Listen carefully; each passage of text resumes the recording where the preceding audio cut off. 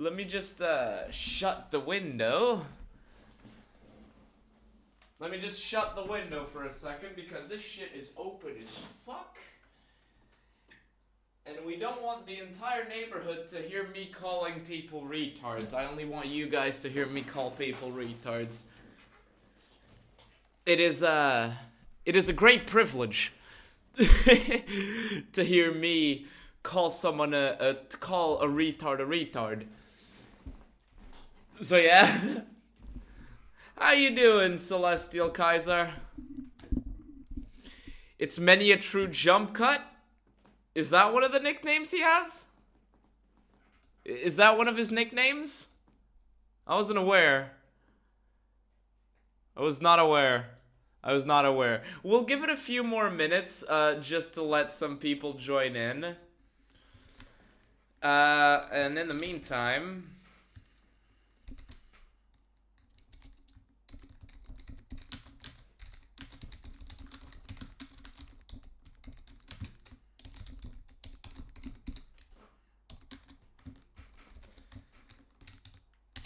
What do you guys think of the name that I gave this, like, little show of mine? EVAH, every video a headache. I think it's a good name. I think. Are we viewing a video from multiple a genuine scholar? Who? Who? Him? Yeah, like it's in the title. I'm trying to like normalize the title. I just realized that the chat is hidden by my fucking... Okay, I need to move this up. There we go. That should do. I think that should do. Let me make you a bit bigger. There you go. Good name. Okay, people like it.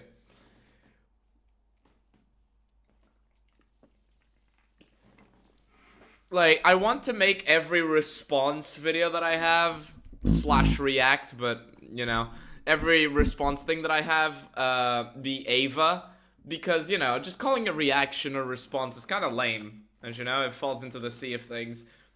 And seeing EFAP, every frame of pause, and stag, some tangents are guaranteed, I started wondering, like, why don't I have a name of my own, but to something, like, that fits more of a specific style, you know what I mean? And then I was like, and then at one point during one of the streams, I was like, this video is giving me a headache. And then it stayed in my mind, and then I was like, oh wait, that's right, headache! The title of this Fallout video is Fallout 3 is Better Than You Think by Many a True Nerd, and we are going to be watching this today, chat.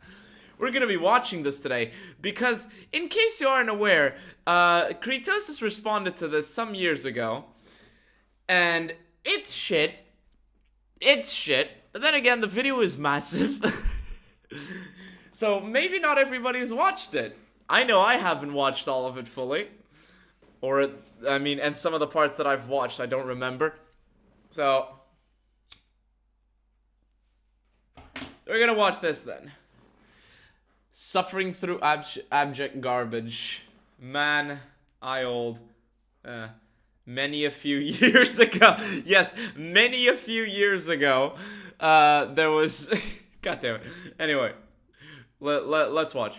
In 2008, Fallout 3 came out, and most people seemed to like it. Not everybody, this was a new dev team, new publisher, and the first ever Fallout in 3D, so some stuff had changed, and change is never universal. Is the top-down Fallout, like, can you consider that a 3D Fallout? Because Fallout Brotherhood of Steel is in 3D, it's just that it's top-down. I mean, I'm not gonna stick on this point, I know what he means, but... I know what he means. By the way, is the audio okay for everybody? Because I had to do a little change here, and I'm not sure if the audio is okay. Yeah, like, I can see the point, yeah. Brotherhood of Steel doesn't count? Yeah, like, I thought so. It's just that, like, to me, I would count it as 3D of sorts. But whatever. The audio's good, you can hear it. Okay. Okay. Universally liked, but aggregated reviews of both critics and the public were generally very positive. The game sold well, and 5 DLC packs came out throughout 2000. 4. We don't count one of them. We don't count one of them. Actually, if it were up to me, we wouldn't count 4 of them, but we don't count one of them. I think we all know which one I'm talking about. I think we all know which one I'm talking about. You know, the fact that a lot of people are gonna think that I'm guessing different, I'm mentioning different things, goes to show how shit it is. Anyway. 9. Rather than having to wait another decade for the next Fallout game, in 2010 Fallout New Vegas came out, which was initially more negatively reviewed than Fallout 3, largely due to the fact that for many people, Fallout NV has stopped working, was the only quest available, and disappointingly it only had one solution. Fair enough, fair enough, fair enough. It was like... It goes to show the strength of Fallout New Vegas, though, given that even though it barely fucking functioned, a lot of people were just like, ah, no, it's only slightly worse than Fallout 3. However, patches and DLC followed, and by the release of 2012's Ultimate Edition, the game was not only a lot more stable, it had also come to be fairly widely considered as a better game than Fallout 3, especially true among older Fallout fans. So it is true. It is true. So far, I'm just seeing truths. So far, I'm only seeing truths. I think we can all agree that when Fallout New Vegas came out, I mean, I wasn't there, but from what I know, it was absolutely abhorrent. And it is kind of annoying that a lot of people still treat Fallout New Vegas as, like, a non-functional game without mods nowadays. That bothers me, you know? That bothers me, you know? And by the way, can you hear his audio okay, or is it too loud?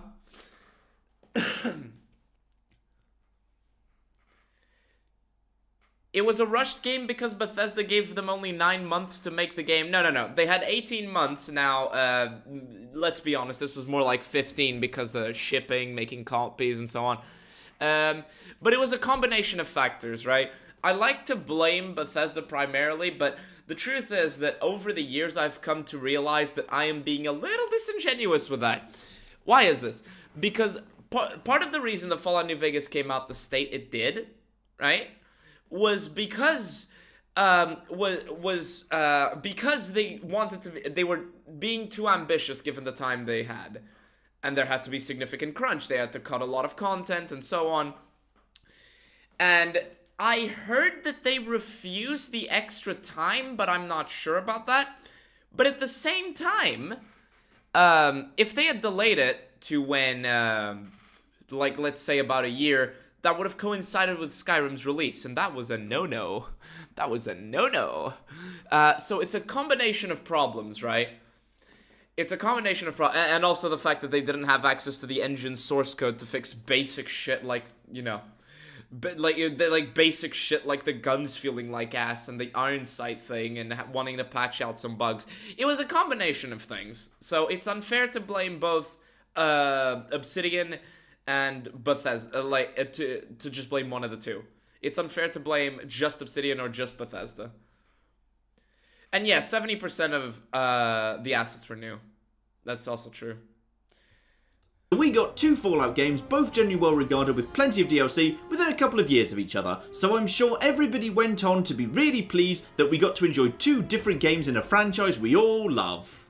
I'm the Overseer's daughter, so what? Like, I get any kind of special treatment. That we all love? Are you sure about that? Are you sure about that? Because a lot of the people that seem to enjoy Fallout 3, and that's not to say that Fallout 3 is like, you can't enjoy it. You absolutely can. I just realized how dirty my monitor is. Holy shit. I'm not here to say that. Actually, let me lower this just so you don't feel bad about how your monitor looks. I'm not gonna say that Fallout 3 is like a game that you're not allowed to enjoy. You absolutely are. But let's be honest, you probably don't think it's in line with old Fallouts. And if you think it is, you probably consumed old Fallouts via screenshots on Reddit. Revelation 21:6. That didn't happen. Instead, something odd happened. It wasn't enough to simply enjoy New Vegas more than Fallout 3, like having a preference for the mechanical or narrative direction it took. No. What did I hear? Enjoy New Vegas more than Fallout 3, like having a preference for the mechanical or narrative direction it took. No. For some people, if you liked New Vegas, you also had to dislike Fallout 3. You weren't... On what planet is this the case? On what planet is this the case? On what planet is this the case? Like, I can have fun with Fallout 3. I, Enclave Emily, can have fun. Can have fun Fallout with fan, Fallout 3. Fallout... Shut up. With Fallout 3. I can have fun with it.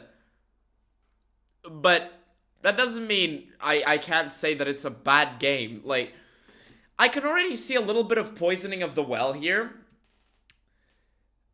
I can like, so far the video isn't bad, but I can already see a little bit of poisoning of the well, because, you know, like, why are you trying to I'll read that in a second. Why are you trying to, you know, separate people? Because you can like both.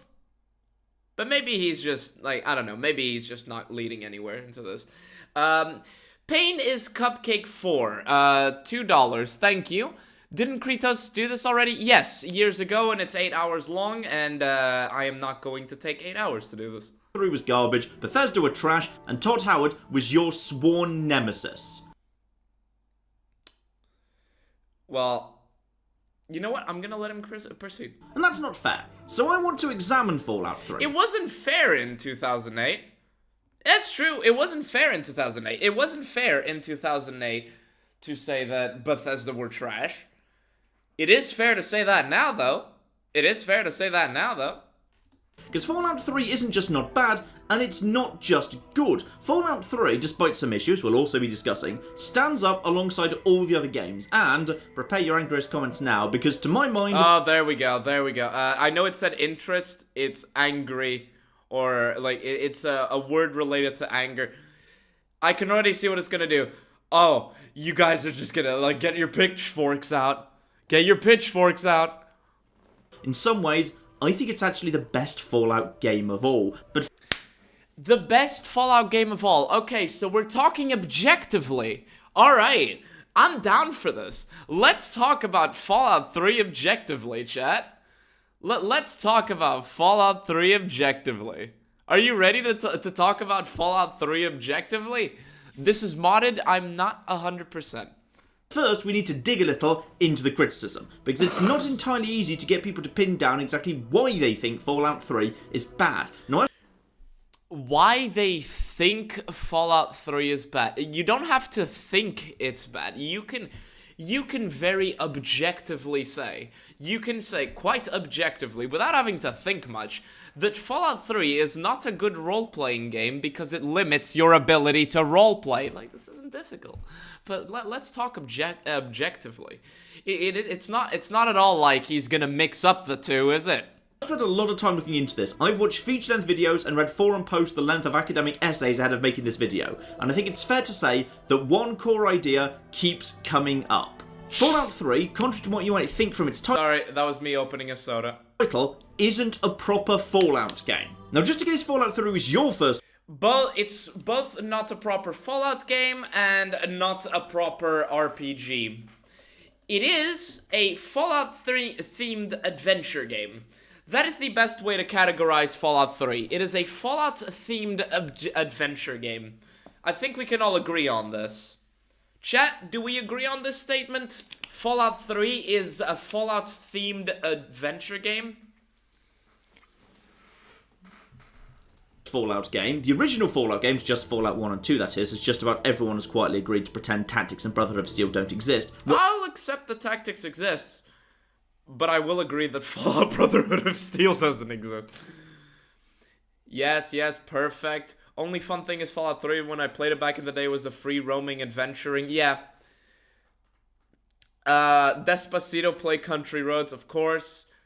Very important. Also, yes, very poorly themed, but yes. I mean, it was okay themed. I don't want to say it was very poorly themed. It was okay themed. Like, I look around it and I can say, yeah, This is themed on. This is a Fallout theme. Isometric turn-based RPG. I'm sorry. Tactics was the second best written story. I haven't finished playing Tactics yet, so I can't comment.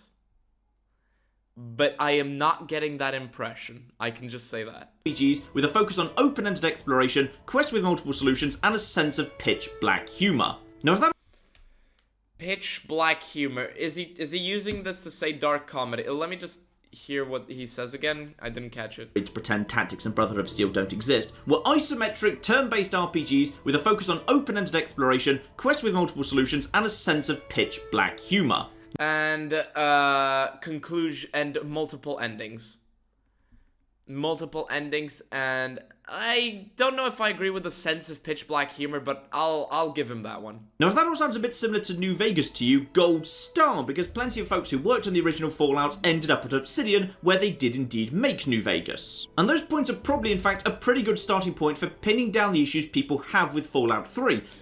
The issues people have with Fallout 3 is that it's a role-playing game where you can't role-play.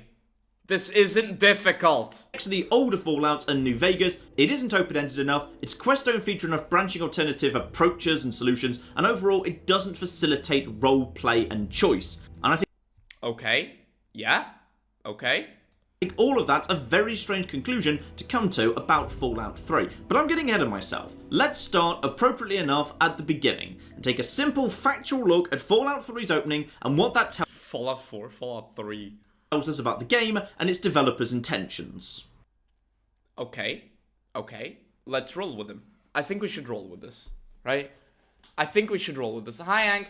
Tactics spoke of sacrifice, survival, and either accepting or rejecting the other races into Brotherhood of Steel. It's a great story because you can create canon for Brotherhood of Steel.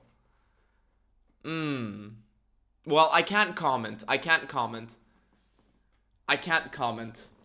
Happy birthday! Zion Canyon for the win? Yes. So welcome to Growing Up Fast, the first area and mini-quest of Fallout 3. Technically it's the second, as you do get to play as a baby, but that's literally just character build, and thus its equivalent in Fallout 1 was a menu. Let's omit that. You see, the first area you play in when you Omit, by the way.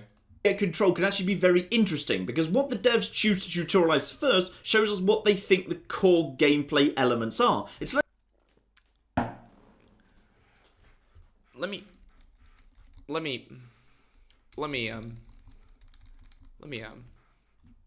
because what the devs choose to tutorialize What the devs choose to tutorialize, ignore this, first shows us what they think the core gameplay elements are. It's like What the devs choose to tutorialize first shows us what they think the core gameplay elements are.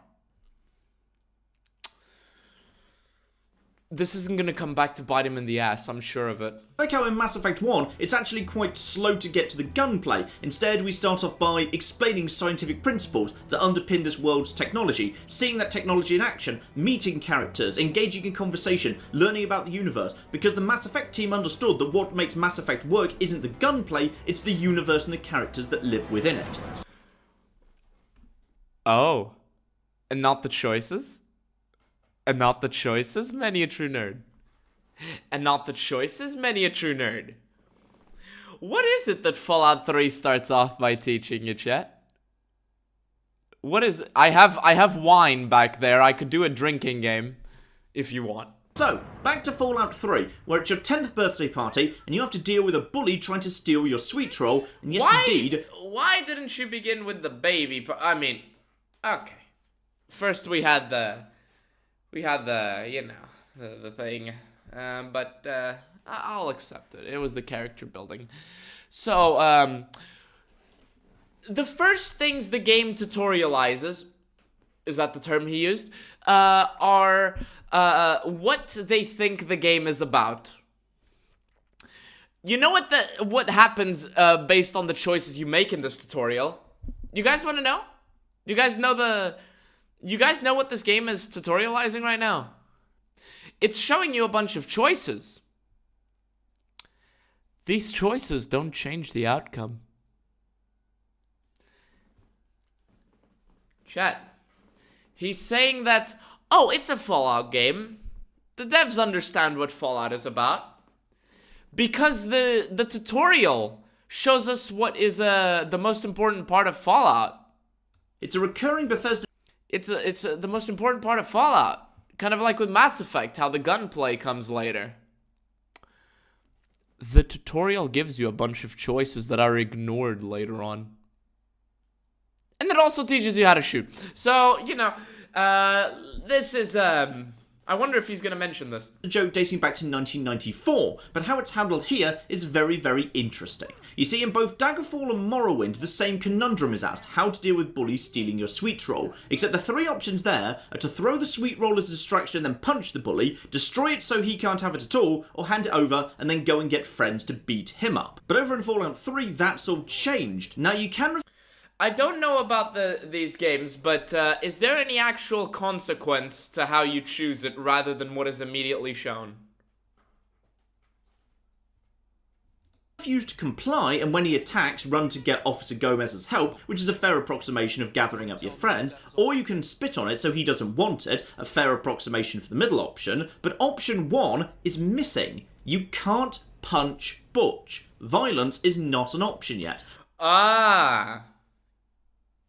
So again, it's already omitting some choices. I can, like, I'm just going off of so little.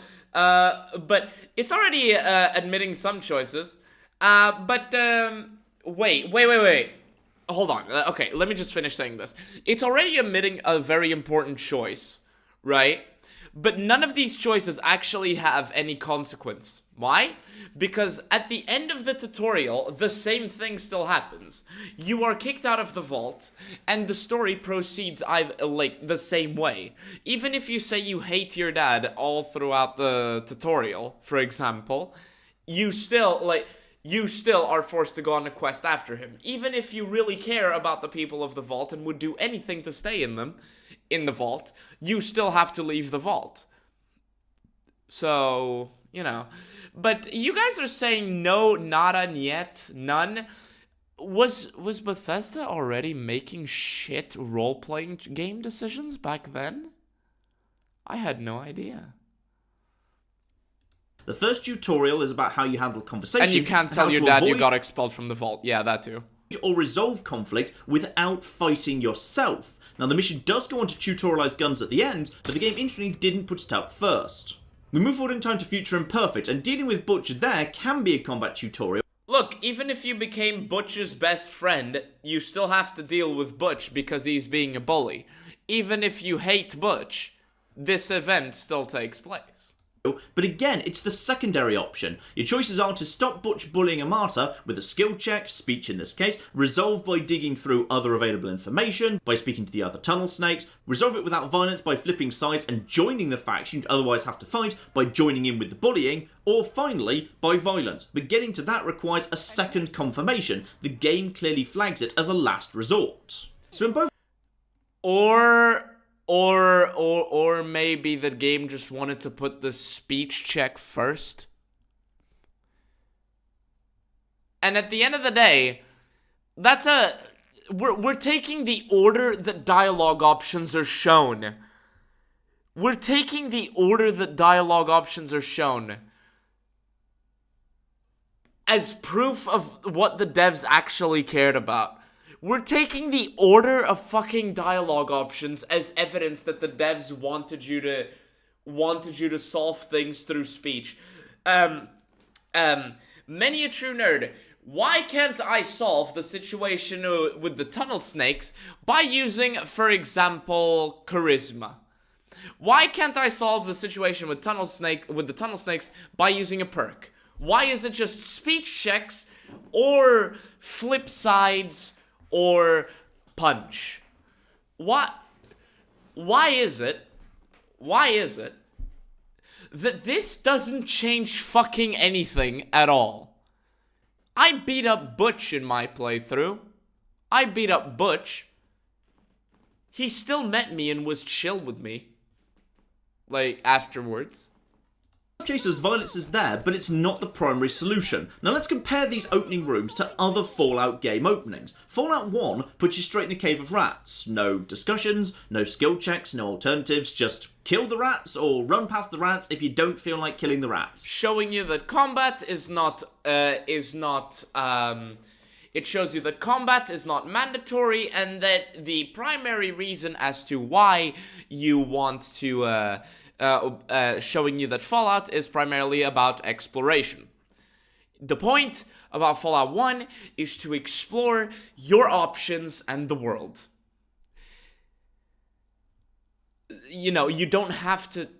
Jesus Christ, what is New this Vegas, meanwhile, stretching? started you off with the Gecko Hunt. Sunny Smiles immediately tutorializes shooting, iron sight aiming, crouching in order to shoot better, sneaking to get close to things that you want to shoot. The skill checks don't come into the game until quite a bit down the line. By quite a bit down the line, he means 2 minutes later, when she teaches you to survive and to use your skills to access certain parts of Goodsprings. Also, many a true nerd, you can skip the tutorial. The reason for the cave being there is to teach you how the game works. It's to teach you it's to give you a low stakes area for you to try and get the feel of the game in. Right? It shows you that you are supposed to explore, right? And that you don't have to fight. But you can effectively skip the tutorial part and just figure things out as you go along. In Fallout 1, you can skip the tutorial. In Fallout 2, you cannot skip the tutorial, and people hate it. People hate it. And in Fallout 3, you can't skip the tutorial, and you're given a bunch of options that really don't change fucking anything. In Fallout 3, you are given a bunch of options that really don't change fucking anything. So the tutorial is just fluff. And in Fallout New Vegas, yeah, you can play the tutorial and your skills come into play. Your skills come into play, but you can just skip the tutorial. Fallout New Vegas is, by your definition, many a true nerd, a truer Fallout, right? Because it gives you the freedom to choose to not play the tutorial. This isn't difficult. Line. Now this is where I start getting a tiny bit confused, because the criticism I see over and over about Fallout 3 is there's no freedom, there's no choice, there are no skill check resolutions, there's no opportunity to... Nobody is saying there's no skill check resolutions, they're just saying that the very few that are there are very minimalistic and RNG based. I shouldn't have... The exact same option will fail sometimes and sometimes will succeed. Why? If I want, why is save scumming possible, right? But, of course it gives you no fucking freedom, because not only are you stuck in this obnoxious fucking tutorial that doesn't really change anything at the end of the day, but the choices you are given in this tutorial don't really change anything either. To roleplay, but Fallout 3's And of course they don't give you the... Wait. Tutorial section seems to be trying to provide exactly that, and again... No. If it's trying badly. It's giving you the illusion. It's giving you fake choices. It's saying, oh, you can beat up Bush, or you can resolve the situation peacefully, or you can go become violent, or you can even switch sides, aha! But then again, the only option you're given is one speech check. One speech check. And none of that matters because the game still starts the same way regardless. And you know, this tutorial is long as shit and you can't skip it. In the tutorial of Fallout 2, you can use skill checks to avoid the fight at the end of the Temple of Trials. When I played Fallout 2, I skipped the fight at the end of the Temple of Trials by using a speech check. I just skipped it. I just ran all the way to the other side and skipped it. Fuck. Have fun with this inane, stupid, dishonest, disingenuous, bad faith video? I will, Cree. I will have so much fun. It's a great way for me to unload the rage I felt today. Yeah. It's even better in Escape, which contains some really interesting and pretty unique ideas. For example, at the start of Escape, a martyr offers you a gun. You can decline it and insist that she keeps it, which goes on to have consequences down the line, not just for you, but for her in the interrogation scene, where she'd normally need to be rescued, but doesn't if she can shoot the guard herself. And that just strikes me as a really lovely story touch. But at the end of the day, you still have to go to her. This doesn't really change much. Again, look, he is fluffing up the tutorial, but the main game just isn't like this. The main game just isn't like this. Fuck. Like, and I tried to think of another example of it anywhere in the entire Fallout franchise, where if you decline a reward or a gift, the game reflects that by showing the character going on to utilise what you yourself declined, and I genuinely can't think of one. And she commits murder. You genuinely can't think of what? Does he mean before Fallout 3? Does he mean before Fallout 3? I hope he means before Fallout 3. Jeez. And then Butch shows up and asks you to save his mother from rad roaches because he's scared of them. Sure, you can refuse because he bullied you or jump in and save her, but the really interesting option is the speech check where you can persuade him to save her by arming him with your old BB gun. Because why is it always a speech check? Why is it always a speech check, many a true nerd? Why is it always a speech check? Let's think about this. Fuck.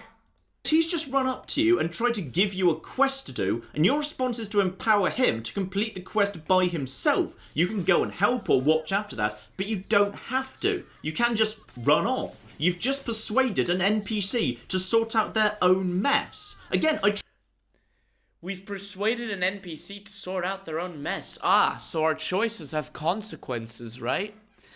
So, you know, let's say we gave our father power armor and anti-radiation medication. I'm sure that means he's gonna survive being attacked or hurt by radiation, right? Yes, I know, budget brick. I know it only happens once in the game. I'm just going...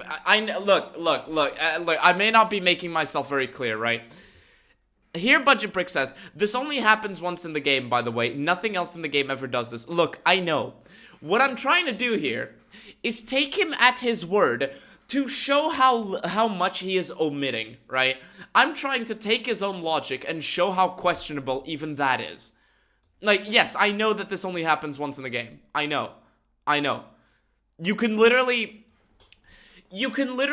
help, Big Town. You can literally help the people of Big Town to fix robots. You can literally help them fix defensive robots.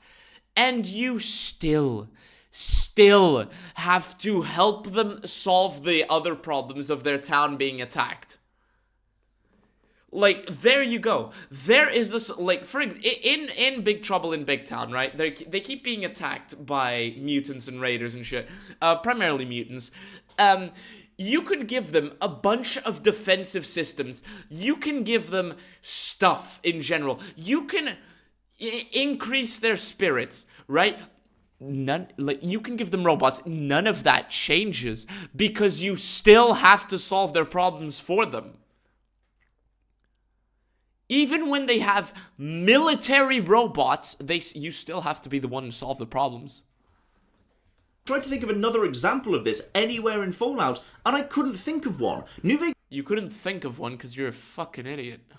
You certainly couldn't think of another one in Fallout 3, now could you? This first proper quest, Ghost Town Gunfight, is somewhat similar, as you can ensure the town is armed and well armoured, but even then, the quest remains centred around... Huh? Armed and well armored.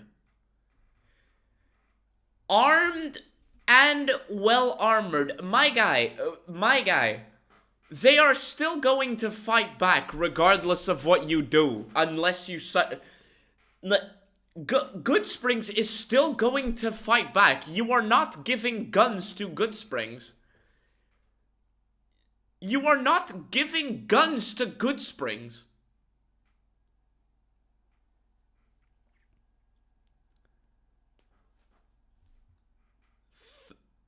It says thank you, think. Wait. Wait, what? Oh my god. Oh my god. You're right. You're right. The title of my stream had a typo.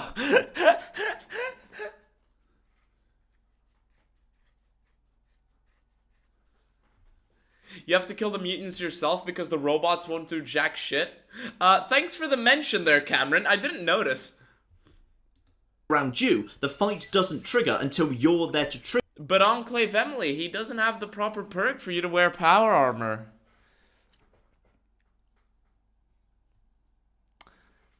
Oh yeah. Why is it that you can give power armor to NPCs that don't have power armor training? Wait.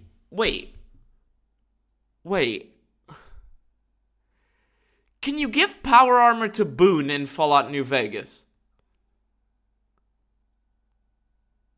Chat, can you give power armor to Boone in Fallout New Vegas? Or to Raul? You can, right? Yes. Okay. Can you give power armor to any of your human companions in Fallout 3? Like Butch, for example.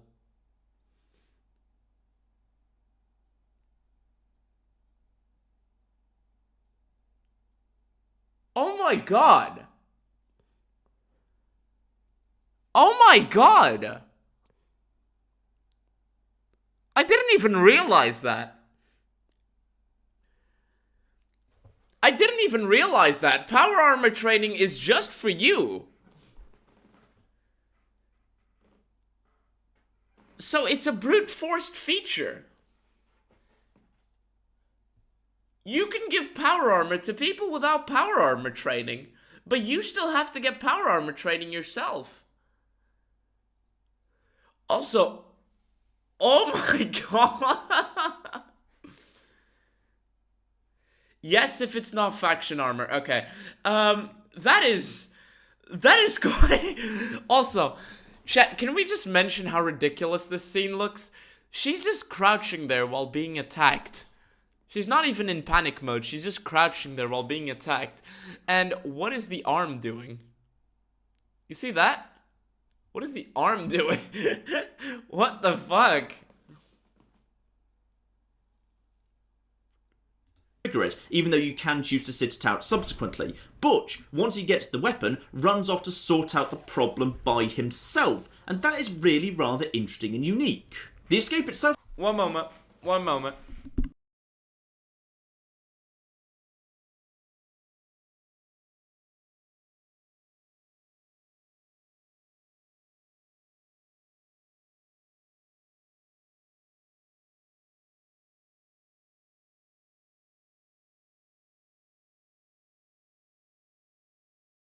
Okay, I'm sorry about that.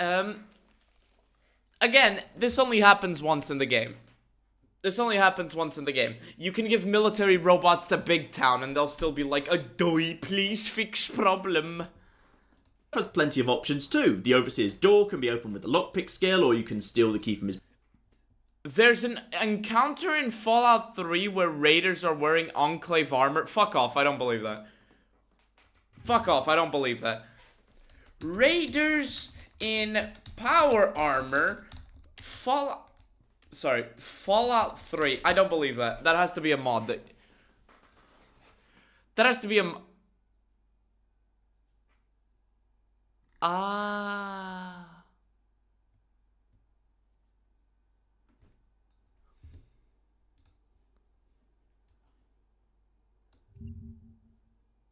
Ah.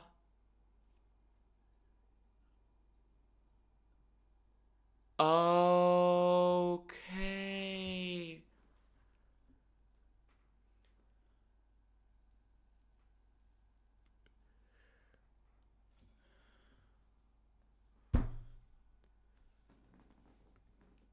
Okay. Oh my...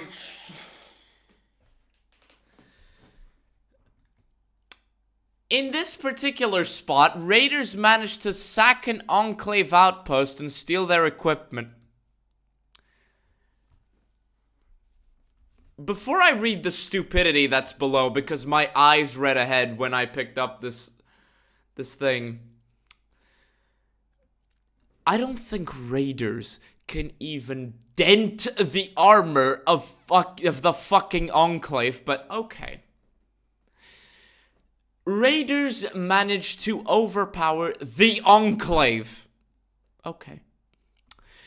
It's worth noting that while the player in Fallout 3 and New Vegas needs power armor training to wear any power armor, this isn't a requirement in lore. And anyone can wear power armor even without training.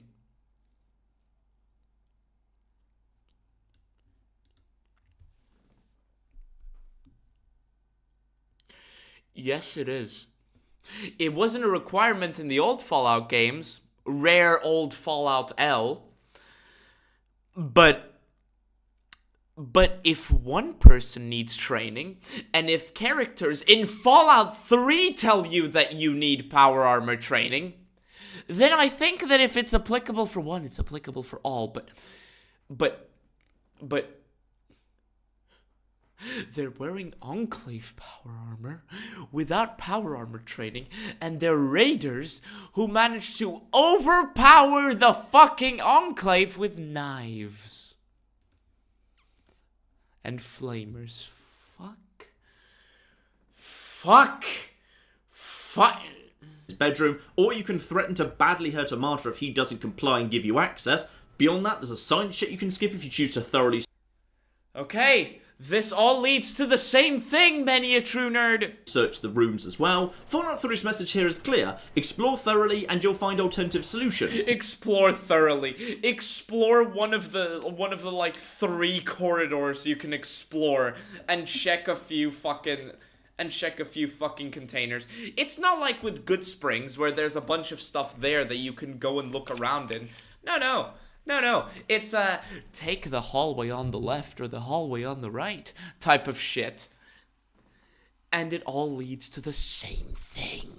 Which, again, seems to be exactly what people claim that they want out of a Fallout game. Now, some people also seem annoyed that you can't talk down the very first guard that attacks you at the start, but you can very easily run away from him. He's just trying to... You can dodge the guard, therefore, it still has choice. Hey, you know these guards that you grew up with, that saw you grow up, that really care for you, that are your friends? Yeah, you can't talk them down, but don't worry, there's still choice, because you can take advantage of the game's shitty mechanics to jump right in front of them and pass them. Like, what the... Yeah, explore these dungeons that only have one way to finish them. W comment, by the way. I'm gonna pin that one. Budget Break gets the first pin of the day. Of the night, actually. Explore these dungeons that only have one way to finish them. Fuck. Jeez. By the rad roaches. In fact, I kind of always assumed that's why the rad roaches are there, because he never seems to die to them, so it's just a good opportunity to run if you want to be more of a pacifist. In fact, it's actually incredibly easy to escape the vault without killing. Using the rad roaches as a distraction, the first guard loses you immediately. You can... Being good at the game means there's choices? You can take advantage of the fact that this game is fucking, like, is jank, therefore still has choices?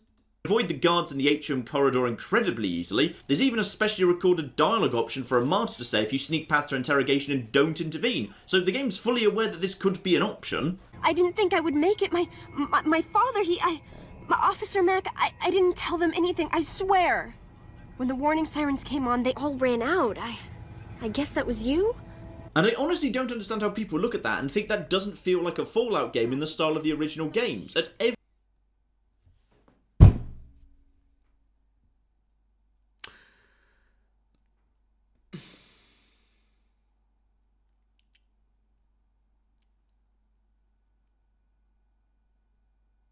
Chat, do I need to say anything here?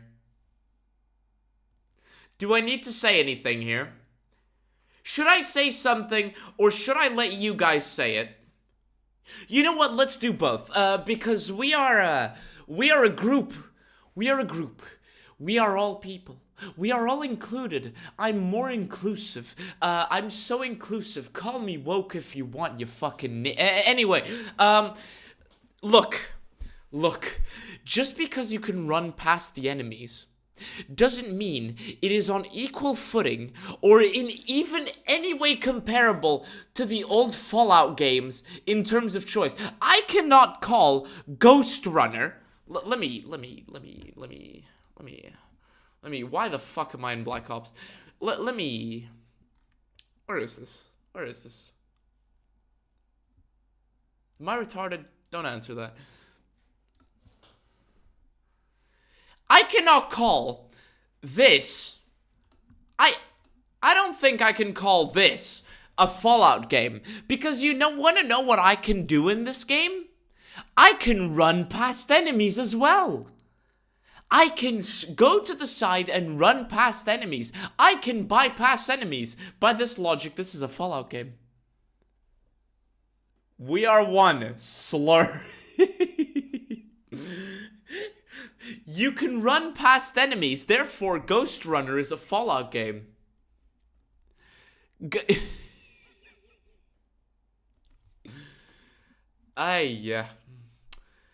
Don't worry, chat. You can run past the enemies, therefore you still have choice.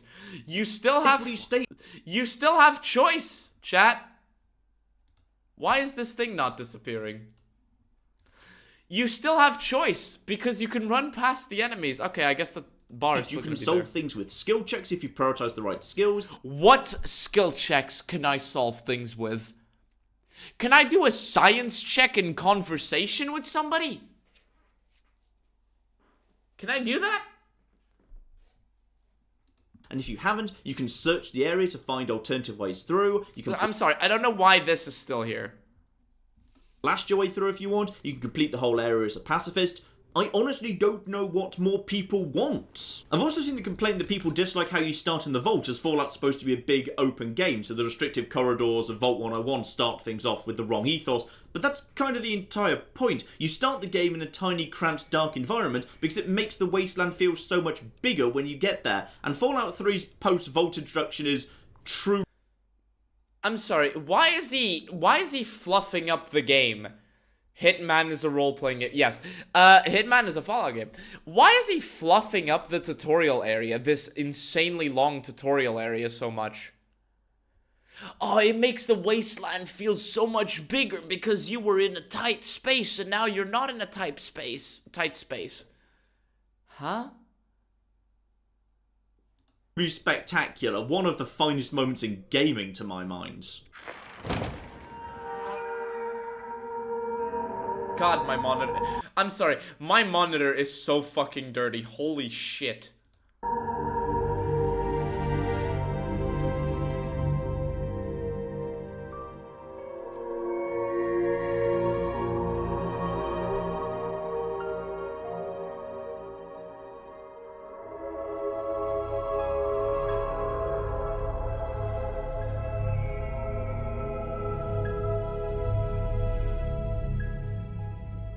Okay, I get it. Alright. It is a pretty impressive section. I do like this section, right? Where you see all the things in the horizon. My monitor is also dirty. Oh wait, that's just Fallout 3. Just so much of it's perfect. The white flashes your eyes adjust to the outside world. The texture's popping in. For the first time. The wasteland spreading out in front of you. Did you see it? Chat. It's so perfect. Literal texture popping. Let me see if I can find when it happens. Oh, there. Is it there?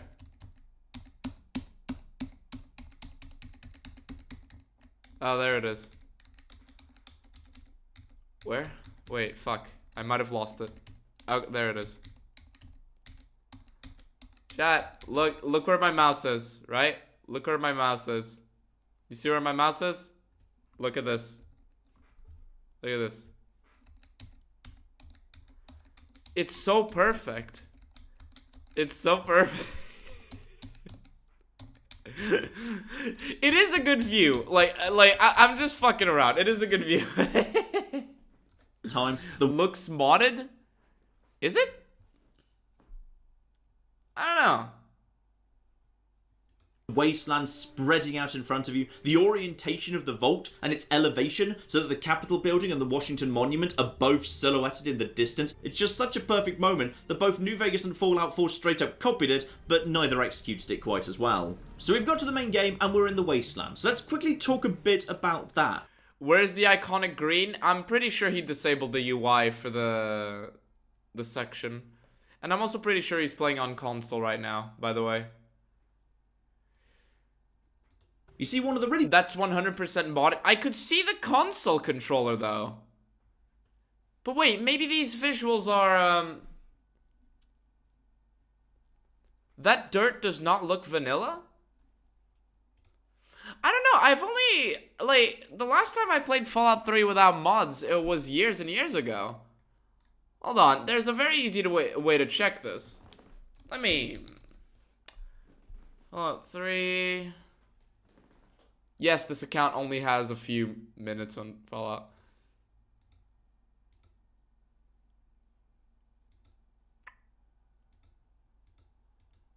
Does this have the...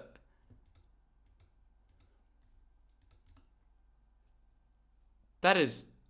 Jeez. Wait, does this have the thing? Okay, it doesn't. bold things about Fallout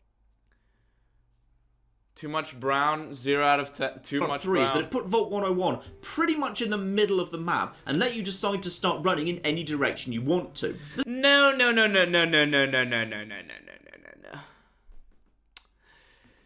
If you want to go, if you want to go in a given direction, you have to walk around the hill that Vault 101 is in. This thing clearly tries to guide you in a specific direction. This is exactly what Fallout 1 let you do on leaving the vault as well, but for whatever reason, Fallout 3 never really seems to get credit for that. Which is odd, because it's pretty much... It doesn't seem to get any credit for that because it's clearly trying to guide you in a specific direction, but then again, that is so minor. Wow, an open world game that lets you walk around. You can use a controller on PC? Yeah, true. Map is 70% closed off due to the debris. Yeah, that's true. But wow, guys. Wow, Fallout 3 is so good. This open world game has an open world. Damn, dude. Much the most open Fallout game at the start. Consider New Vegas, with a solid wall to the west and cazadors in a narrow canyon to the north, who may as well be a brick wall to level 1 characters. May as well. I'll let that Fallout slide. 4 I'll let that slide. But Fallout New Vegas lets you do it anyway. Like, lets you move around anyway. Like, and choose where you want to go. Like, you don't have to head to Prim. You know? You don't have to. Opens in the very northwest corner of the map. So by the way, the cazadors aren't actually as scary as a lot of people make them out to be. Just shoot their wings. Severely limiting your options, though it is at least perfectly happy for you to head over open ground to the east or the south. Even Fallout 1's Vault 13 was at the northern extreme of the map, with nothing to find further north at all. Speaking of Fallout 1, one thing I've heard people praise it for is that there's nothing to stop you stepping out of Vault 13 and running straight for the military base, but you can do pretty much the exact same thing in Fallout 3. In fact, I always assumed it was an intentional reference, because in both Fallout 1 and Fallout 3, if you leave the vault and immediately start running west, you'll reach a major plot area. True, it's not quite the same, as in Fallout 3 you're only getting to the end of the first act, though that's definitely more than a third of the way through the game. Though that's also pretty much identical to New Vegas, which would go on to let you run straight to Benny and thus skip that game's first act as well. Still, that's just a little Easter egg. Outside of speedrunning, no one's going to be doing that. Instead, most players want to find their way to Megaton, and I want to examine this initial... Why do they want to find their way to Megaton? Why do they want to find their way to Megaton? If the open world is so open, right, and you can see a lot of impressive shit in the distance, why is it that everybody goes to Megaton first? Don't you think people would go to the big impressive buildings directly in front of their view? Journey in detail, as it really demonstrates the level of care and craftsmanship that goes into Fallout 3's world design. Oh, fuck off with this care and craftsmanship thing. Fuck right off. You can find floating trees, floating rocks all over the place. You can find copy and pasted NPC and raider locations. You can... There are so many parts of the world that are just blocked off where the buildings were clearly taken and artificially increased in size. That is, they plopped in the object and increased the scaling in the engine, right? And there's a, like, did you know that in Fallout 3 I managed to get behind an invisible wall once? I don't think I took a screenshot of this. In fact, we can go find out right now. But in Fallout 3, I once got outside of one of the invisible walls of the game. Like, and I didn't even realize what was going on until after a while. Fuck right off, honestly. Do I have any screenshots of Fallout 3 here that I can use? Okay, I do not. Let me pull this up. Let me just pull this up for real quick. Where is... Oh, God. Oh, good heavens. Oh, good heavens. Oh, good heavens. All games. Let me see. Have I not played Fallout 3 on this account? I should have. Oh, no, wait. There's a better way to do this. There's a better way to do this. What I'm trying to get at, though, while I try to find this, is that you can, you know, like, the world design, like, while, yes, it is pretty, oh, goddammit, it's gonna open GIMP, you fuck. While it is pretty, you can't really explore much of it. A lot of these buildings are only here for the show, is what I'm trying to say. They're just here for the show, is what I'm trying to say. Okay, I guess we're opening one fucking GIMP file at a time. Let's see. No. And yes, there's a bunch of mods. Which locations was this in? It was inside the city, not far from Mama Dolce's. It was not far from Mama Dolce's. Porn folders? No. I don't have those.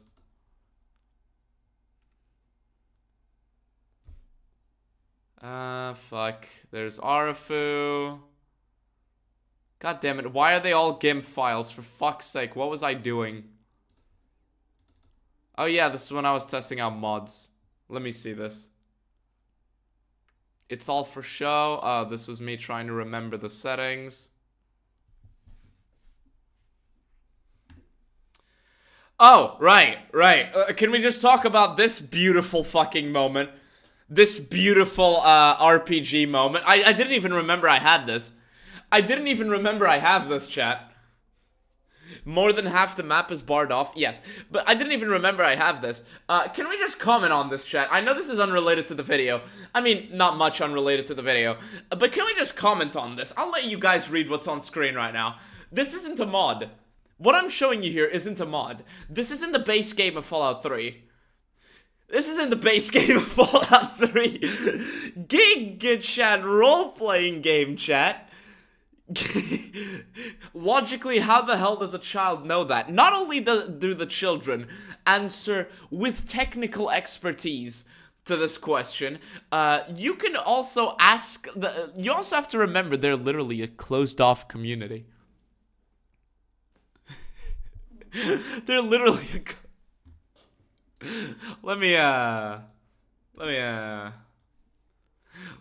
me, in case you want to show the stupidity to all your friends, in case you want to show the stupidity of this to all of your friends, in the Fallout chat of the Discord server, there you go. In case you want to show the stupidity of this to people. Oh, goddammit. I hate this game. Not really, but what was his response? I'll let you find out. Oh, there it is. I sure do. No one believes me, though. It was old Pinkerton. You know, the ghost of Rivet City. He's a genius. Even Kretosis didn't know this. When I found it, I fucking spat things out. Do I have the screenshot of when I walked out the map? We call ourselves the Railroad. Also, I like how the game is right here telling me what the choice is. Continue to search for clues to the android's identity. Or tell Zimmer he's dead. Thank you. So much choice, chat. So much choice. Sorry. So much choice, chat. I can feel the choice. Can you feel the choice?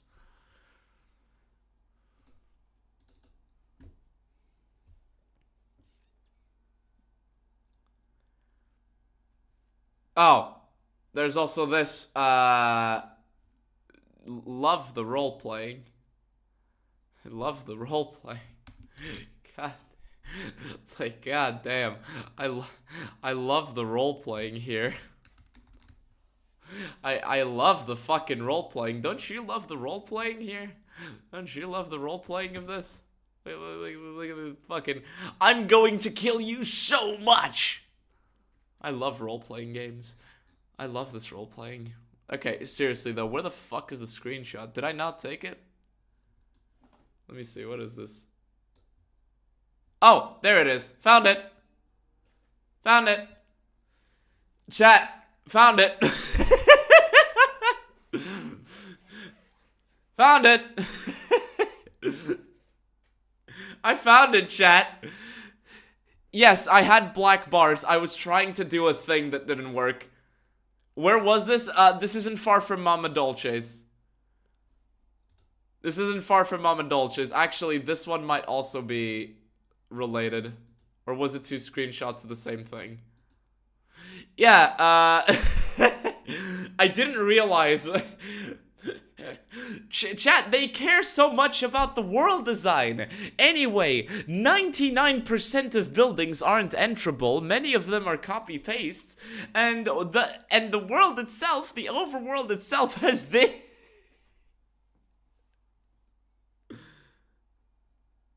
Why the fuck was YouTube autoplaying you at 360p this whole time? Wait, chat, am I still at 360p?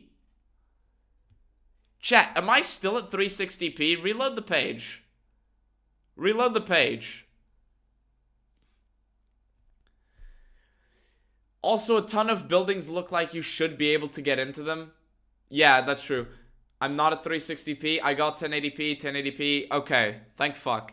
But yeah, chat, don't worry.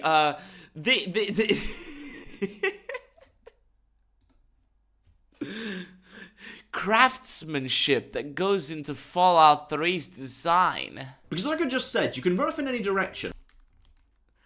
It really demonstrates the level of care and craftsmanship that goes into Fallout 3's world design. That goes into Fallout... The care and craftsmanship that goes into Fallout 3's world design. The care and craftsmanship that goes into Fallout 3's world design, chat. Like,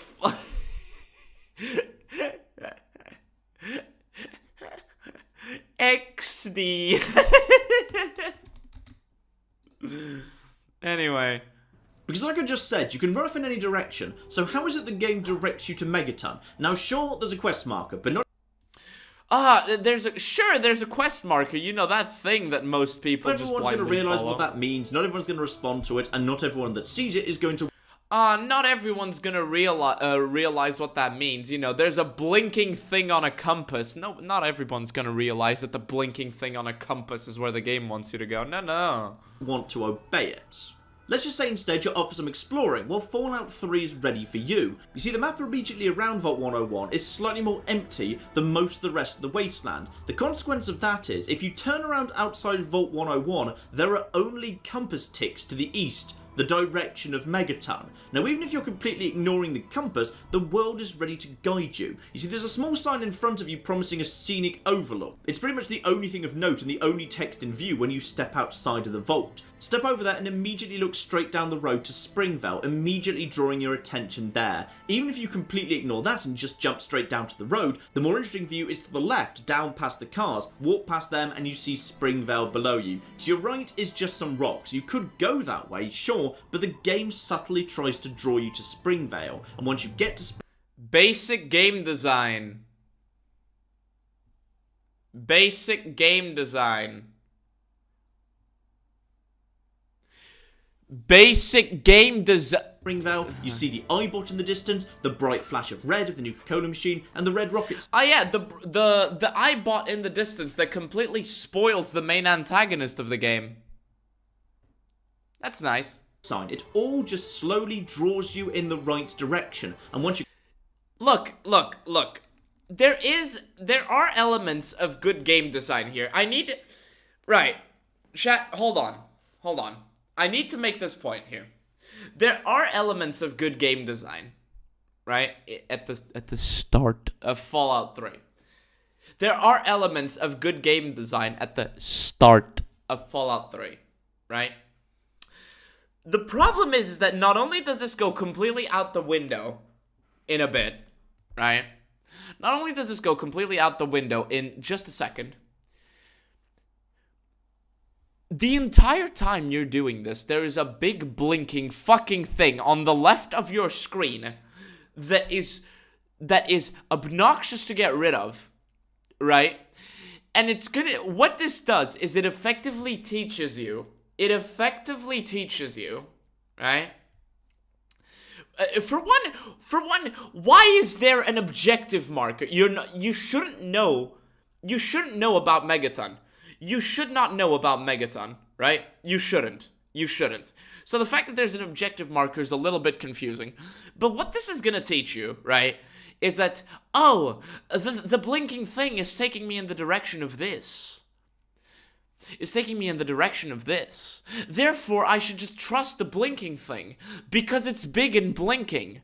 Therefore, I'm just going to follow the big and blinking thing for the rest of the game. That's what that does, right? You only know about Megaton if you read the Overseer's Terminal. Yes, you only know about Megaton if you read the Overseer's Terminal. If you do not read the Overseer's Terminal, you shouldn't know about Megaton. So why is there a quest marker pointing you towards Megaton? So, he could have had an argument here if there wasn't a big blinking fucking thing, right? He could have had an argument here if there wasn't a big blinking fucking thing pointing you to the objective anyway. Right? He is praising, and he is also praising the bare minimum. Like, oh, good game design that subtly tells you where to go. That's nice. But at the end of the day, you're still being railroaded. This little sign of good game design is being ignored because you are being given the answer to your fucking objective regardless on the left of your screen. And once you get into town, Megaton is clearly signed. And so, on to Megaton, which has a fantastic introduction and a really nice, unique feel.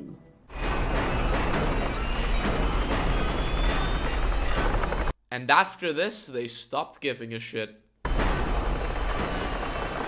This is the first time I'm realizing there's a guy up here on Overwatch.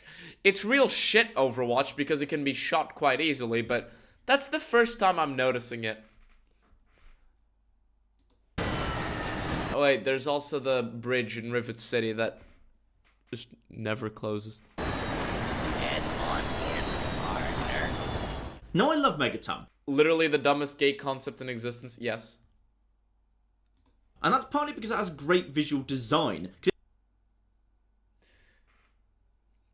It has great visual design. My guy, people get lost in Megaton. How do you get lost in Megaton? This is such a stupid location. Holy shit. It's easier to get attached to a place. What great visual design. if you no-clip up there, the NPC asks you how you got there. Really? That's a funny Easter egg, then. That's a funny Easter egg. That's a funny Easter egg. But, what great design. I get the feeling that they looked at, like, a Mad Max movie and were like, oh, let's do that, and then they got bored. This is such a stupid concept. You can literally collapse this place. I need you guys to understand that you can collapse this entire thing by kicking real hard. You see some of these pulls? Like, this design is so bad, you can literally collapse it by going up to one of these platforms and just kicking. Or with an axe. Like, what the fuck is this design? Anyway, some dude with the $5, thank you, let me give you a heart. Actually, I didn't give a heart to the previous donation. Shit. Shit!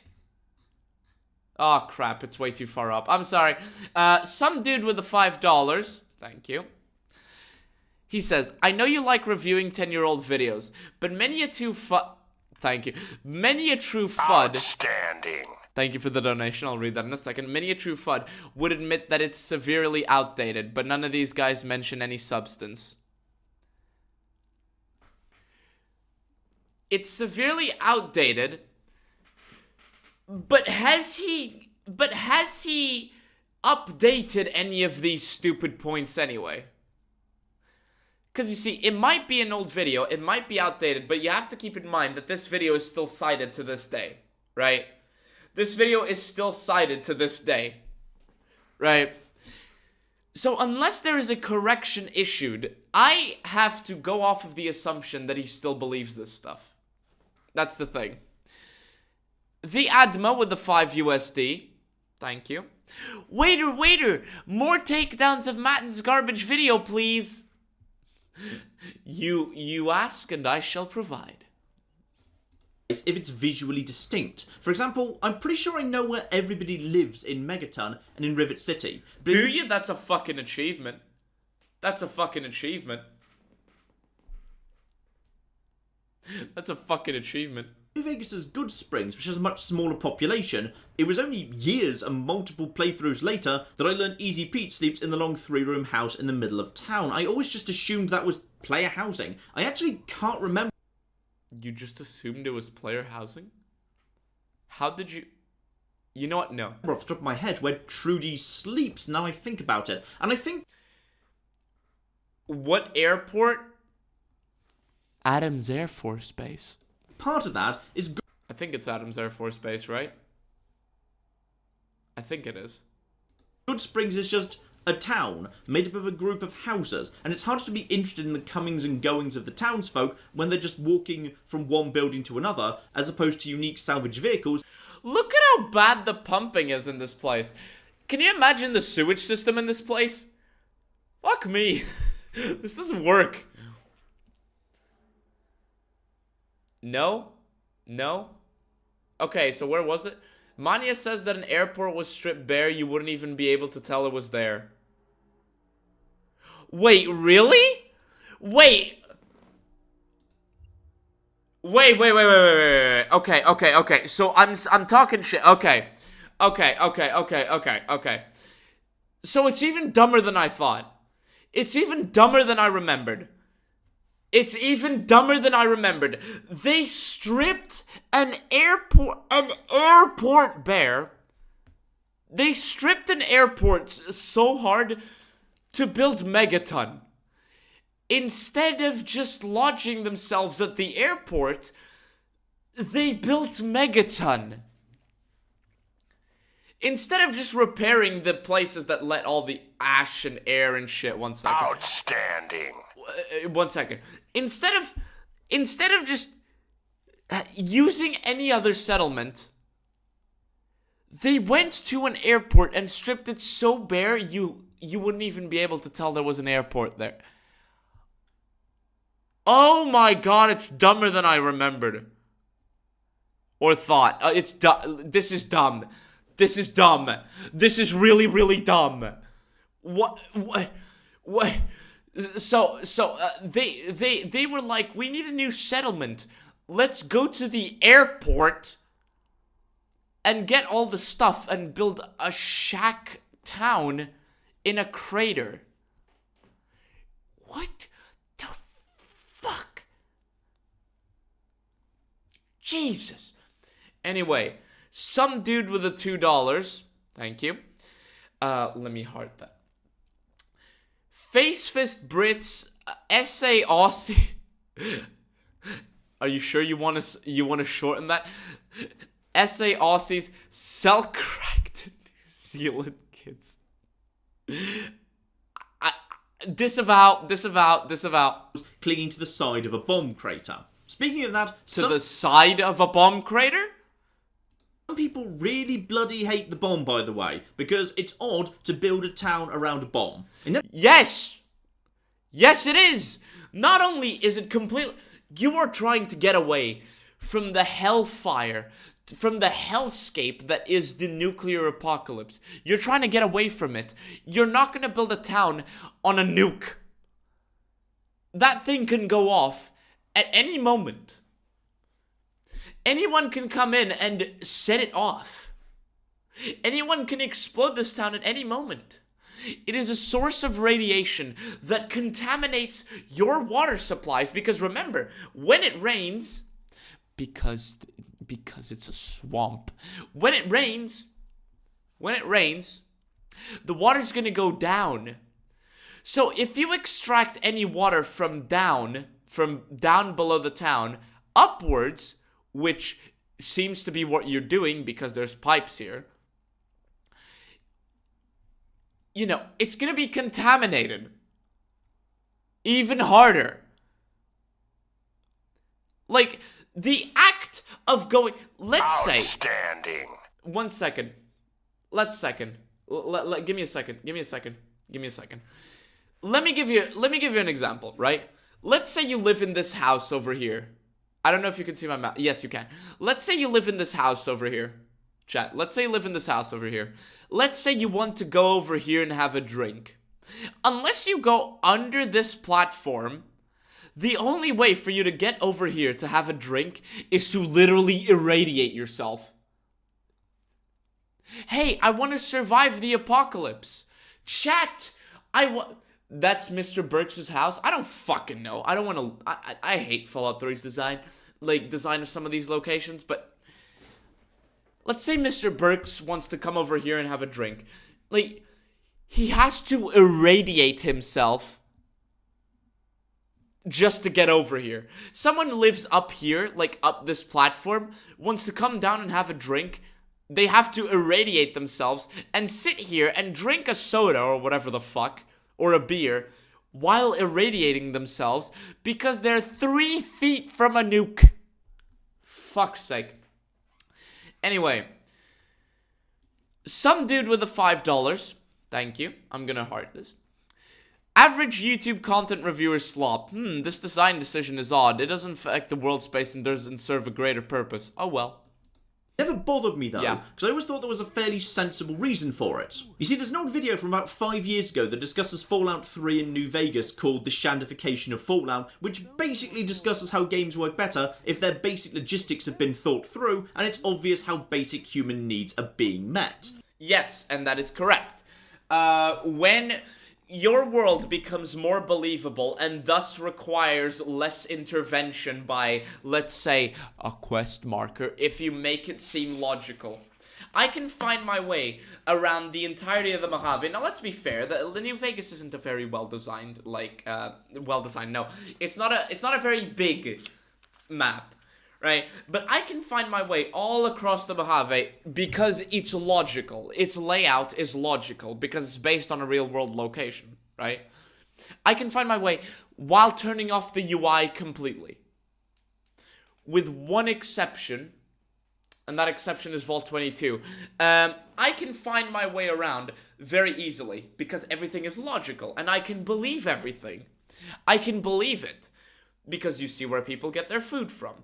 You see where the roads lead. If there's a dead end, it's very obvious why there is a dead end. It's not just a door, a glass door that you just can't arbitrarily open, for example. If there's a town, I can see where they get food.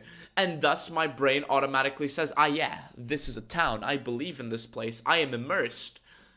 When I go into Megaton, I'm just like, what the fuck is this piece of shit? You know what I mean? You know what I mean? And when you have good game design, right, you would include Vault 3. I'll take that. I'll take that. I would include Vault 3 with an asterisk, but I'll just go with Vault 22. When you don't have the basic logistics of how people would survive in a world, like, thought through, when you don't have that, when your world looks like a bunch of locations plopped at random, and those locations were around a world space, and those locations are just things you came up with because you thought they looked cool. What ends up happening, right, is that the player's gonna get confused, whether it be consciously or subconsciously, the player's just gonna be confused. So what are they gonna do? For the players to then do what you want them to do, you have to include things like a big flashing quest marker. And when you include things such as a big flashing quest marker, because the world isn't designed logically, the result is that the player is not going to appreciate any detail you put into the world design, and is just going to follow the quest marker, and is just going to be looking at the quest marker 24/7. That is why a lot of people follow the lobotomy marker in Fallout 3. That is why a lot of people never noticed that Liberty Prime is in the Brotherhood of Steel base. Why can't I remember? It's in the Pentagon. What the fuck? Why can't I remember the Brotherhood of Steel's base location? The Citadel, thank you. Why the fuck? Holy shit, holy mother of brain fart. The Citadel, thank you. That is why a lot of people don't realize that, that Liberty Prime is in the Citadel until the last moment. I didn't. Because the game has taught them that things are illogical. The game has taught them that everything is confusing and that you can't trust your eyes to figure out where to go. So the player's just gonna rely on the UI to tell them where to go. I tried to find Mama Dolce's in my first playthrough of Fallout 3. I tried to find the communist, the Chinese spies in Fallout 3. You know, by just looking around. I couldn't. Now, you can just call that a skill issue. But you know. Also, the metro system. Fuck. So in the case of Megaton, the city has food because the one... His Fallout 4 is better than you think video is much worse. Subscribe. Outstanding. Holy shit, just as I say subscribe. What the fuck? Did we reach the goal? We reached the goal! Shit, we reached the goal! Holy shit! We've paid the bills, chat! Alright, chat. After we finish reacting to this, which I don't know if we're gonna do all of this tonight. After we finish reacting to this, we're doing Fallout 4 is better than you think. I'm paying my bills! You know what that means? I can get rid of this. And now you can see little old me. You can see little old me over here. I'm just gonna keep my character in the corner. Thank you all for your support. Thank you guys so much. Holy fucking shit. I can pay my bills. The second YouTube sends me the money, I am cashing this shit in. And even though I don't want to put the economic burden on you guys. Even we got the part that I needed extra funding for, right? We got the part that I needed extra help for. I'm gonna cash this shit in. I'm gonna walk to the motherfucker and I'm just gonna be like, you wanted the money? Here it is, bitch. Fuck it, we ball. Fuck it, we ball. Fuck it, we Enclave Emily ball. Fuck it, we Enclave Emily ball. Anyway, I should read this donation. Holy shit, I love you guys. Holy fucking shit. As a tabletop RPG dungeon master? DM means dungeon master, right? DM means dungeon master, right? It's not unusual for people to create their own illogical locations. History occurs with or without player intervention, meaning it could be lived in or abandoned. It's static. If it is static, people won't care. Yeah, fair enough. Fair enough. It may be illogical, but there's still a certain logic to it, right? But if it's static, people don't care. Won't care. If it's static, people won't care. You want to guess what's static in Fallout 3? You want to guess what's static in Fallout 3? The people still living in shacks. In metal shacks stripped from an airport. 200 years after an atomic war.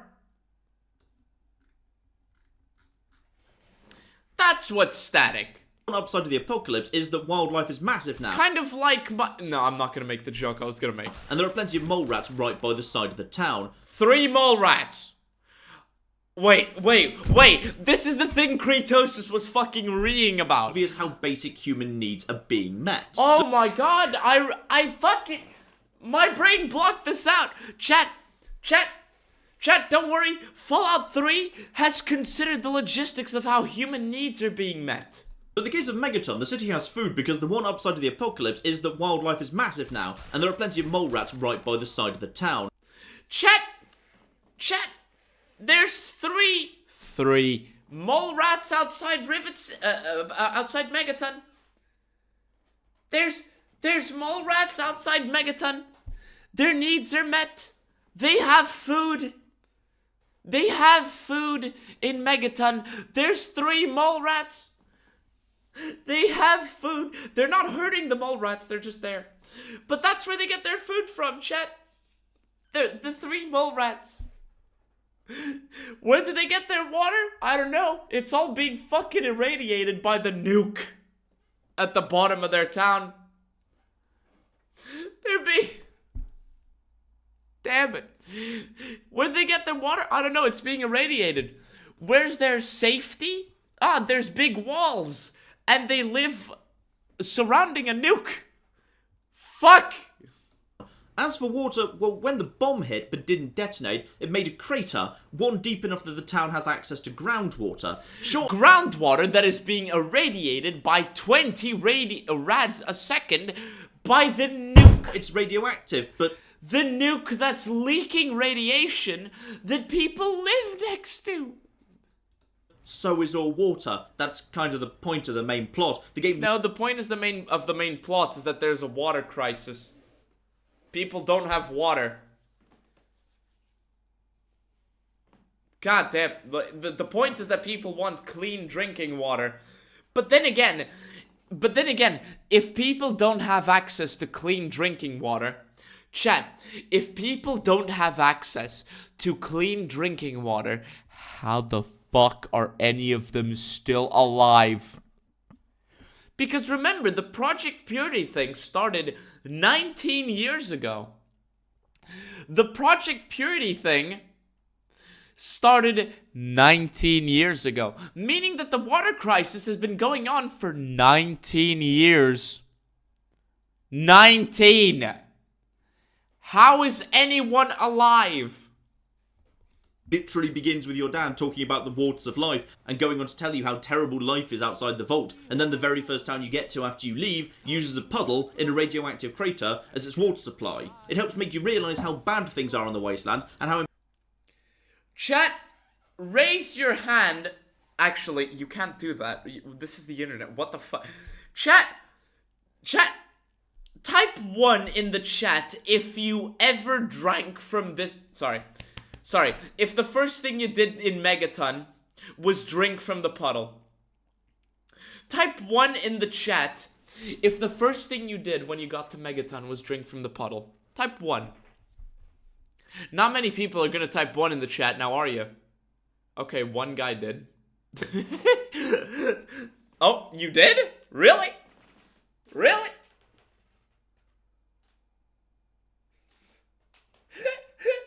Three people drank the radioactive bomb, the water from the radioactive bomb, for Moira's dumb quest. No. You misunderstand. Type 1 in the chat if the first thing you did when you got to Megaton was drink from the puddle. If it was for the quest, it doesn't count. If it was for the quest, it doesn't count.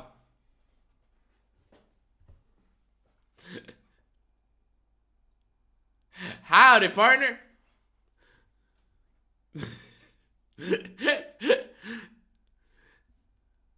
Why would you? Yeah, exactly. Why would you? Why would you? Right? Why would you? How the fuck? Because you have to understand, what many a true nerd here is trying to do here is he say... Outstanding. I already read it, but I'll read it out loud in a second. Okay. In case you didn't realize what many a true nerd here is saying, he is saying that the fact that the water is radioactive is helping you to it helps make you realize how bad things are on the wasteland and how important, well, your quest to get clean drinking water is. At least I'm guessing that's what he's gonna say. He's trying to say that the water being irradiated is trying to make you realize how bad things are in the wasteland. He's trying to say that the fucking radioactive puddle is what's there to make you figure out that things are bad in the wasteland. I think we already knew. You can tell the You could tell that the wasteland was bad from the fucking water beggar at the entrance of Megaton. I know. Let me read the donation in a Project second. Purity is water supply. And then the very first Dan talking about so is all water. That's kind of the point of the main plot. The game literally begins with your Dan talking about the waters of life and going on to tell you how terrible life is outside the vault. And then the very first town you get to after you leave uses a puddle in a radioactive crater as its water supply. It helps make you realise how bad things are on the wasteland and how important Project Purity is when that gets introduced. Thematic. You see what he's doing? You see what he's doing? He's making it seem like the problem, like the fucking puddle is an indicator of how bad things are in the wasteland. No, it isn't. It's the water beggar. You know, I think I know that things are bad in the wasteland given the fact that these people are living next to a fucking nuke. Jesus Christ. Anyway, Penis Cupcake 2 with the $2. Thank you. Chat, donate $2 if the puddle is the town's water supply. Yes, chat, donate $2. Please don't donate if you're struggling financially. Donate $2 if the puddle is the town's water supply. Fuck it. It actually works really well. But of course, we can't discuss the bomb without looking at power of... Fallout 3 got its flaws, but without it, we wouldn't get Fallout New Vegas. We would have gotten Fallout Van Buren if Bethesda didn't do the scummy lawsuit thing. Now, we can talk of the scummy lawsuit thing later or in another stream. But let's just say we could have gotten Van Buren. And Van Buren is basically Fallout New Vegas. Bit different, but it basically is. Precisely, but it's more you wanted to interact with everything rather than being assumed to being brain dead too. The Atom, a quest which gets brought up frequently in any discussion about how terrible Fallout 3 is. Power of the Atom, as a reminder, is a quest about dealing with the unexploded bomb at the core of Megaton. The sheriff wanted to sound for good, and Mr. Burke acting... It's a stupid quest! It's a stupid quest! This entire place is unbelievable. Fusion pulse shot. Okay. Right. It's for the... Yeah. It's a stupid quest. It's a stupid quest, and it makes me not believe the world, because not only are these people living 200 years after an atomic war in a fucking bomb crater next to an unexploded nuke, fucking making everything around it radioactive, they're still living in shacks that should have fallen apart a year after they were made.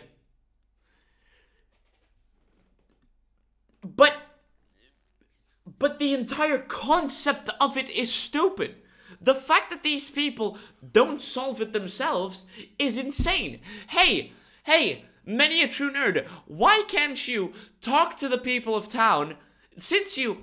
Okay, for those of you just joining in, many a true nerd praised Fallout 3 for letting NPCs solve their own problems, right? You can give Butch the gun so he can save his mom or his grandma. I forgot which one it is. But you, when you're leaving the vault, you can give him the gun so he can save his family member. I think it's his mom. Right? You can give him the gun. And many a true nerd was like, yeah, Fallout 3 is special because your choices... Mom? Yeah. Fallout 3 is special because your choices can make NPCs solve their own problems. Okay. Why can't you make a choice right now? Why can't you, the player, right now, walk up to the people of town and say, hey, disarm the nuke. Disarm the nuke.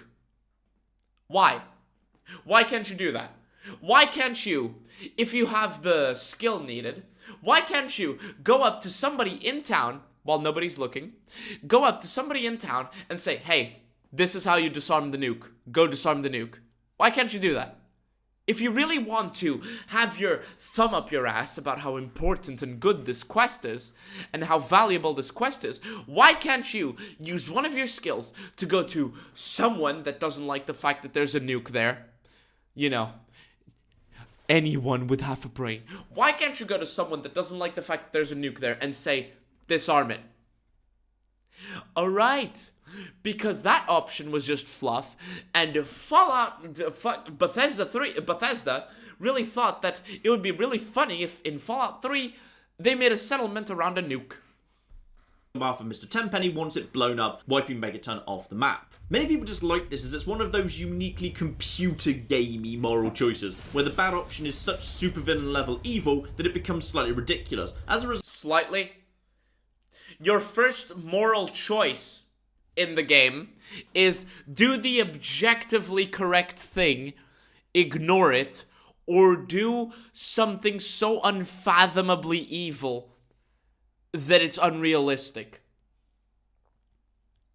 Hey, like that's a good RPG. I wonder why people say this isn't like old Fallout. I wonder why people say this isn't like old Fallout.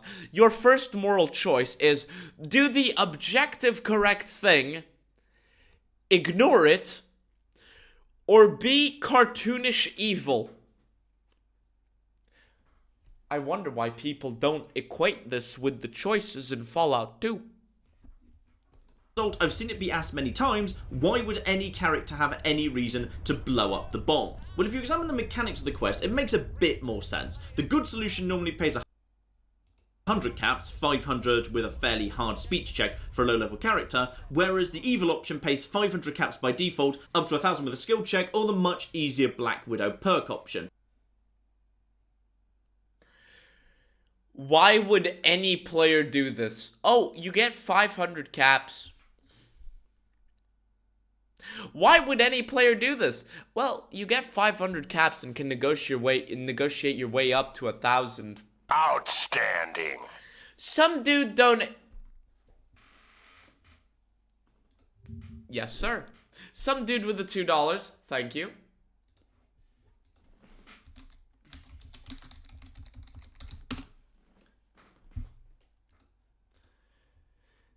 Chat! Fallout 3's Power of the Atom quest makes all the sense. It makes all the sense. It makes so much sense because you get 500 caps instead of 100. For you hate. Don't worry, chat. You get 500 caps. Hate. It makes so much sense. It's such a good RPG. It's such a good RPG. It makes sense with the game mechanics because you get 500 caps instead of 100. For you hate. Both options have a reward of player housing too, but you might well have a preference for the 10-penny suite, as it is much cleaner and does come with a balcony with a very nice view. There's also a couple of other tweaks that make the quest interesting to do. See, if you side with and you can also get player housing if you blow it up. Do you know that? Do you know that when you do the quest? Legitimate question. Do you know that when you do the quest?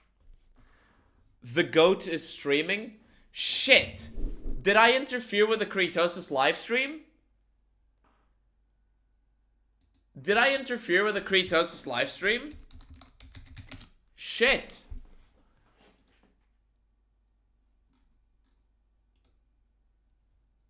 No, he isn't. What are you talking about?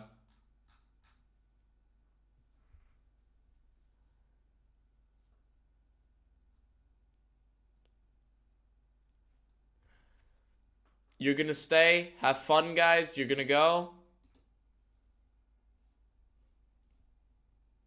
Oh, wait. Is he streaming on his second channel? Ah, he has a second channel now. Right. Okay. Okay, I see what's going on. Alright. Yeah, he has a second channel. Alright. Fuck, I didn't think this through. Megaton Burke sends a team of assassins to kill you. See you later, Celestial. They don't actually get sent directly, instead they get added to a deck of random events that can spawn in the wasteland, so you may not necessarily see it in any given playthrough. The only way to avoid that... It's whatever you guys want to do. I don't want to interfere with too much of Kretosis' live streams, so what I want to do, and I was going to do this anyway, I just didn't say it earlier, is I'm gonna watch, let's say, 45 minutes of this, maybe? And then I'm gonna cut it off. And then we're gonna watch the rest another time. Seduce him and convince him not to destroy the town. In addition, you can play along, get the device to blow up the bomb, and then turn it straight over to the sheriff, as double-crossing a side that you've already chosen and potentially even taken money up front from is frequently an option in Fallout 3. Side quests, rather nicely, very rarely locked you into a side. This forces a confrontation which can lead to the sheriff's death, but that lets you acquire a very useful early-game Chinese assault rifle, and you can complete the quest anyway, as it can be turned into his son, or the confrontation... Yeah, chat. Again, many a true nerd. Again, I want to point something out. This is still within the paradigm of cartoonishly evil choice or objective morally good choice. Oh, and by the way, you have to save the sheriff because Mr. Burke shoots the sheriff. You can lead to Burke's death, getting you the first silenced weapon of which can lead to Burke's death. The game, and that also stops Burke ever deploying Hitman against you. So there are some interesting options there, but in short, the evil option awards much more money, which makes it a bit more interesting. Though I do agree with people who say there is basically no reason to detonate the bomb other than role-playing as an evil person. I do, however, find that in itself an... But role-playing as an evil person is a bit difficult when a lot of your evil choices are just because, haha, evil. Like, there is no moral like, let's say this. I think we all unironically believe that the Legion are the bad guys in Fallout New Vegas, right? They're the bad guys. Like, I think we can all agree to this. But why is it that a lot of us will roleplay and believe the Legion existing, and a lot of us would want to roleplay as being part of the Legion? It's so stupid how the sheriff lets himself get shot. Yes, it is. It is. Showing that even if you show the fact that this person wanted to murder all of you, he still gets shot. It's fine. Complaint, because one of them... Like, there is no, this is cartoonish evil. I want to be evil because I want to be evil. Like, it isn't, I'm gonna be evil because it's the objective moral choice. I want to be evil because I need it to survive. That's what makes a lot of villains appealing, because you will listen to the villain and you'll disagree with what the villain is saying, but you'll see his point, or sometimes you'll outright agree with the villain. You're like, the villain's like, yeah, okay, maybe I'm being evil, but it's necessary. It's necessary to survive. Those are good villains. Here, it's... well, it's a bit of an eyesore. I don't like how Megaton looks, so please blow it up. So fucking stupid. Most frequently raised issues about Fallout. Like the Master, yes. Like the Master. Like the Master. The Master, as Autistic Gamer says, like the Master. The Master, I think it's pretty fair to say. That what the Master is doing is evil, right? He is outright kidnapping people and turning them into freakish mutants based on his ideology and incomplete assessment of the situation, right? That's what he's doing. That's what he's doing. But you can see his point of view, right? You can see what he means. There's nuance to this. He's like, yeah, we're taking people, we're creating mutants, right? But you know, the age of man is over. Because how is man supposed to survive when everything is irradiated? You know what I mean? I just saw that. Outstanding. Thank you, some dude with the $2. Thank you. You are on a roll today. Material reward. RP. Wrong. Outcome equals RP. Right. Yes. Pretty much. 3 is it's not a proper Fallout game because it's not a role-playing game because there aren't enough choices with consequences. But right yes, there aren't enough choices with meaningful consequences.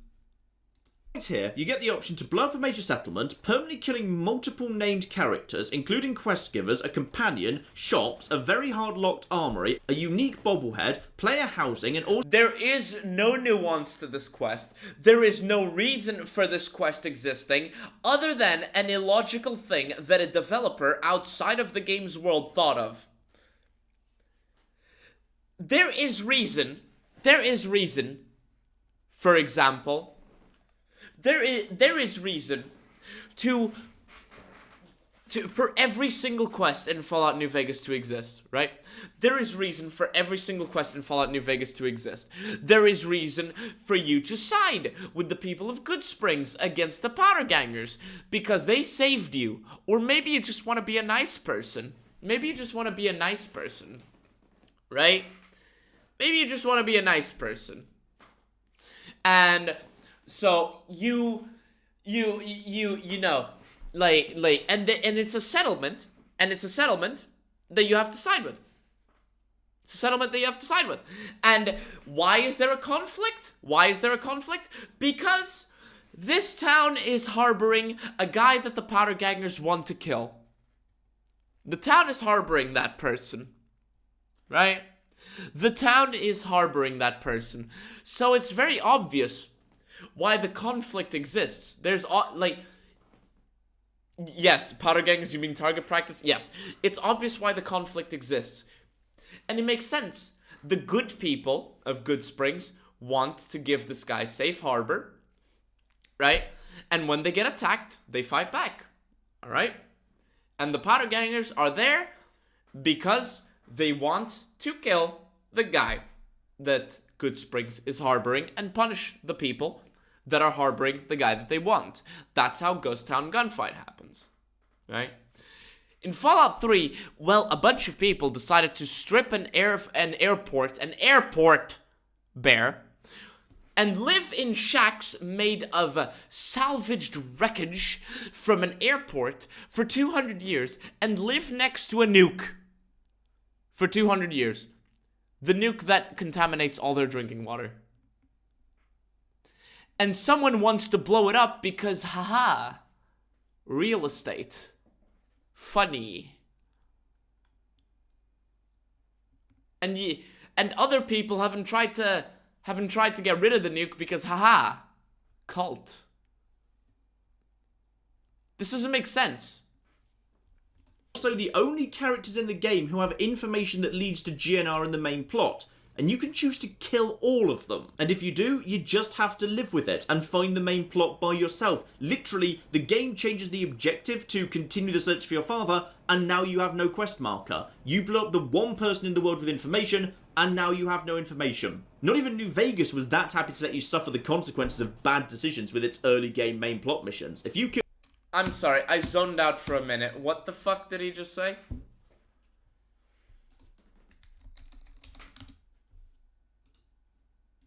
One moment.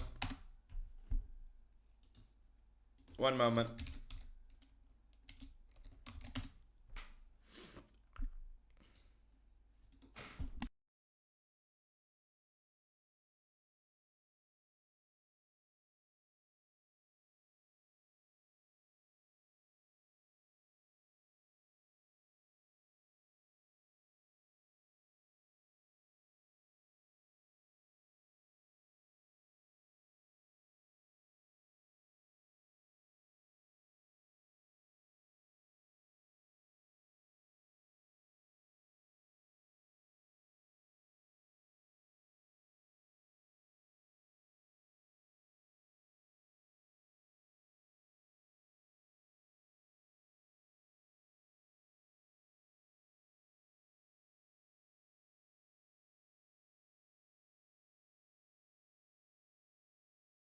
Alright, I'm sorry. I'm sorry. I'm sorry. I'm back. biggest issues about Fallout 3 is it's not a proper Fallout game because it's not a role-playing game because there aren't enough choices with consequences. But right here, you get the option to blow up a major settlement, permanently killing multiple named characters, including quest givers, a companion, shops, a very hard-locked armory, a unique bobblehead, player housing, and also the only characters in the game who have information that leads to GNR in the main plot. And you can choose to kill all of them. And if you... This is not good writing. This is not good writing, and it's also not an indication of it being a game with proper choices. On paper, yes, you have the choice to blow them all up. Yes, but why? Why? Why? Right? Why? The only punishment I get for blowing up Megaton is having some some people go after me. Some people go after me for what I've done because low karma, remember? And maybe not knowing exactly where to go for a bit. That's it. That's it. And either way, I'll find my way around. I'll find my way around. Why? Because many a true nerd is lying here when he says these are the only people that lead you to GNR, because if you open the fucking radio, you will hear them talking about GNR and where to go. So you'll find it anyway. Like, you'll figure out where to go anyway. There's no real punishment for being the bad person. This is choice for the sake of choice. This is literally choice for the sake of choice. In Fallout 1 and 2, every choice you made had some consequence to it. There was meaning to it. There was reason for it. And there were many choices with different outcomes and consequences. Here, it's you want to be a normal person or you want to be worse than a Saturday morning cartoon villain. And your only punishment is... it may take you slightly longer to know where to go, and you'll have to deal with some NPCs attacking you, which you're going to have to deal with that anyway. Fuck me. Fuck me sideways. You just have to live with it and find the main plot by yourself. Literally, the game changes the objective to continue the search for your father, and now you have no quest marker. You blew up the one person in the world with information, and now you have no information. Not even new... The one person in the world with information. The one person in the world with information. Hey, you got rid of the lobotomy marker. This is a reward, actually. This is a reward. You know why? Because it makes you have to look around. Chat, I would argue that blowing up Megaton gives you a reward.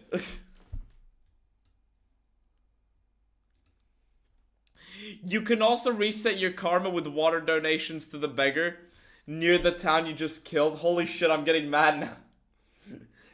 Holy shit, guys, we lost the quest marker. How do I know what to do? I don't know. Pick up the radio where the guy is always telling you where to go. To GNR. Matten is saying getting rid of the map marker is a bad thing. Yes.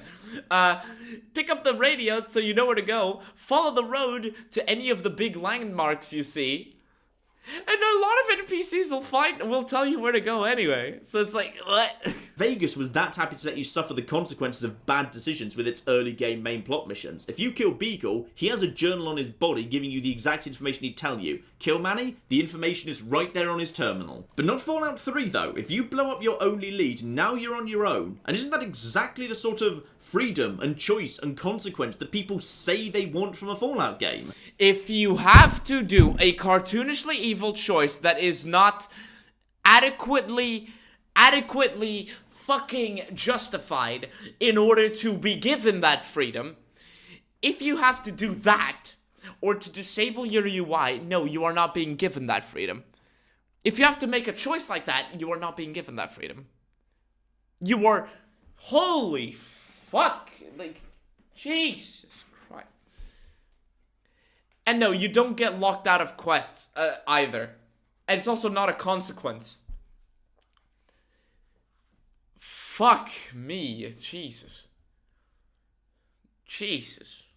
Isn't do what you want but be ready to live with the consequences exactly the philosophy that made Fallout 1 so loved in the first place? Plus, I think the bomb's interesting thematically as well, as weapons of mass destruction come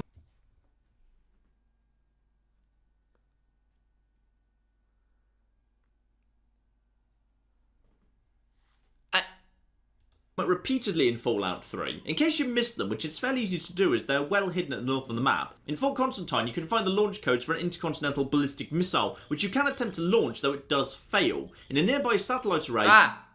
Don't you just love the freedom? You can try to launch a missile, but it fails. Give me a second, chat. I'm sorry. Give me just a moment. I just noticed something.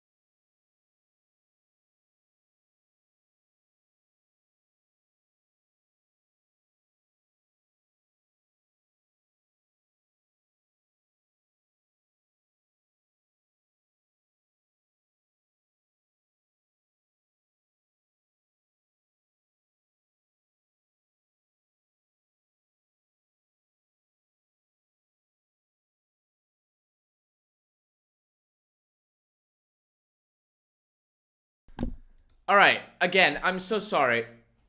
Jesus. You can trigger an orbital weapons platform to drop a nuclear payload on the wasteland, and that one does actually trigger. And there's something interesting about these weapons as well. By the safe with the launch codes in it, there's a random waste... Why? Why?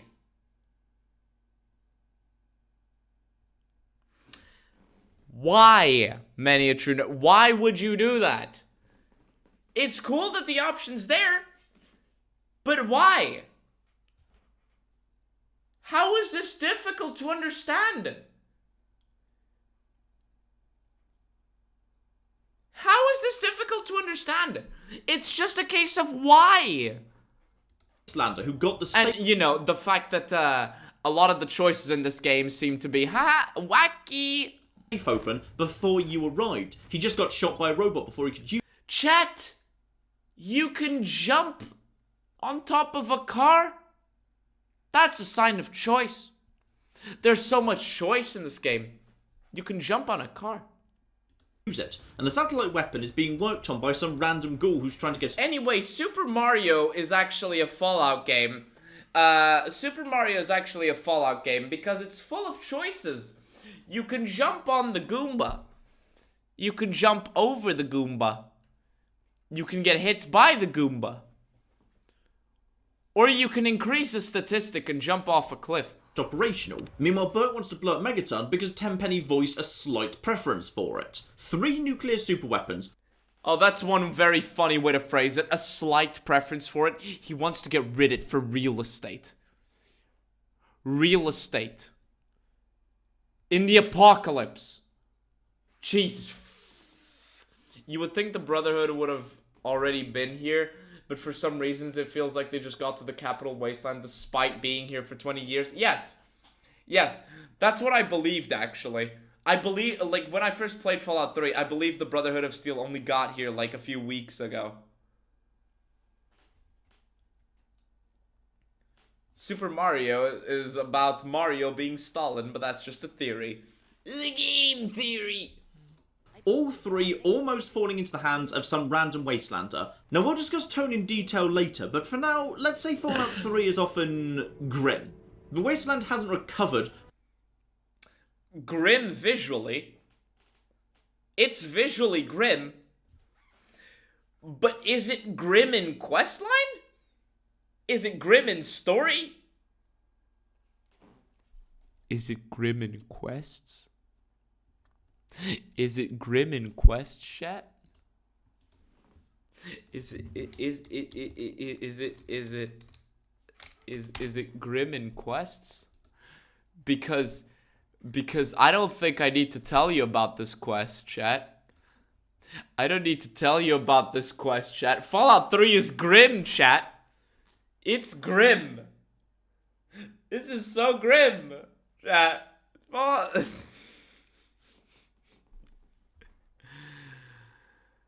Ah, fuck. From nuclear devastation. The pockets of civilization are fragile and insecure. In Arafu, they are impossible. Oh my god, he mentions Arafu. Oh my god, he mentions Arafu. Isn't there an ant guy fighting some... Ant guy Fallout 3. Chat. Fallout 3 is so grim. Look at how grim this is. Look at how grim. Goodness. The Antag.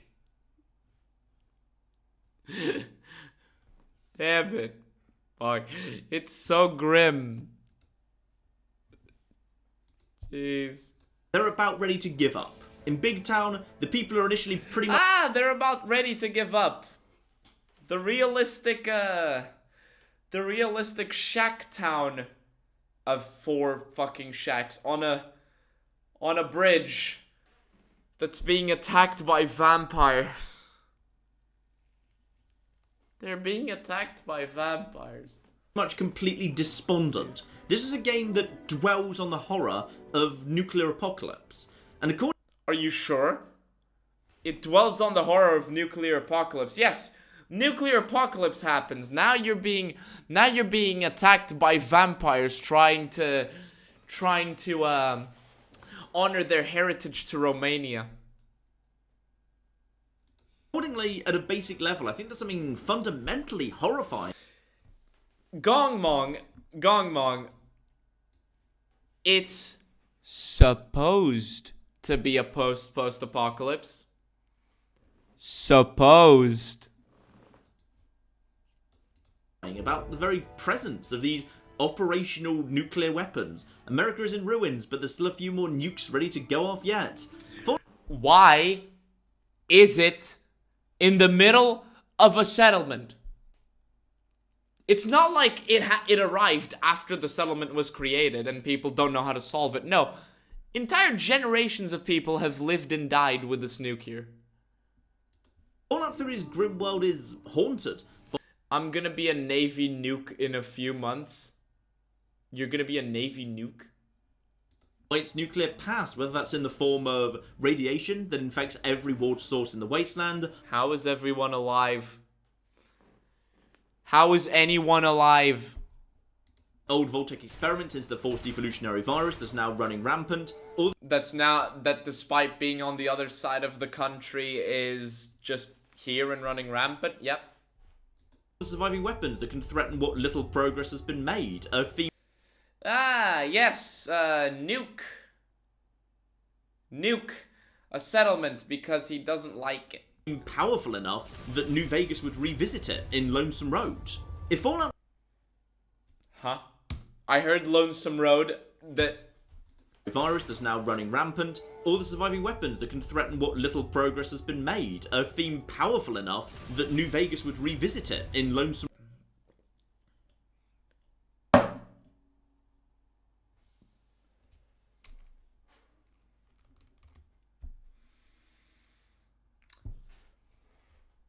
progress has been made.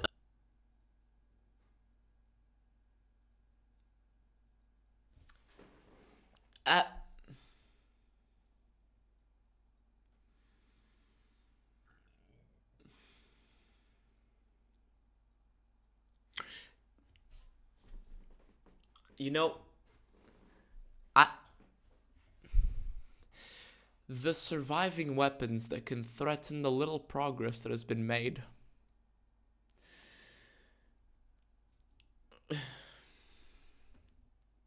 Just a moment. I saw one chat I want to comment on.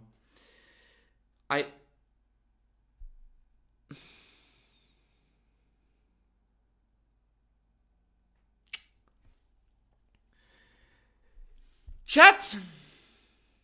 That AK-47 is threatening the little progress that has been made because it's a surviving weapon.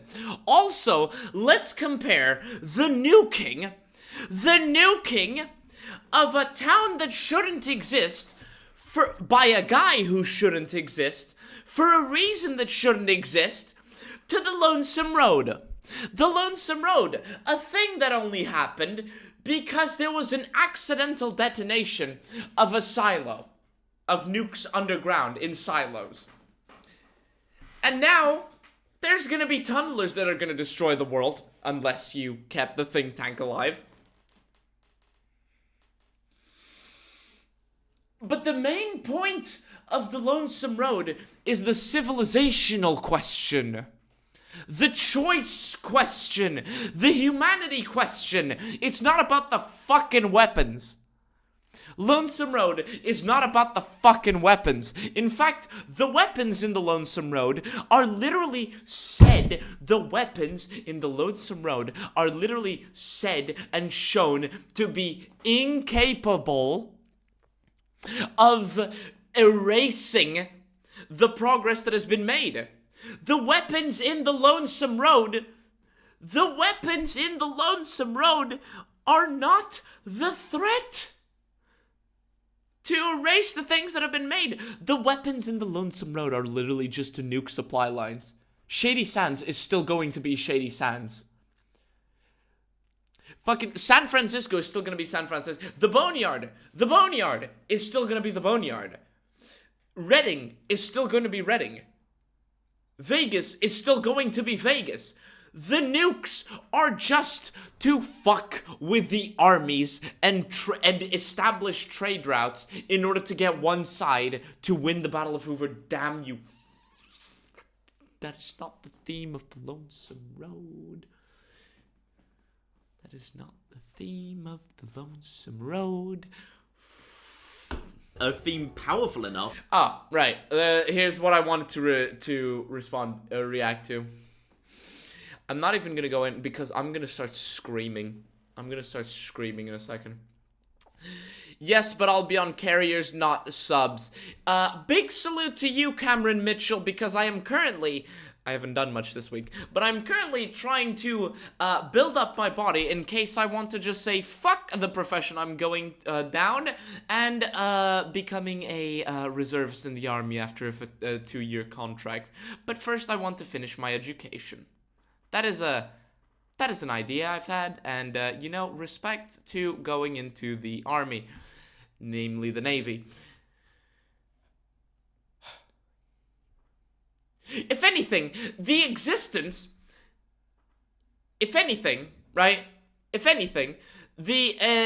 so salute to you. But if anything, the existence, right, of weapons is a better theme in Dead Money because Dead Money can actually erase the progress that has been made. Can. Fuck. That New Vegas would revisit it in Lonesome Road. If Fallout 3 has a thesis, it's perhaps a warning against clinging to the past, repeating old mistakes, replaying old conflicts.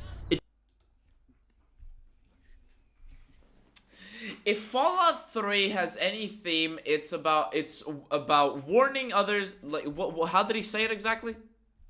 It's a thing warning against clinging to the past, repeating. It's warning against clinging to the past and repeating old mistakes. Don't cling into the past and repeat old mistakes. How is this relevant to the quest where you nuke Megaton because a guy doesn't like the view from his balcony?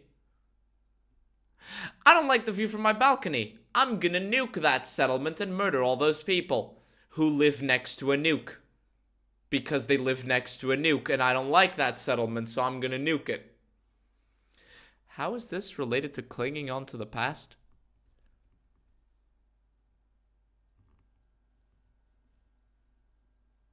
You can't even see it from Tenpenny Tower?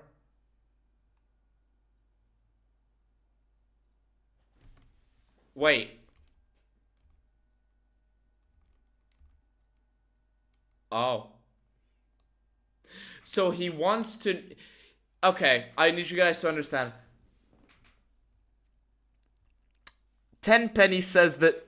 They say that Megaton is an eyesore settlement. It's an eyesore. You can't see it. Fuck. Fuck. Fuck. Jesus Christ. Has been made, a theme powerful enough that New Vegas would revisit it in Lonesome Road. By the way, can we get some 07s in the chat for the Navy guy here? If Fallout 3 has a thesis, it's perhaps Giga Chad Cameron Mitchell. a warning against clinging to the past, repeating old mistakes, replaying old conflicts. It's I wish that was a theme in Fallout 3. a thing that New Vegas would pick up too, probably best summarised by the expression old world blues. To quote that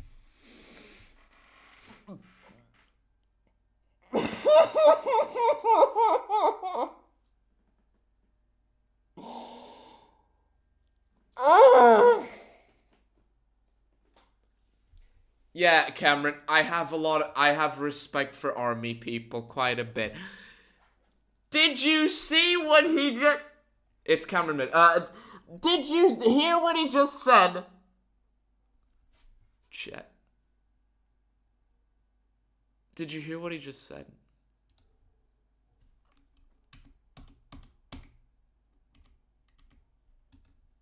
I want you guys to read what he just said, to listen to what he just said.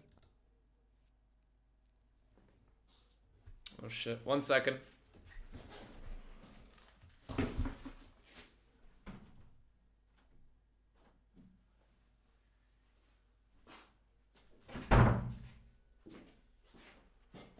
Sorry about that.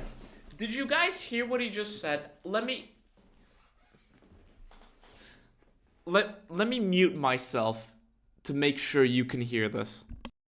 old Vault-Tec experiments into the forced evolutionary virus that's now running rampant, or the surviving weapons that can threaten what little progress has been made, a theme powerful enough that New Vegas would revisit it in Lonesome Road. If Fallout 3 has a thesis, it's perhaps a warning against clinging to the past, repeating old mistakes, replaying old conflicts. It's a thing that New Vegas would pick up too, probably best summarised by the expression old world blues. To quote that DLC, it refers to those so obsessed with the past that they can't see the present, much as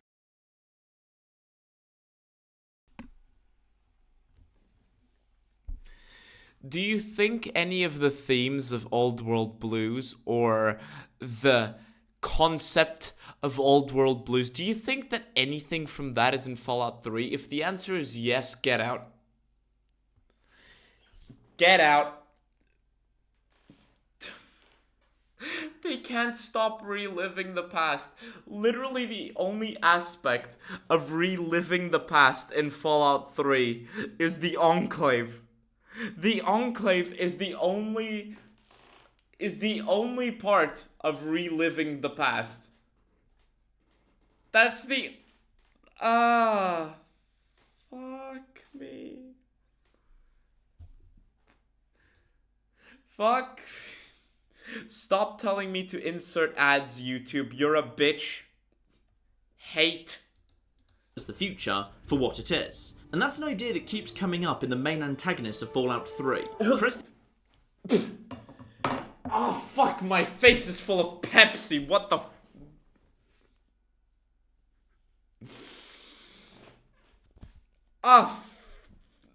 Eden wants to wipe the slate clean of anything post-war, no matter how many casualties it would cause. No, he wants to wipe things that are mutated. He wants to get rid of the mutants. He doesn't want to wipe the slate clean. He wants to get rid of mutants. Braun wants to recreate the old world, even if it means living the rest of his life in a simulation. The Overseer is so scared of any change that he'd rather gun down his own people than allow dissent. And he has to continue the fucking experiment. And... oh, fuck. Guys, people can't stop reliving the past. The evidence for this is a robot that wants to kill mutants. People can't stop reliving the past. Source, a robot that wants to kill mutants, and a guy that wants to put down a rebellion with force. Remember, guys, if you want to kill mutants, or choose to put down a rebellion with force, you're just having old world blues. Are you a crazy doctor that wants to try stupid experiments because haha evil? And torture people? Nah, you just miss America. You know, the doctor, he just misses America. The doctor that makes it a case of slowly torturing people for over 200 years, he's not insane, he's not evil, he just misses America. The robot that wants to kill all mutants, he just misses America. Damn. there, right there, in the middle of the very first town, is the most literal representation imaginable of being haunted by the past. I want to... Braun isn't mad per se, he was bored so he started torturing and killing other vault residents. Right. Are you bored, chat? If you're ever bored, just think, I have old world blues. An atom bomb. Haunted by the past. You leave. Leave.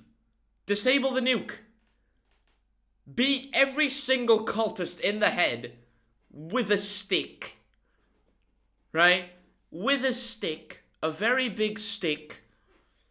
A very big bonking stick. Right? Disable the nuke. You are not being haunted by the past. You are choosing to be hurt by it. Like, what a stupid message. Holy... Sorry, that was quite a big digression for one quest. Let's talk about the rest of Megaton. So you get there and oh, no. This was all about Megaton. You need information. The sheriff points you to Moriarty, who does have the information, but needs to be persuaded to part with it. And once again, you've got plenty of options. You can use a speech check on Moriarty, you can pay him some money, you can sweet talk his staff with a couple... Why can't you use any other... like, chat, I'm starting to notice a pattern. There's a lot of speech checks. There's a lot of speech checks. Why are there no perk checks? Why are there no repair checks? Why are there no barter checks? Why are there no guns checks? So you can threaten him. A couple of speech or perk checks. Use a fairly hard science check to hack his computer, or an easier lockpick check to break... don't worry, guys. You need a science check to hack his computer. It's fine. to a cupboard to get the... It's fine. It's fine. There's multiple skill checks. Did you know there's a lockpick check on some doors? Choices. Password, or if you can't do that, agree to do a short, unmarked quest for him to recover money from a junkie who skipped town, which you can... Oh my god, barter choice would make so much fucking sense. Yes. Yes. The guy wants money, and you can't use the money skill. The guy that wants money does not have a money skill for you to convince him. Outstanding. Oh, Cameron Mitchell with the $5. Thank you. Thanks for the shout out. I'll be around until March 2026, so plenty of time for more EVAH streams. I hope I can keep providing entertainment because holy fuck, I need a fucking aspirin for videos like this. But yeah, I always gonna shout out fucking military folk because that's something I respect a lot and would like to at least try to get into. Even if I fail, right? Even if I go do the aptitude tests and they say, nah, you're not cut out for this, at least I'll say I tried, right? But yeah, good luck with that, and if we ever go to war with China, be sure to bomb the shit out of them. Anyway. And also deal with through speech checks. In Minecraft. This is a joke, YouTube algorithm. Let the fiver go towards the aspirin.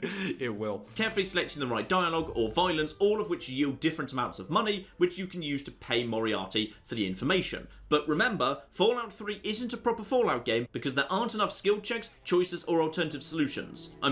Oh, you can...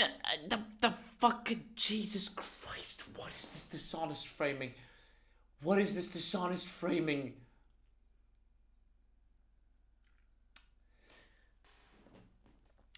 The barter check isn't there. The sneak check isn't there. The speech checks are there.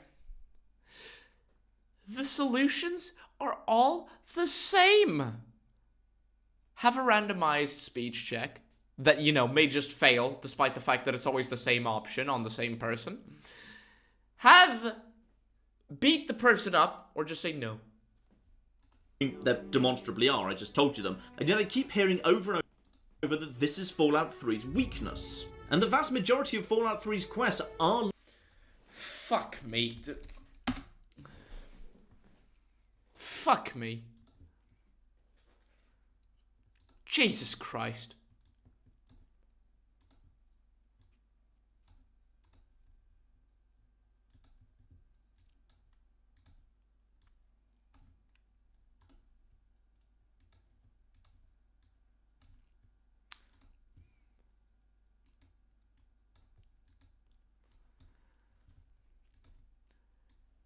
Look, guys, there's so many options. There's so many options. Will this be a VOD? Yes. Yes, it will. Yes, it will. Yes, it will.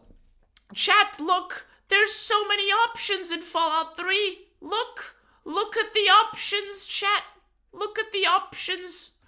There's so many options. Ignore the fact that they're all blue. Ignore the fact that they're all blue. There's so many options. There's so many options, chat. There's so many options. This...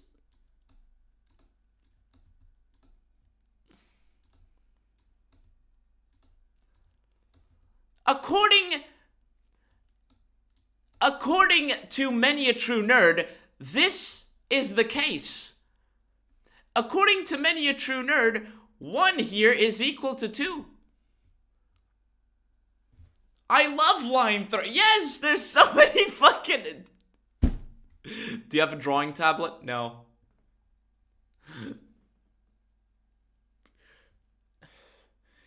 It's all the same thing. This is all different shades of the same fucking color. It's different shades of the same fucking thing. He's trying to say that Fallout 3, this is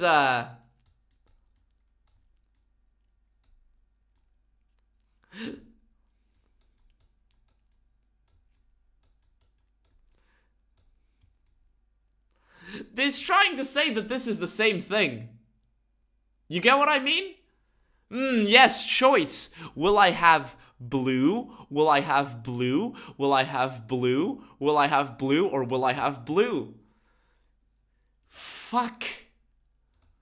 Like this. The one Has many a true nerd had a single good point? I think he had one that I was willing to give him, like, some credit on. I want to skip forward to one particular. Have you seen the Fallout mods for Minecraft? Some modders are making Fallout mods that look good and making Fallout 4 better. I have not. The same option no matter what. Yes. Quest. Because one of the videos I watched that critiqued Fallout 3 was by a channel called Indigo Gaming, and they specifically called out trying to enter Little Lamplight as the peak of Bethesda's design choices, which, to quote the video, is antithetical to the very core of Fallout games. Now this I find confusing, because here's how that section goes. You can immediately access Little Lamplight if you cannot draw your gun. Pass a fairly tough speech check, or if you have a tough speech check. You've taken the fairly again speech check. Obscure and charisma gated Child at Heart perk. Is Child at Heart charisma gated? I'm not even sure it is. I think it's literally just select the perk. Your dog cut your leg open? Hospital? Disinfected instead of talking on stream? Alternatively, you have to complete the Rescue from Paradise quest, which is a really interesting quest. What the video highlights... Which is a really interesting quest. You go and murder a few people. What? Or you pay for the release of the... What? However, is that you can't use violence to You can pass the speech check even if you don't pass the have any points in speech. Charisma 4 says wiki. Why did he say fairly obscure? Blast your way into Little Lamplight. In short, that old chestnut that people regularly hold against Fallout 3, you can't murder children. Also, you can't find an alternative way past Little Lamplight. Whichever way you spin this, you have to encounter Little Lamplight. You have to go through these idiots. You have to either do these quests or convince them to let you through. You can't find an alternative. You have to interact with these idiots. You have to play by their rules. The alternate way kills you and doesn't work. The alternate way doesn't work. There is an entrance to the vault. I forgot which number the vault was. There is an alternate way into Little Lamplight. The problem is that it's not accessible. Unless you have mods installed. Yeah. The door outside... Cameron Mitchell, again, like, correct. The door outside Vault 87 is marked as inaccessible. If you think it isn't, you're just confusing it for mods. You have to go through these stupid fucking kids. You have to do either their stupid fucking quest or pass a little check for them to let you through. You have to deal with these idiots. I don't want to do that. Now, I agree, it's unrealistic that if you shoot children, they don't die. But it's also unrealistic that you can inject yourself with a stim pack to instantly heal off injuries or get better at computer hacking even if you've never practiced hacking a computer, just because that's where you assign skill points after leveling up. But both of those things have been in the franchise since Fallout 1. There is a difference, right? There is a difference between putting points into a skill that you are not practicing and literally arbitrarily being unable to kill humans. In this video game, YouTube, this is a video game, right? I'm talking about a video game. There is a difference between putting points into a skill and certain characters being invincible. How does he... Is no game will ever be 100% realistic. Every game has to draw a line somewhere. It's not a question of realism necessarily. It's a question of it is unrealistic in the context of the game and world. Right? It is unrealistic that I am unable to jeez, god damn it. No. Even if it's just on grounds of technical limitations. Honestly, it's unrealistic that any game ever has any form of physical barrier, as given long enough, I could logically dig under it, or hit it with a sledgehammer for long enough that it breaks, even if it took days of in-game time. But not every game can have Red Faction guerrilla mechanics included, so we accept compromises. Is having a bunch of children that survive for 200 years despite having no way to reproduce or repopulate the location, again, YouTube, just talking about a game, just talking about a video game,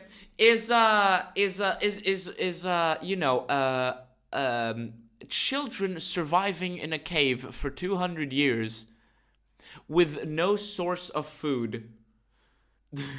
These people are gonna laugh at me. This is children surviving in a game with no source of food. But on their own and holding their own against super mutants, a fair compromise. Is it? Because I'm playing a poster without becoming redacted.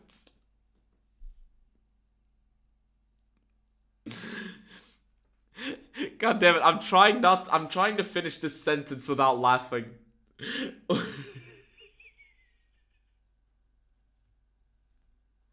I'm sorry, chat. I'm trying to finish this point without laughing. Cuz he's talking about compromises. I am willing to accept that I can inject myself to automatically heal my injuries, or very quickly heal my injuries if it's hardcore mode. I am not willing to accept believing that children survive for 200 years in a cave, with eating things that don't give you sustenance, having no way to refresh their population, and surviving against super mutants. I don't know. One of these things is more unbelievable than the other. Of course, the only reason child murder actually ever gets brought up at all is because Fallout 1 lets you do it. Fallout 3 actually lets you enslave children for money, including literally locking tight bomb collars around their necks. That's not in Fallout 1, but of course Fallout 3's critics would never acknowledge that. In this specific case, it's the question about killing children in Fallout 3 in the video game, YouTube, is because it gets brought up because it forces you to interact with them, whereas otherwise you would be able to bypass them or find a way around them. Here, Fallout 3 is guiding you down a very specific path. It's putting you in a corridor. Fallout 3 is putting you in a very tight corridor, and you are trying to argue that it's actually not a corridor, but a giant arena. It's likely down to two factors somewhat unique to child murder. First, a child murder inclusive Fallout 3 would likely be refused classification in some territories, very likely including Australia and Germany. And secondly, it would massively increase the risk of earning the... Which is why killable... Actually, I'm not sure about that. I was gonna say something, but I'm not 100% sure about it. ...of some reactionary groups, whether news or parents groups, and increase the chance of boycotts, the game being pulled from the shelves of major retailers, all sorts of stuff that Bethesda reasonably wouldn't want. Actually, that just makes games sell more.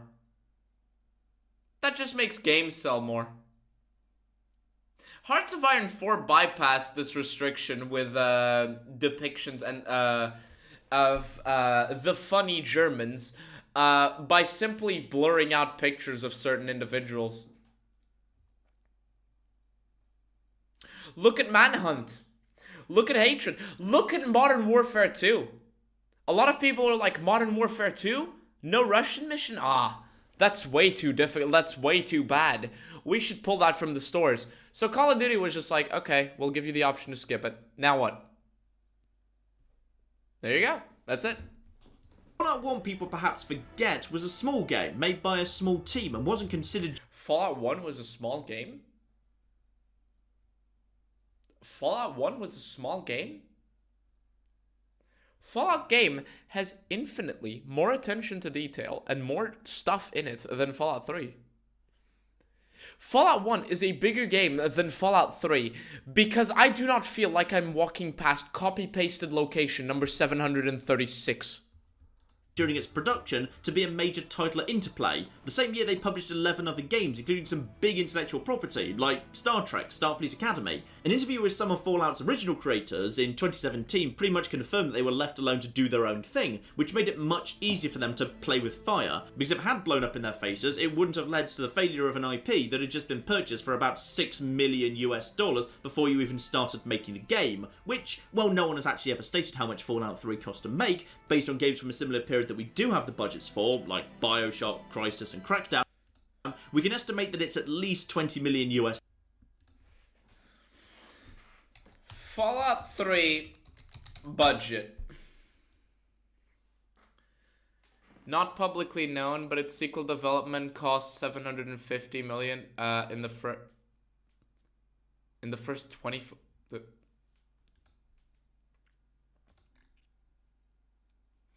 The game had a marketing budget of $13 million. We can infer that. Alright, so in case you don't know, marketing budgets tend to be the same budget as the game. Sometimes more, sometimes less. So we can infer from this that Fallout 3 probably cost around $15 million to make. Dollars, probably much more due to the open world nature of Fallout 3. No. That's not how that works, buddy. That's not how that works. Let me explain something. To a lot of people that don't know. Just because the game has a big space doesn't mean it actually costs more to make. Let me explain this, right? Let me explain this. Just because a game is big doesn't mean it actually costs that much more to make, if more at all. Why? Because an open world game, what is an open world game, fundamentally? It's a game with a big space for you to walk around in. Now, what's the thing with that? Just because the scale is big doesn't mean it costs more. What you can do, right, is you have to put money into developing the base world itself, right? And developing specific locations. And then you make a few side locations, such as, a burned out church with a few raiders in it. That you want to put a few raiders in it. And then you just copy and paste it and plop it all over the place. That house that you walked past in your open world, that house that you walked past in your open world isn't a separate thing that was developed. It can just literally be the asset you saw 2 minutes ago, copy-pasted again. Right? There are games that are very linear, Call of Duty, which cost a lot more to make, for one very important reason. Because they try to make things look different from one another. Level 1... The first level in Call of Duty Black Ops does not look in any way similar to level 2, or level 3, or level 4, or level 5. Why? Because they are making different assets, different things, different world spaces, different scenarios, different voice lines, different characters for everything. An open world game, especially one like Fallout, can literally just be copy-paste a bunch of assets of houses over and over and over again. Simply drag a few spawn points for enemies to a couple of times over and over, like to different places, and just have that be that. In fact, I would say that you can actually... It is actually cheaper to make some open world games than it is to make non-open world games. And Fallout 3 is very clearly made with a cheap budget because you can find the exact same raider locations, like the exact same raider encampments over and over and over again. You will see the same burned out cars, destroyed cars, same pieces of rubble, the shacks, over and over and over again. Because they are just the same asset, copy-pasted, with the same enemies, or maybe slightly changed enemies, over and over and over again.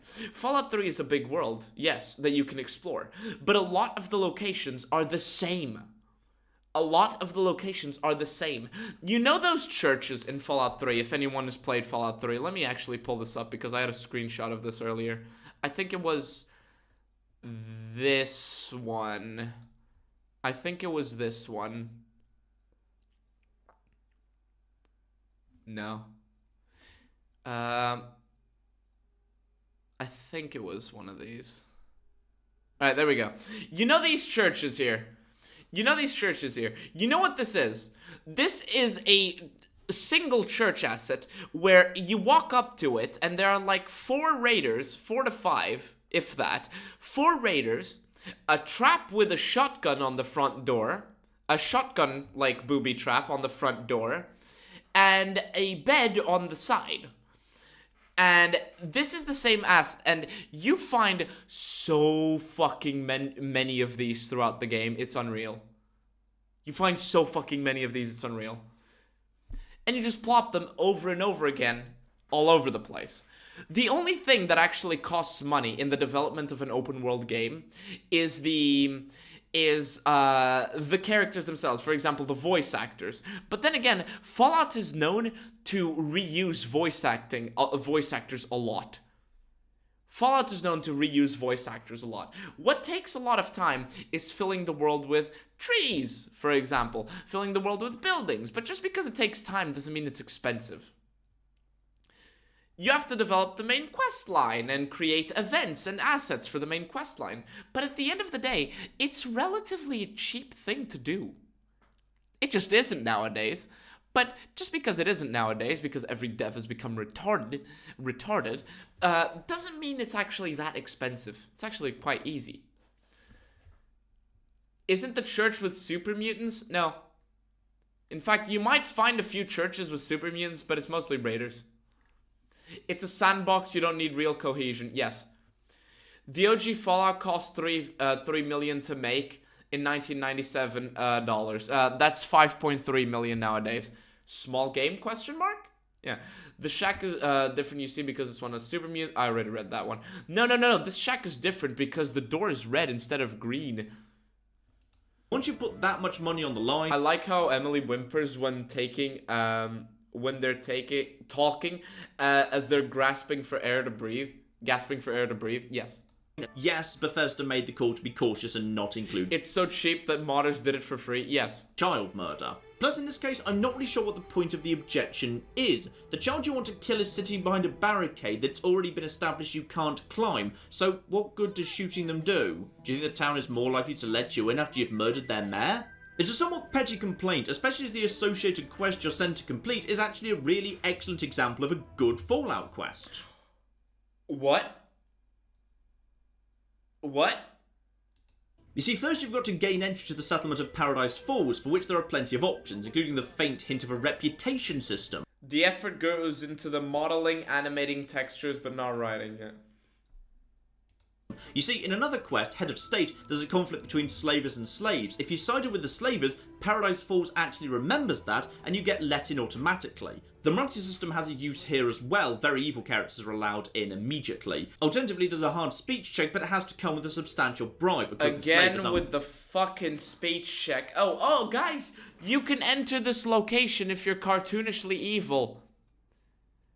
You can enter this place if you, A, do a speech check. I'm starting to notice a pattern. There's a lot of speech checks. Are you guys noticing a pattern? I'm noticing a lot of patterns. Chat, I'm noticing a pattern. There's a lot of speech checks. Are you noticing a pattern? Me neither. So you can get a speech check. You can be cartoonishly evil.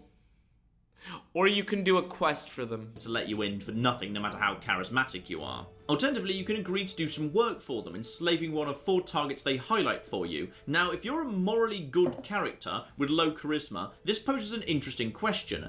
Is it right to enslave one person in an attempt to free multiple child slaves?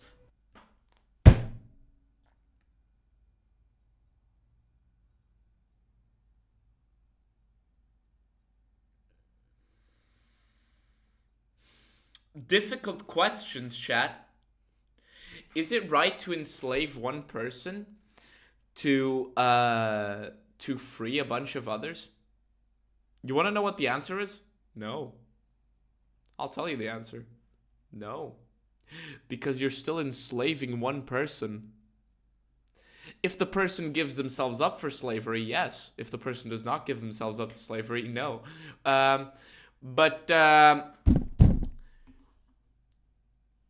Is it wrong to enslave people? Huh.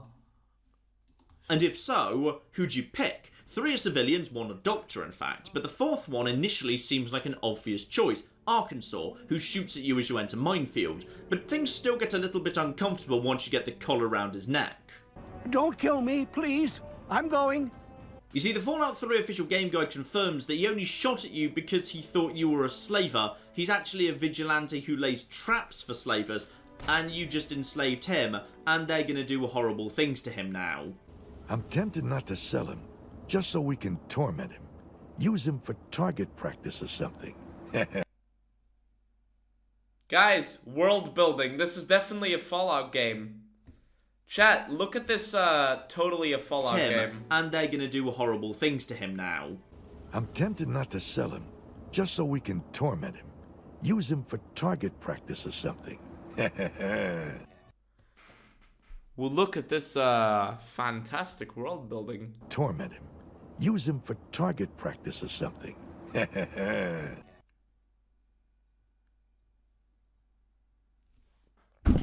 Where's my cigarettes? There they are. Fuck. This video is worse than I remember. I don't remember so much of this video, and there's some stuff I hadn't seen. This is so bad. Oh, fuck. Chat, this is actually a Fallout game because you have choices. What choices? Well, it's the same shade of blue, but it's blue. I should have said same shade of green. But and there's such complex world building, such as, is it okay to enslave people? And all the difficult and Outstanding. And all the difficult and complex characters. We're gonna torment him. Like, fuck, Jesus. Hate. Pain is cupcake for with the $2. Thank you. Where's your baseball bat? Where's my baseball bat? Good fucking question. Where's my fucking baseball bat? Oh god, I'm gonna play a Gypsy Crusader clip in this fucking live stream in a bit. God damn it. Once you do get inside though, it's a slave market, so naturally you can just buy the kids. For 2,000 caps, which is a lot of money in Fallout 3, as there's less Yes, it is. cash sloshing around than in New Vegas. Alternatively, if you just fancy doing a breakout, there are a few science and repair checks that follow, plus some amusing ways to distract the guard, like paying one of the prostitutes to keep him busy. God damn it. God damn it. Side with the characterist to the fucking cartoonishly evil slavers are not good.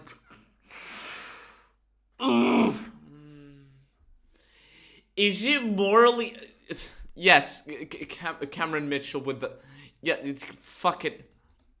For you, hate.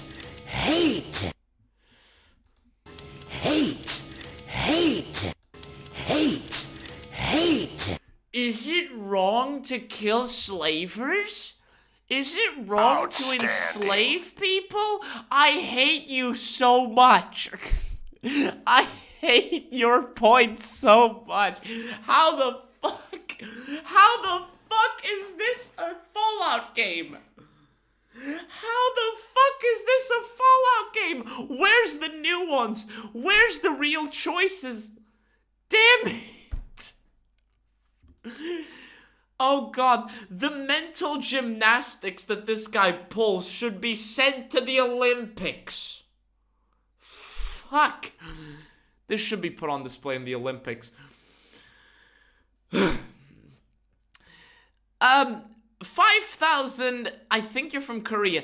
Is that from Korea? Please, you're from Korea, right? You're from Korea, right? Am I being offensive? Oh wait, I don't care. 5,000 Korean something from Korean name. I know this is random, but I want you to check out the bar variants and look at the Belgium and Poland ones.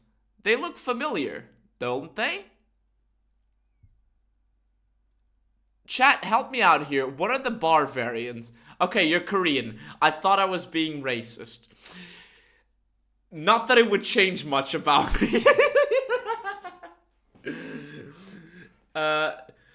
Korean 1. Yes, money is 1. But what are the bar variants? Somebody help me out here.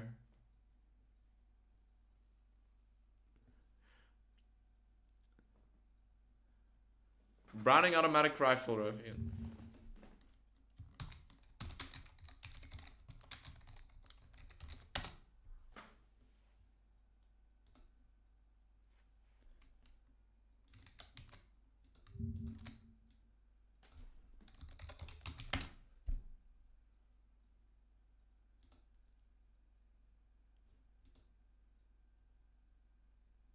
Outstanding. Huh.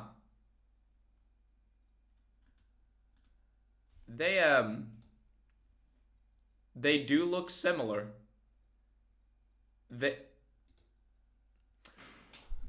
Chat, I think they copied. $2. God damn it. $2 from Penis Cupcake.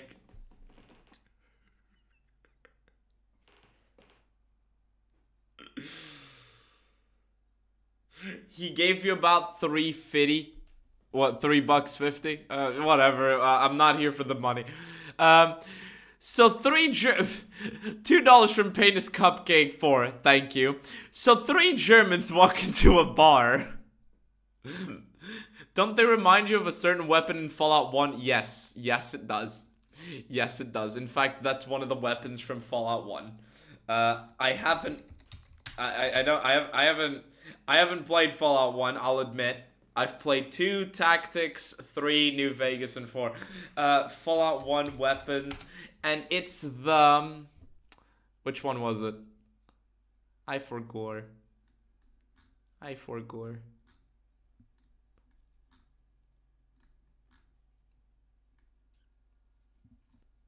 Where is the... Oh, did I skip it? The BAR is in New Vegas. Yes. Wait, where's the BAR? Oh, the assault rifle. Yeah, that's rather familiar, don't you think, chat?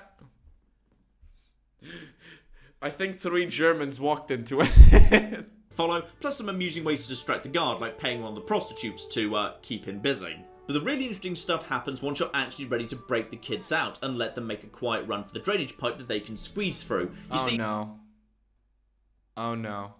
2 of the children are happy to go straight away. Another, Penny, refuses to go until her friend Rory is rescued from solitary, except the quest is effectively already complete. Those first 2 kids can fairly easily be convinced to abandon Penny, and with them rescued you can access the lamplight. Job done.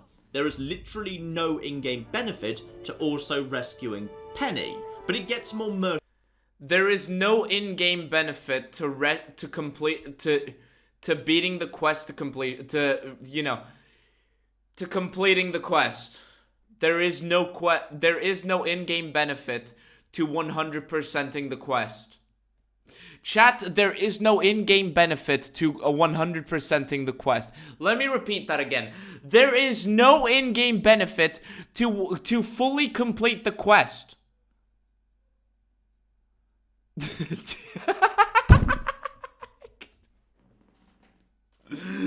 That's gonna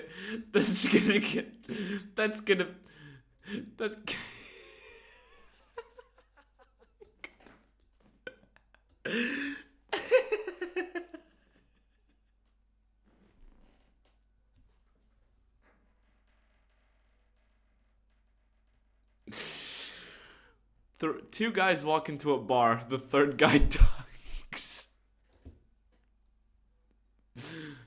Yet, because Rory's an adult and you can't sneak him out the same way as the kids, he needs to escape through town, and attempting to get through will turn the whole town against both you and him. Plus, he almost never survives it regardless.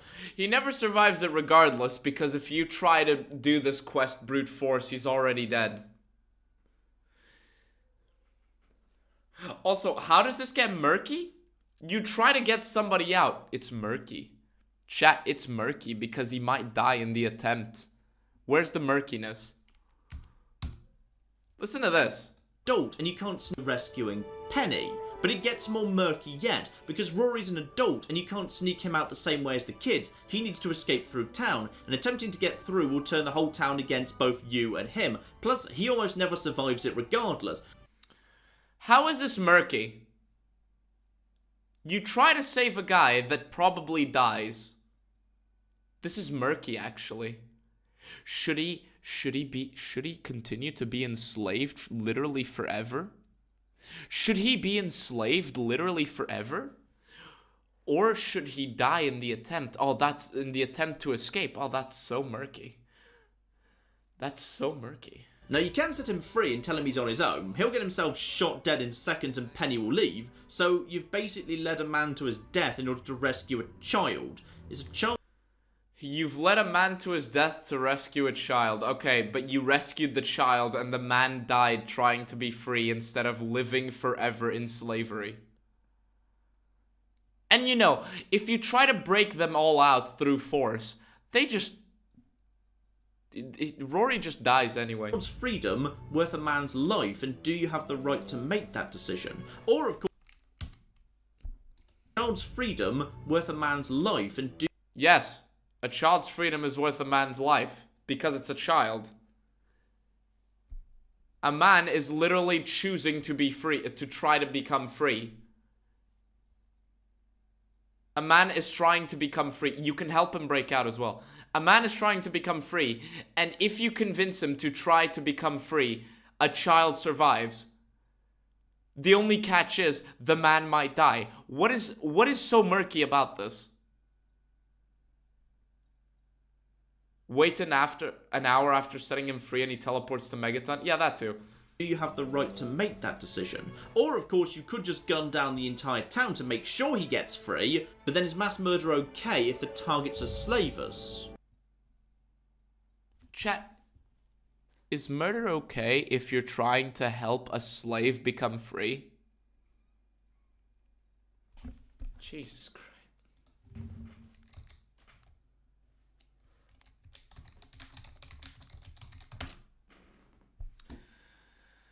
Fuck me.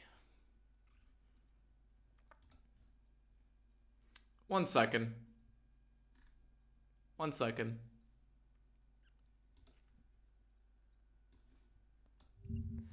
Chat, is it okay to shoot the guy doing this? Is it okay to shoot the guy doing this?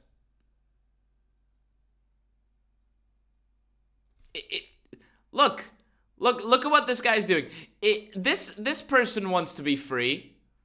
This guy is laughing. This guy is torturing this person. Is it okay to shoot these two guys? I don't know, man. Is it okay to shoot these two people? Is it okay to shoot this guy? Is it okay to shoot this guy? Man, what a murky decision. What a murky and complex decision. Is it okay to shoot this guy? Damn, dude. What a murky decision. And remember, chat, if you shoot this guy, a child goes free. Also, you are literally defending this man. You shoot this guy, you are defending this man. What the... How is this murky? I should remind you... He's trying to say there's nuance to this. There is no nuance to this. What? At this point, that Fallout 3 is frequently criticised for poor story and writing when it has quests like that. In fact, Fallout 3... This is an example of poor quests and writing. Because if you try to brute force it and kill the slavers, Rory, the guy in solitary confinement, just automatically dies. You see his body flop dead. He is scripted to die. Rory is scripted to die. If you literally have to script someone dying, you're an idiot. This isn't a case of good writing. It's a case of, do you save the slaves or do you not save the slaves? Like, what? There's a lot of really interesting morally grey quests, but we'll get to them later. But for now, honestly, does that... Morally grey I know it says great, it's grey. Morally grey quests? I would love to know what they are. Quest full of alternative solutions, dark themes, and grey moral questions sound antithetical to the very core of Fallout games. Let's actually compare that to Fallout 1, and a somewhat similar quest also about breaking someone out of captivity, rescuing Tandy. The Fallout 1 quest all happens in a single stage where you can kill all of the Khans, offer to buy her, use a speech check to secure her release, challenge the leader to a one-on-one unarmed duel, kill just the nearest guards to her and either lockpick the cell or use explosives to blow off the door, or there's a ludicrously unlikely joke solution involving Luck 9 and some other very specific conditions. Rescue from Let me do it. I want to do something here. A man to his death in order to make that decision. Or, of course, you could just gun down the entire town to make sure he gets free, but then it's... Let me make a point here. Fallout 3.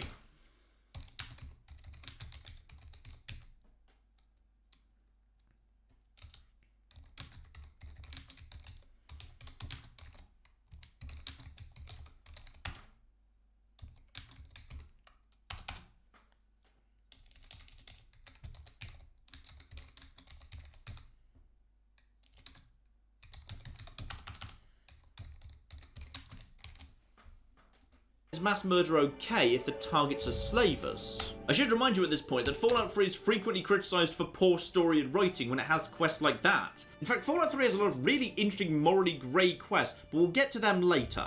But for now, honestly, does that quest full of alternative solutions, dark themes, and grey moral questions sound antithetical to the very core of Fallout?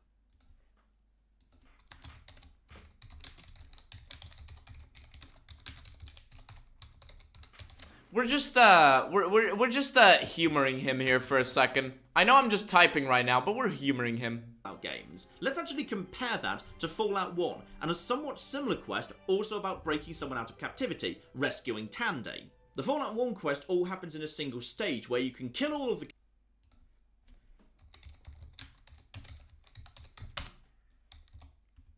Khans, offer to buy her,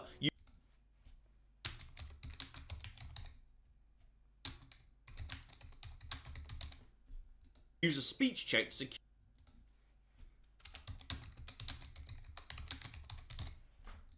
her release, challenge the leader to a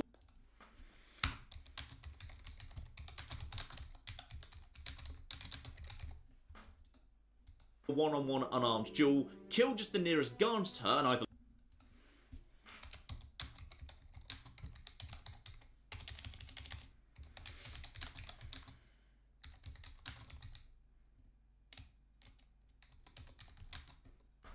lockpick the cell or But I'm just making a point here. use explosives to blow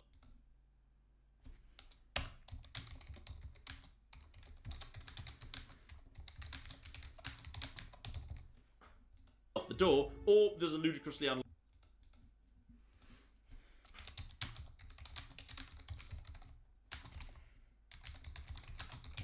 Chat! unlikely joke solution in Chat! Chat, do you see the problem here? Oh, and, of course.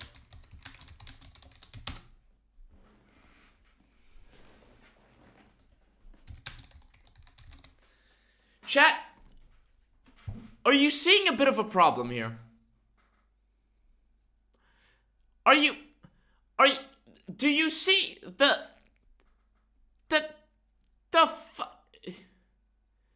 Gee, look at all these choices. These are two very comparable.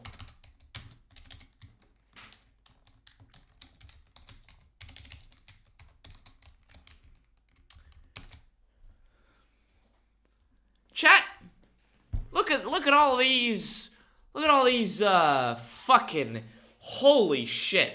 Alright, gotta go enjoy my time on the stream. Remember to take a sip of your trusty Vault 13 canteen. I will. Thank you very much. Thank you for staying here. Thank you for dropping by. We're gonna stop soon and we're gonna resume this tomorrow. Chat, I think, like, even ignoring the fact that I'm pretty sure this quest involves more than just what he said. The Fallout 1 quest involves more than what he said. Even just ignoring that little detail, I think there's a bit of a difference between all of these. You know, there's a bit of a difference between all of these.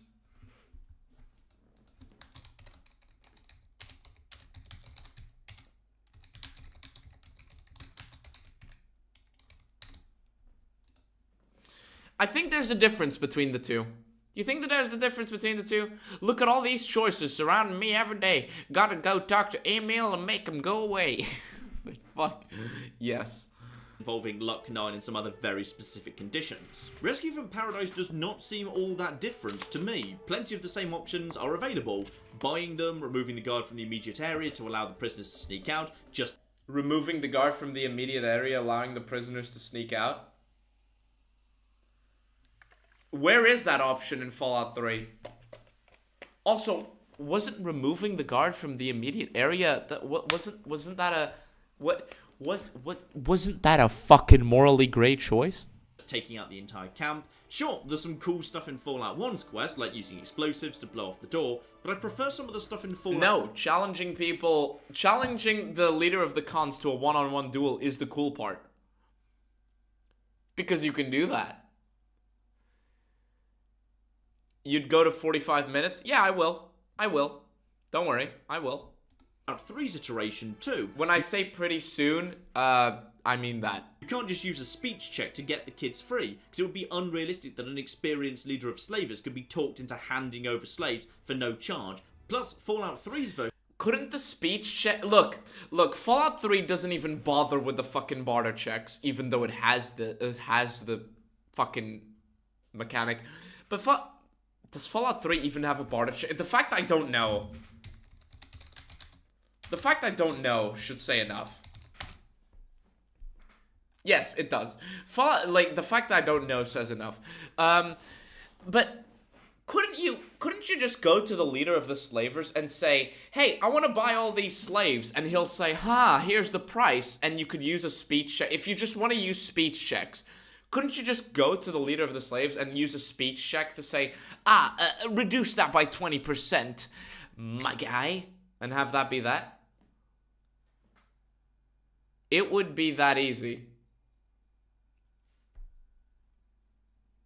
Fuck. That's the interesting dilemma of when you cut your losses and start leaving slaves behind, because getting all of them out alive is almost impossible. To me, it's a But getting the kids out alive is very probable. It's that simple. Great little quest, and complaining that it's not Fallouty because you can't kill a child to skip it is downright weird. It's also worth remembering that killing children in the older Fallout games was a terrible idea. It made I just realized something, chat. There is a chance that my internet might go down for maintenance. If my stream cuts off, you know why. Everyone hate you more, generated bounty hunters to hunt you down, and provided no benefit whatsoever. The only reason you'd ever do it was if you were role-playing as an evil character. So there's no reason to do it other than, roleplay XD. There is no in-game justification to do it. if there is no in-game justification to do it beyond licaps, I don't think it's a very good, like, it's an example of very good writing. And yet the same people who complain you can't do this in Fallout 3 are often the ones who are complaining about how stupid the choices are in Power of the Atom, because blowing up Megaton is evil for its own sake, makes everyone hate you, and generates bounty hunters to come out. In Fallout 1, there is reason to be evil, because you have your vault to save and the master to defeat. You can just decide, you know what, I'm taking advantage of all of you bitches because my thing is more important than you people. You can be justifiably evil. It is very easy to justify being evil in Fallout 1. Can you do that? See you later, Autistic Gamer. This will be a VOD, a public VOD. Like, it's very easy to justify it within the game's context to be evil. How do you justify this? Nuking Megaton. In Fallout 1, yeah, I have my people to save. So, points a gun at you. Get out of my way. Pow. Shoot. There you go. I have a mutant master to stop. So, give me all your money. You know what I mean? Very simple. Very simple stuff. In Fallout 3, how do you justify this? Fuck. If you're working fast, you end up killing Necropolis to get the water chip. Yeah. But, yes. Yeah, that is correct. That is correct. But, you get 1,000 caps in a suite. Ah, 1,000 caps. Fucking stupid. Anyway, we'll discuss some more quests later, but let's get back to Megaton, because I want to talk a bit more No, he's going back to Megaton. Fuck, he's going back to Megaton. No. About that. You see, Megaton is a brilliant Fallout town, because if you go exploring, there's so much there, which is very much in the tradition of classic Fallout, where any town is like to have one main quest, but exploring and speaking to everybody leads to many more. Megaton is particularly worthy of praise, however, because some of the stuff hidden away there's very subtle and easy to miss. So sure, everyone will It's easy to miss because the place is designed like shit, and even though there are signs all over the place, you get lost. Find Power of the Atom in following in his footsteps, but a woman who does absolutely nothing to draw attention to herself in the bar will give you a letter to deliver to her brother if you speak to her, kicking off blood ties, or if you go into Blood ties! Yeah, there's so much in Megaton. You get to kick off the quest where you encounter blood-drinking vampires that are honoring their inheritance to Romania by killing cows and drinking their blood and attacking a settlement a quarter of the way across the map. What a deep quest. the doctor's back office, you can find a holotape about an escaped synth that kicks off the replicated man early. Oh, no. I'm taking a break before I talk about this. Oh, no, not the fucking replicated man quest. All right, chat. Here's what we're gonna do. I am dying to go to the bathroom, and I can already see where this is fucking going. I need a quick break. Let's come back in 3 to 5 minutes, okay? Let's come back in 3 to 5 minutes. How does that sound? Okay? Let's come back in 3 to 5 minutes. I'll see you in 3 to 5 minutes. And we're gonna talk about this because, oh my god, these two fucking quests.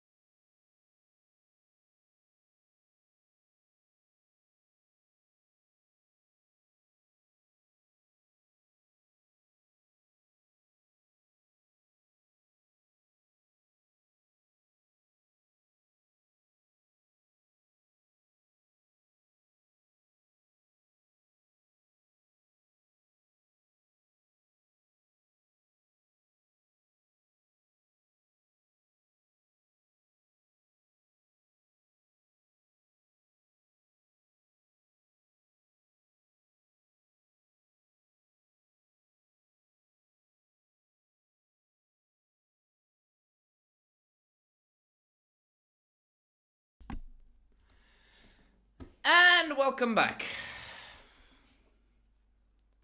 Welcome back.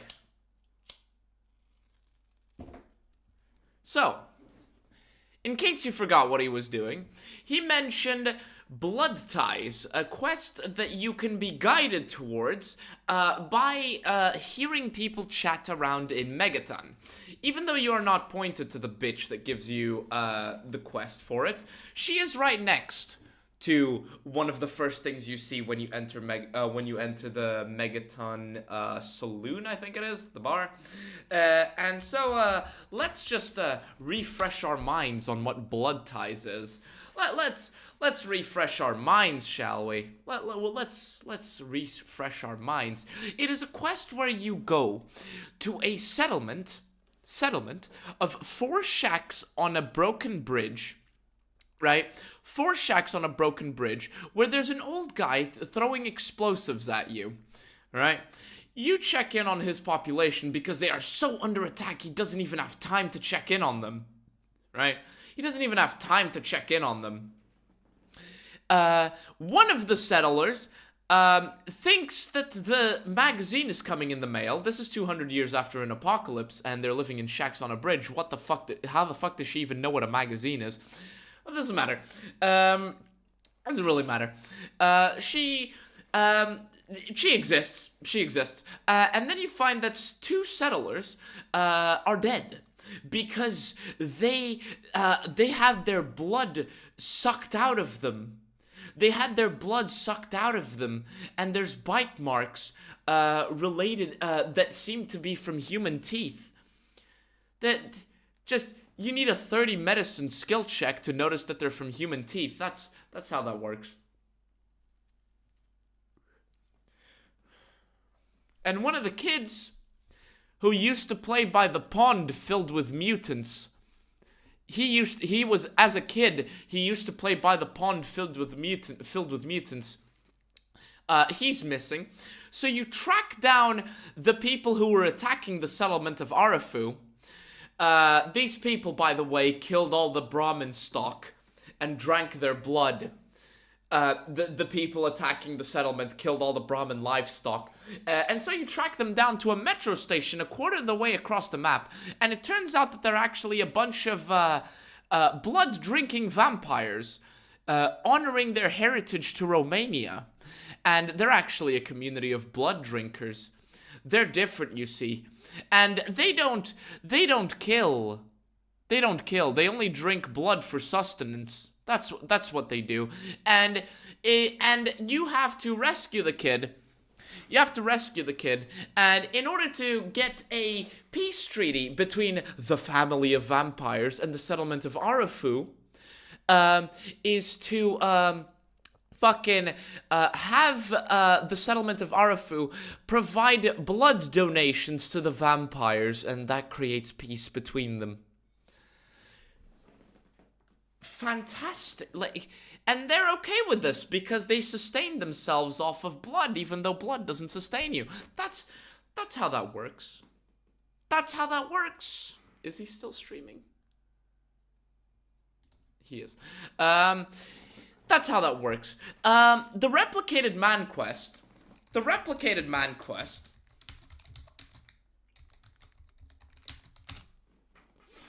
The Replicated Man quest is a quest that, despite being a treasure hunting quest, a lot of people complete without even knowing it. A lot of people progress without even knowing it.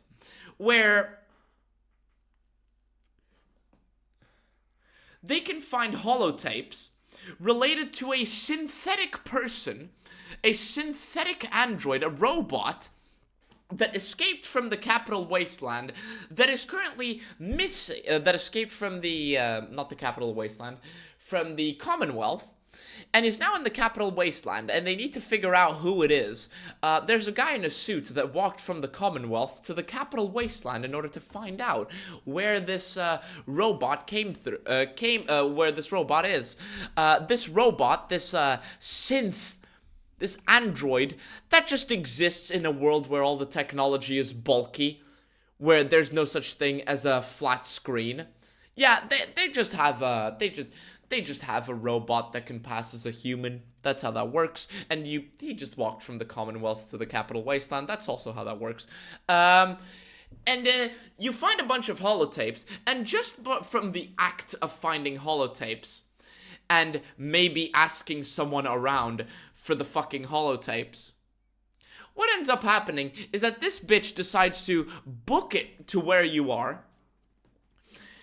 This bitch just decides to book it to where you are, and give you a lecture on the human rights of synths, of robots.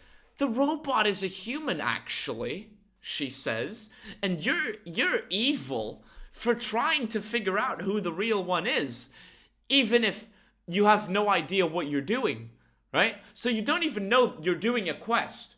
You don't even know you're doing a quest, and this bitch just books it across the wasteland to find you, to give you a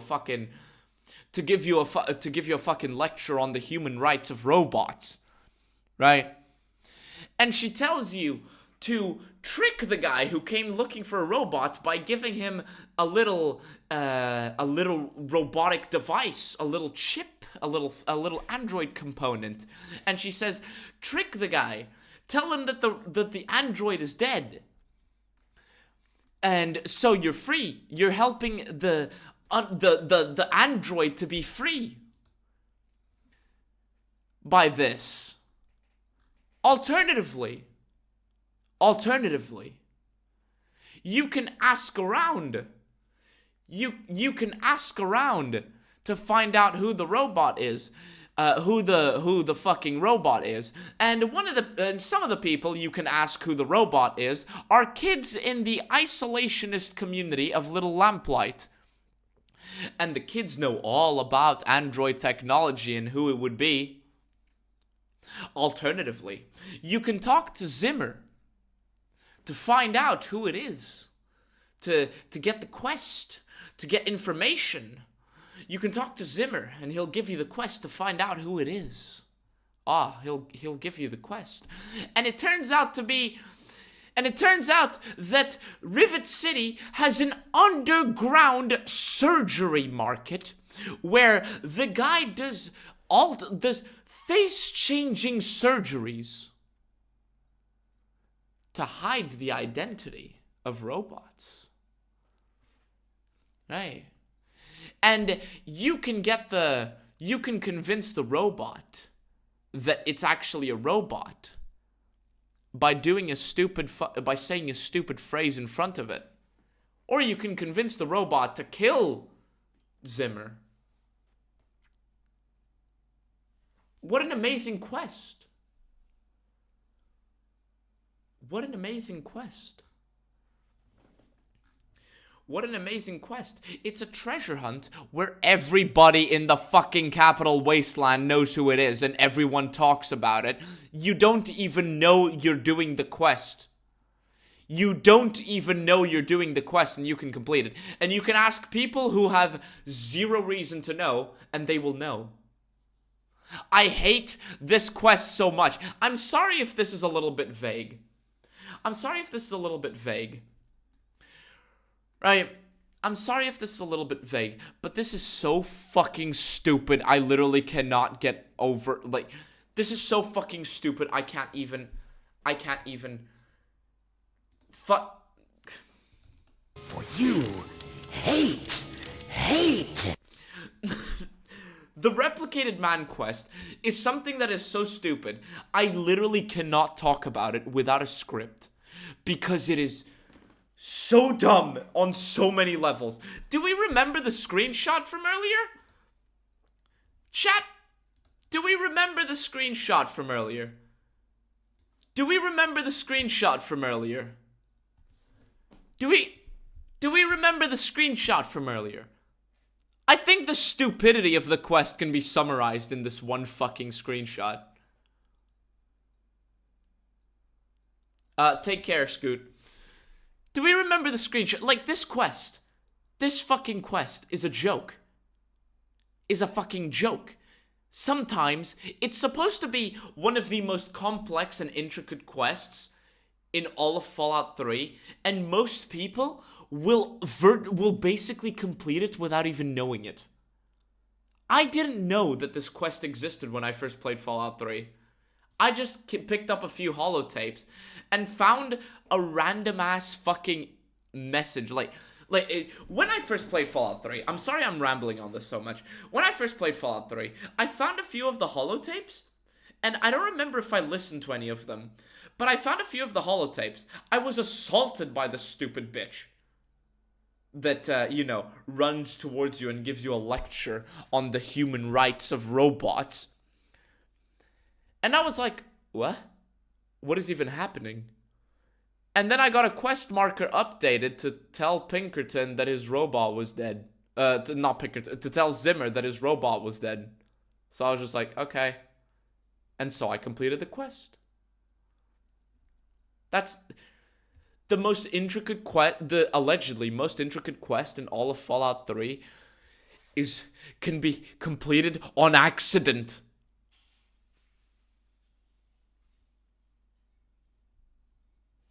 Hold on. Something's going on outside. One second.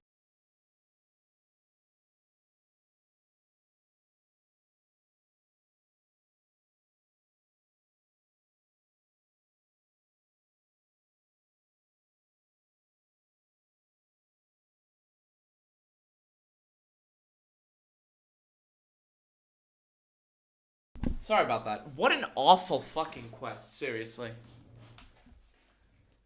Oh, and of course, people who live in a cave isolated from the entire world just know who the robot is, and they're interested in the technology. Like, intelligence, so you fight the good fight with your voice on Galaxy News Radio, so people fight back. So what's this about the good fight? Like, fucking amazing game. Jesus. The Replicated Man is a particularly fascinating quest because it has no quest. It's a Blade Runner reference. Quest markers. The game. It has no quest markers. Of course, it has no quest markers, so it's literally done by accident. Why do you need the Child at Heart perk for this dialogue option? I don't know. I don't know. I don't know. I don't know. I don't know. But you can also do speech. You can also do speech. It's because Child at Heart unlocks some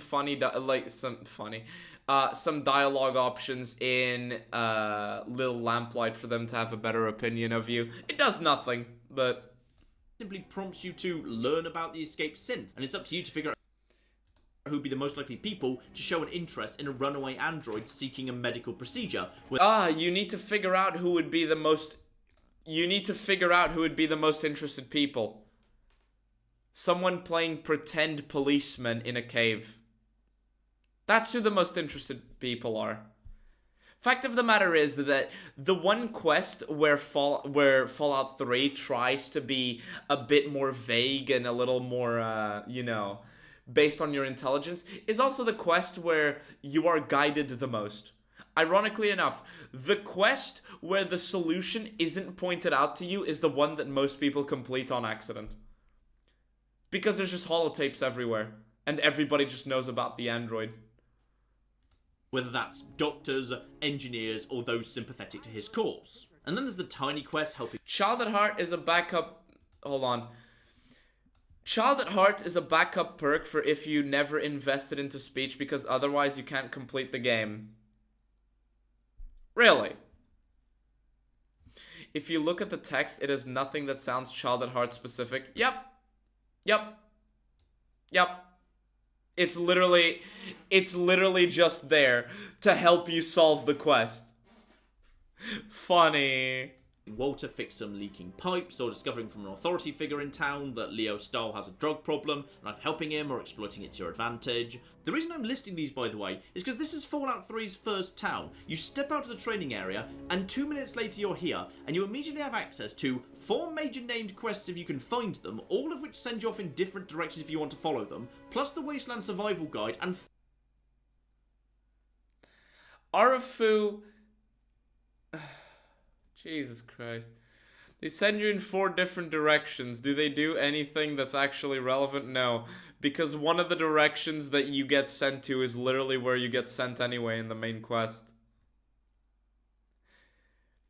The replicated man takes you to Rivet City. Rivet City is where the main quest leads you. Fucking idiot. 3 smaller unmarked quests. Just for comparison, Fallout 1's first town, Shady Sands, again accessed straight after leaving the vault, has 1 major quest, Stop the Rad Scorpions, 2 associated sub-quests related to acquiring poison sacs from the Rad Scorpions in order to make an antidote, and other than that, there are just 2 sub-quests, one to recruit Ian, either via speech or payment, and improving their agriculture, which has a single solution, a science check. When you put the 2 side by side, it just makes me utterly baffled that people complain Fallout 3 was too linear or a break from classic Fallout, because it just doesn't seem to match up with the facts. There are side quests, therefore it's not a linear game. Chat, there are side quests, therefore not a linear game. God fucking damn it.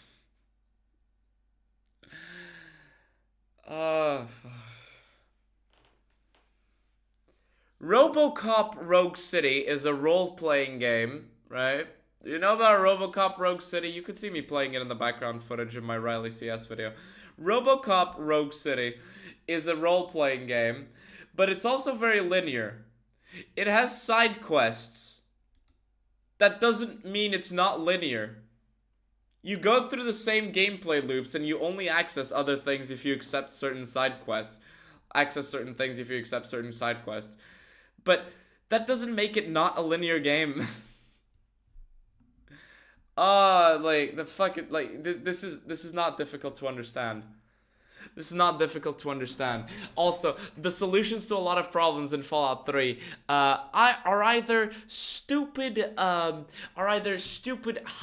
evil options or the good option that ends up leading you the exact same path. Like, you want to solve things the good way in Fallout 3? Congratulations, you're only gonna do it one way. You want to solve the things correctly? The good way in Fallout,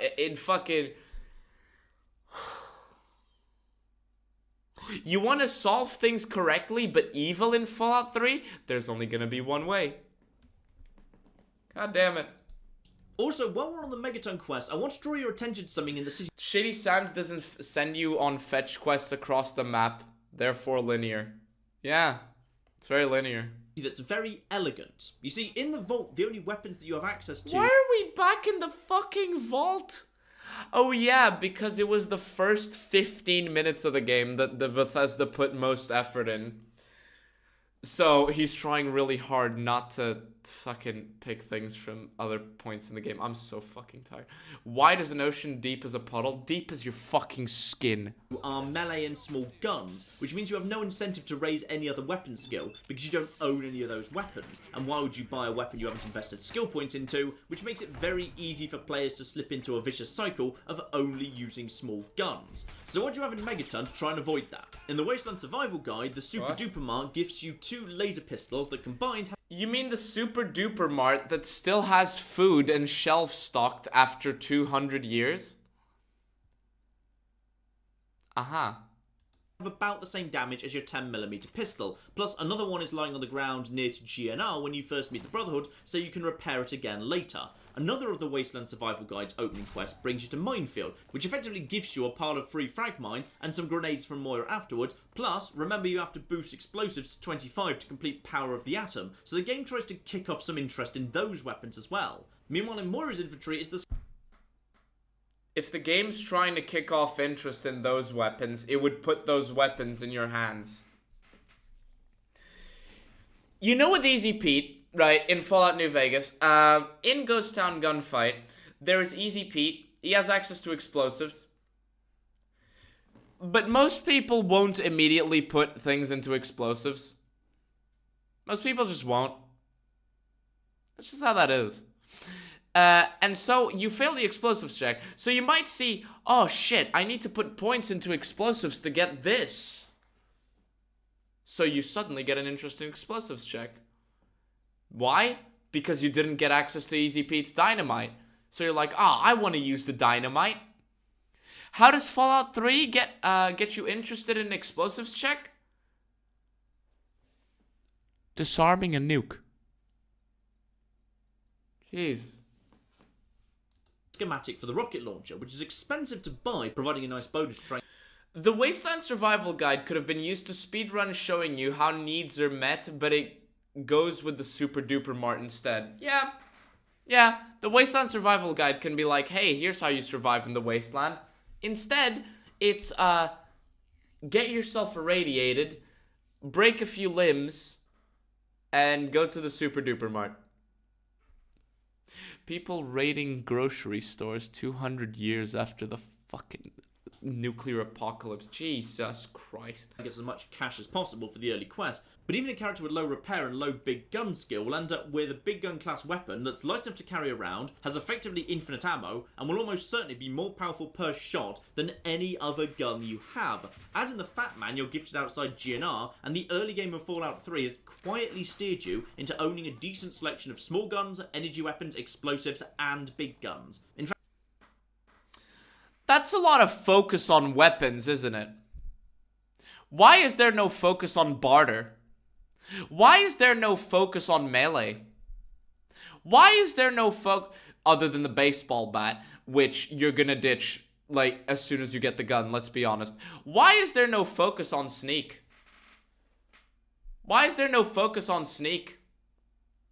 Why is there no focus on science?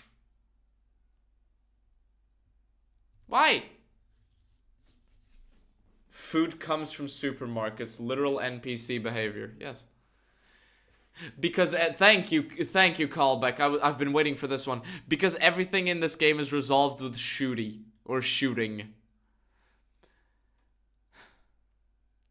It really is Oblivion with guns, isn't it? It really is Oblivion with fucking guns, isn't it? Like, the game is... Okay, let's take him at his word, which is bullshit. Let's take him at his word anyway. The game has given you access to an arsenal, right? The game has given you access to an arsenal. And it's made you interested in developing your skills for this arsenal. Okay. Why, though? Why? If I want to fight with different weapons, if I want to try different items, I will. I need to be told that those items exist.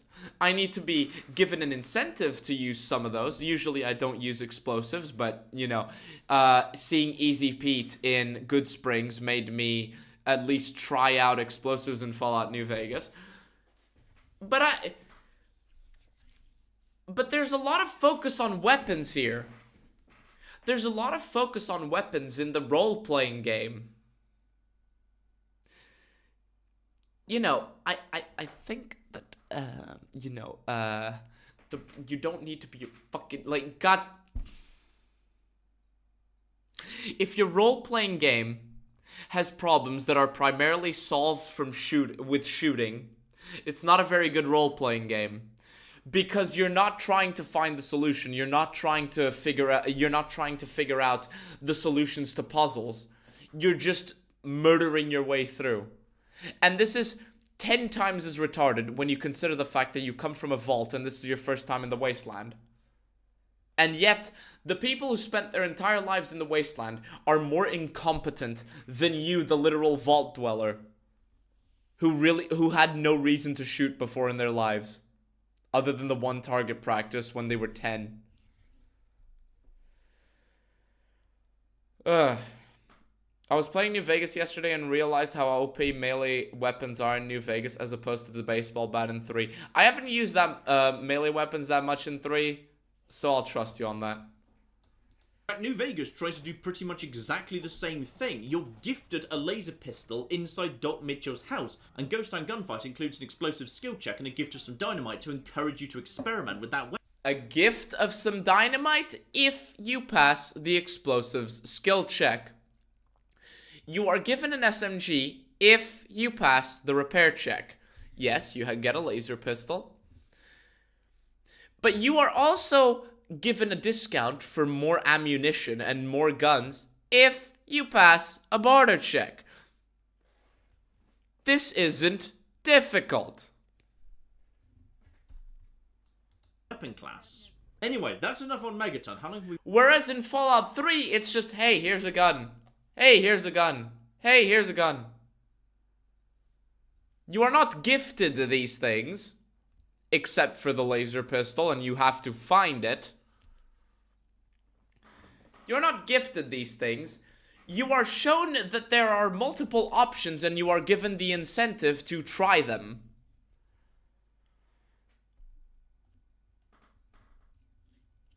And if you don't spec into explosives to start, you'll find it tough to level it up enough before the Good Springs battle. Well, not really. Not really. You can just do the tutorial fully, and then go into the school building. Going on. Oh, blimey, right. Let's move on. So, the game now directs us east, down to the DC ruins to... Oh my god, 33 minutes later, we are finally out of fucking Megaton. 33 minutes later, and we are finally out of Megaton and Paradise, not Paradise Falls, and out of Little Lamplight. 33 minutes later. 33. Let me increase the size of my little country ball. 33 minutes later, we are out of Megaton. And people complain about Cretosis. Find our way to the GNR. Now, one thing many people seem to hate is Fallout 3's metro tunnels. You'll be delighted to hear I'm not about to try and convince you they're great. Ultimately, the lack of distinctive features and Fallout 3's relatively small pool of enemy types that spawn in the tunnels makes them hard to distinguish from each other. And the fact that the lobotomy marker even points you in the wrong direction sometimes, because some exits overlap with one another, and the trains don't logically add up to where they should. You take a left in the area, and you are taken to a right. You know what I mean? And more confusing to navigate than they should be. However, I do think and they all look alike. Serve an important purpose. Specifically, they represent the least bad solution to a problem that New Vegas would go on to have. So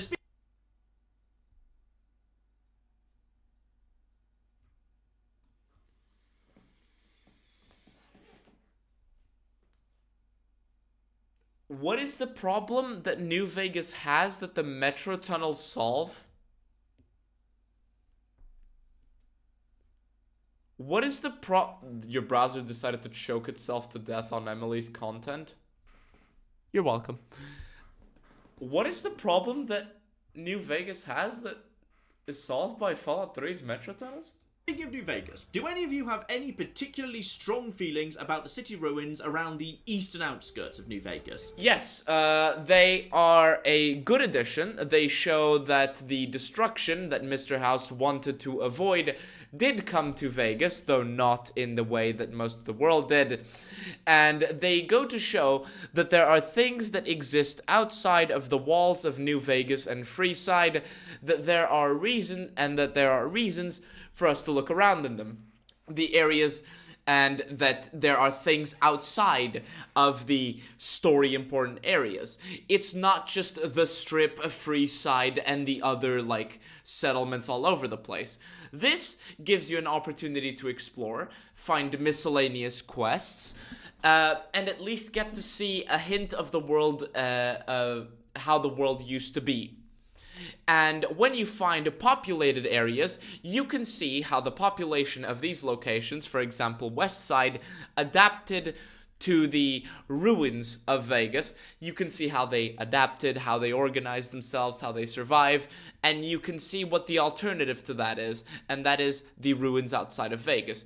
I don't spend that much time in the ruins outside of Vegas, but I can find some neat little trinkets, such as entrances to the Thorn, some dropped weapons, some dropped loot, maybe a jokey little side quest that doesn't really lead to much, but is a side quest.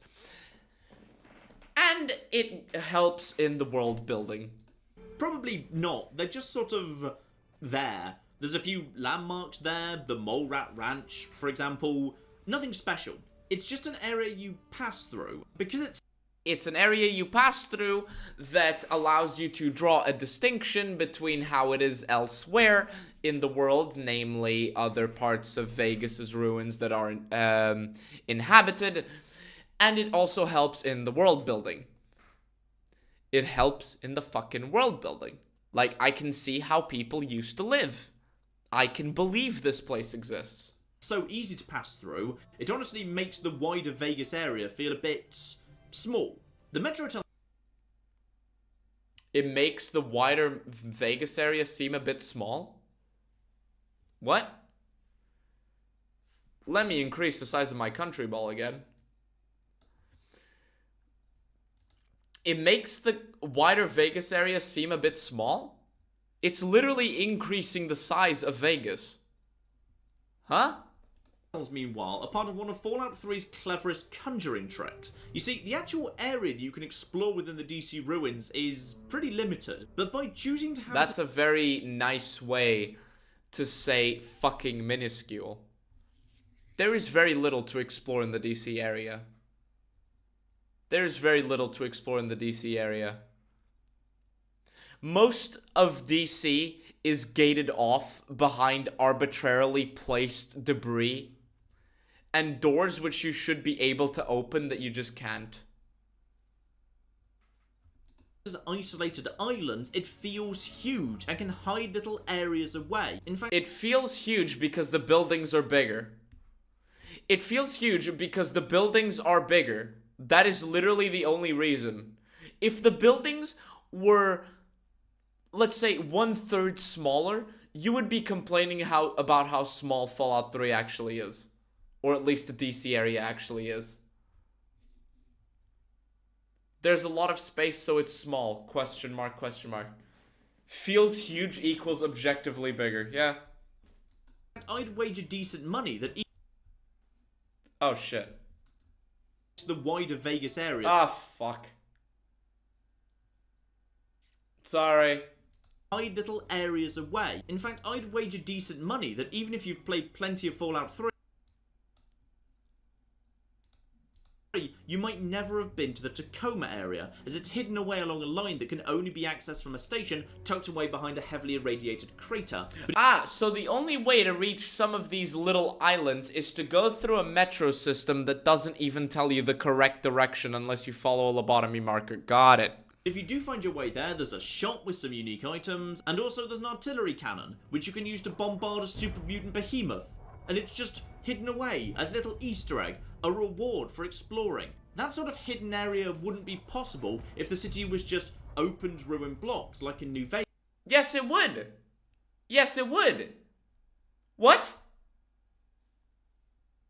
What? Yeah, he's doing the whole vibes thing. Okay.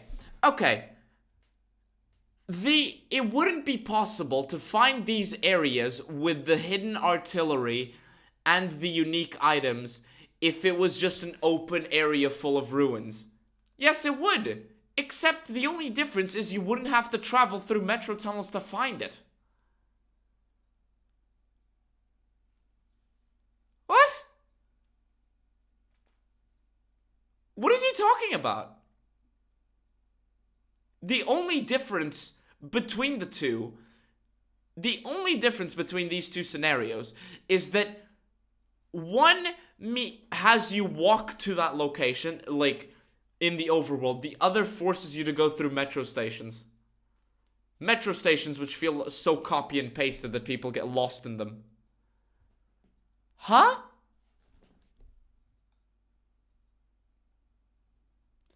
It's less accessible here, and he's trying to argue that it makes it easier to find. Yeah.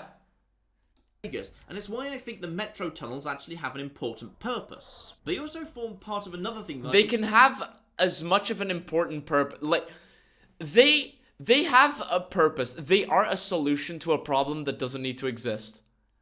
Even if you want to have the metro stations, forcing players to use them so frequently and have them be as terribly designed as they are is not a good thing. Moreover, gating content behind things like this behind going through metro stations is a little silly.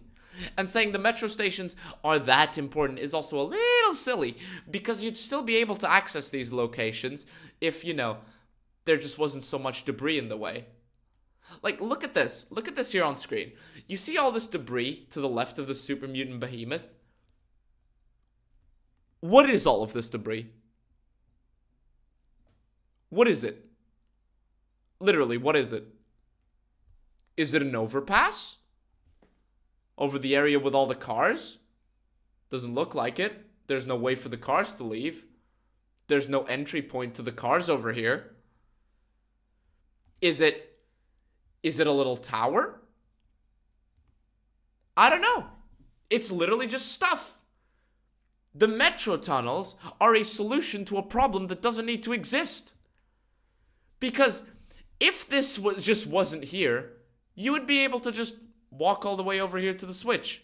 Instead, no. To reach this location, you need to go into the tunnels, get lost in them for 15 minutes, or let's be honest, look up a guide on the internet on how to find the switch.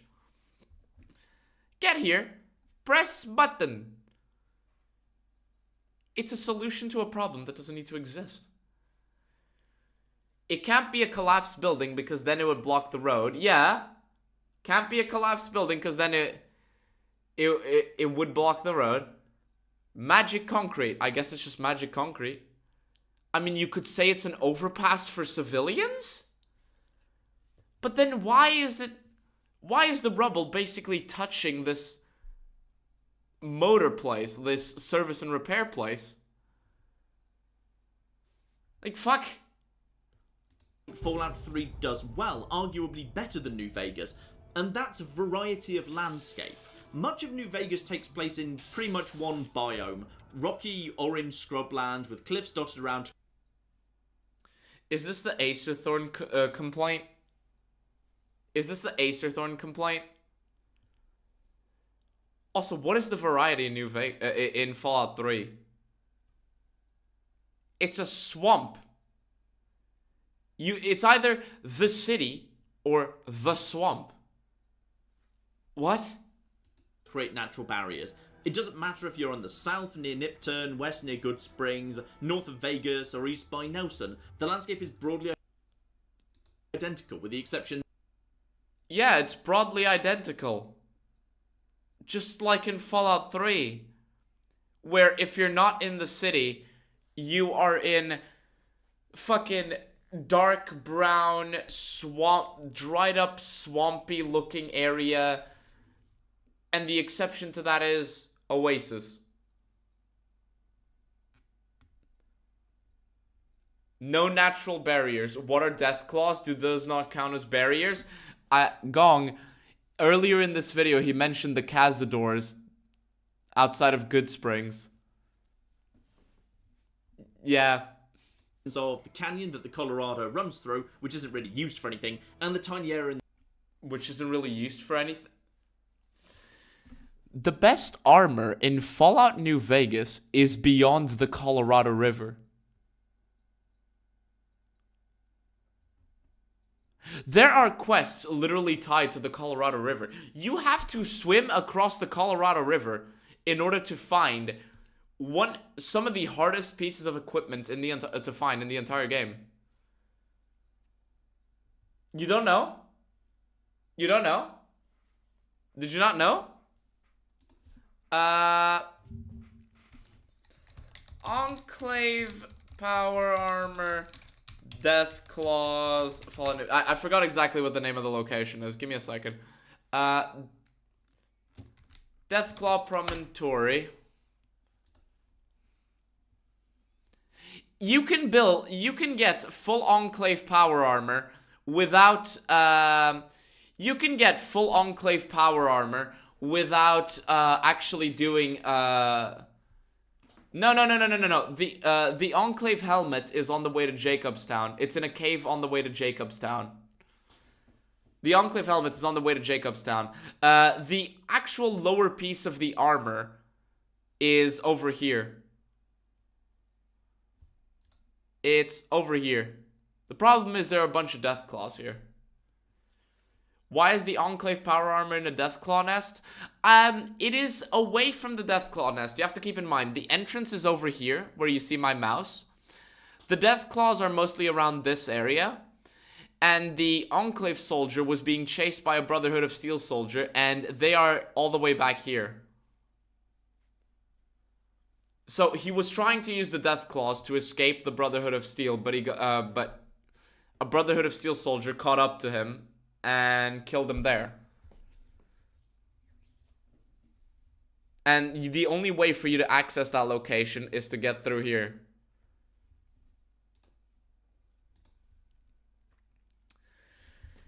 Anyway. The exceptions of the canyon that the Colorado runs through, which isn't really used for anything, and the tiny area in the mountains that leads up to Jacobstown. Fallout 3, meanwhile... I love the area in the mountains that leads up to Jacobstown. It's such a good area. It's such a good area.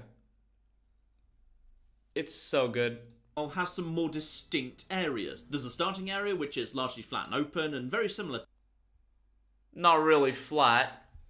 Not really flat and open. Dead trees, ruined buildings. To much of New Vegas. The DC ruins, however, provide a very different feeling. The collapsed copy-pasted city with collapsed buildings. Gotcha. buildings, narrow alleys, and maze of metro tunnels and blocked roads create a claustrophobic and very oppressive environment, reinforced by careful placement of super mutants in raised positions. You can go into caution or danger and have no idea who's seen you or where they are.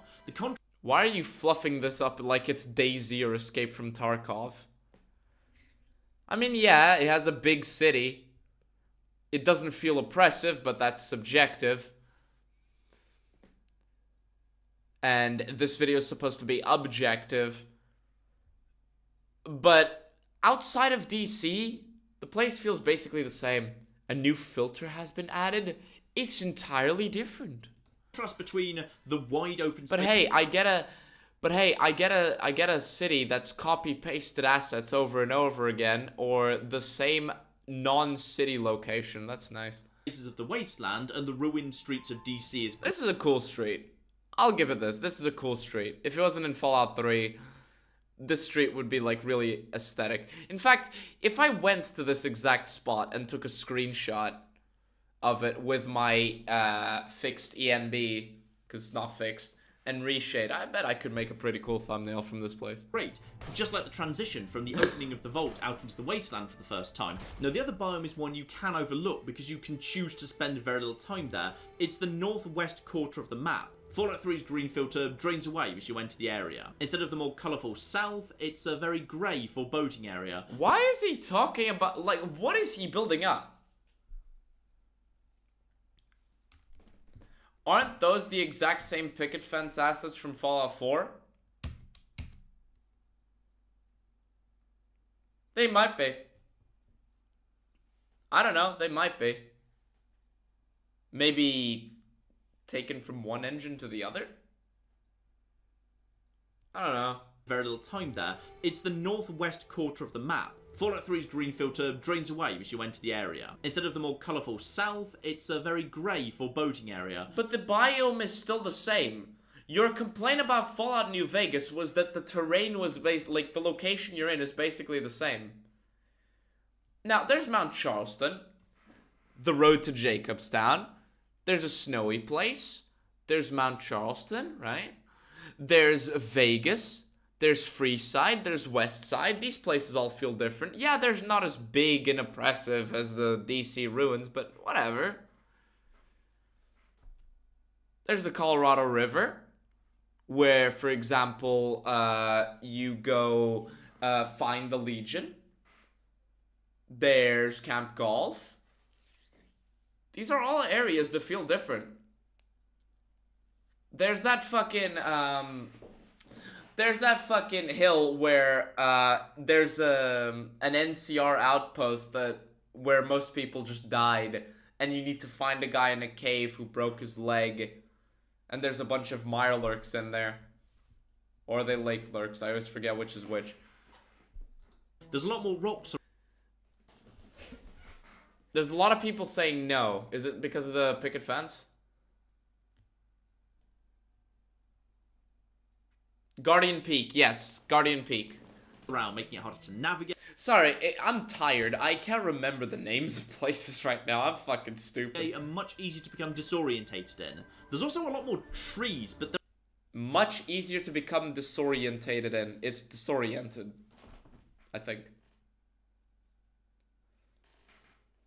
Lake lurkers, mire lurks die in purified water. Right.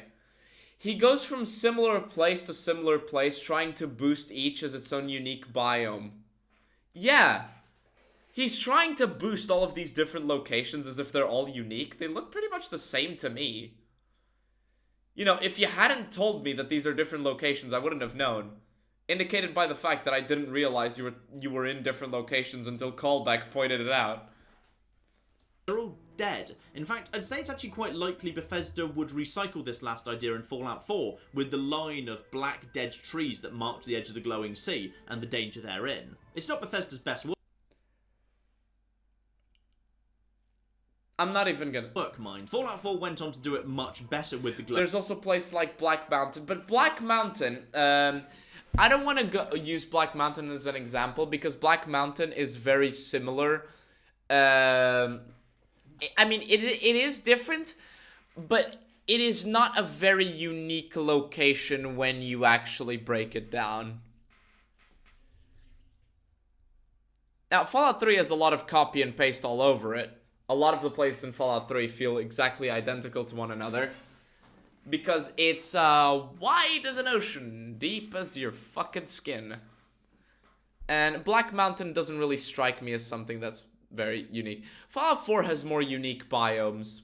Fallout 4 has many unique biomes. Rare Fallout 4W. Glowing sea itself, the rainy marsh in the south, and Boston's verticality. Though I personally think Skyrim shines here, with the beautiful countryside of the Rift, Falkreef's forest, the misty canyons of the Reach, the swamps of Morthal, or... Yeah, Fallout, Skyrim W here, but then again, different biomes, what's the point? The icy wastes of the Pale. But despite the fact it would be done better in future, I still think it is worth mentioning here, as it provides a bit of context that hopefully might make people think a bit more kindly towards an area that I've seen a lot of people dislike. So we emerge from the tunnels and run straight into a confrontation I pretty much agree, Paskov. between two of the most important groups in the game, the Super Mutants and the Brotherhood of Steel. And that means now is an excellent time to discuss some of the big players in the story. Let's start off with the mutants, and I want to start by pointing out... Yay, we're getting to the story. How does Skyrim have 6 biomes where it's located? Don't ask. that Fallout 3 does a phenomenal job in... But to be fair, Madeira Island, where I'm from, has very different environments. I don't know if I should call it a biome, but... Madeira Island, where I'm from, I'm from this, by the way. This is my home place. And it has a bunch of different, like, no place feels like the other. I'm from this, by the way. And there's a lot of places that, like they all feel different. That every location feels different. Right? So I can't really say that it's a bit ridiculous for fucking Skyrim to have 6 biomes. Because let's be honest.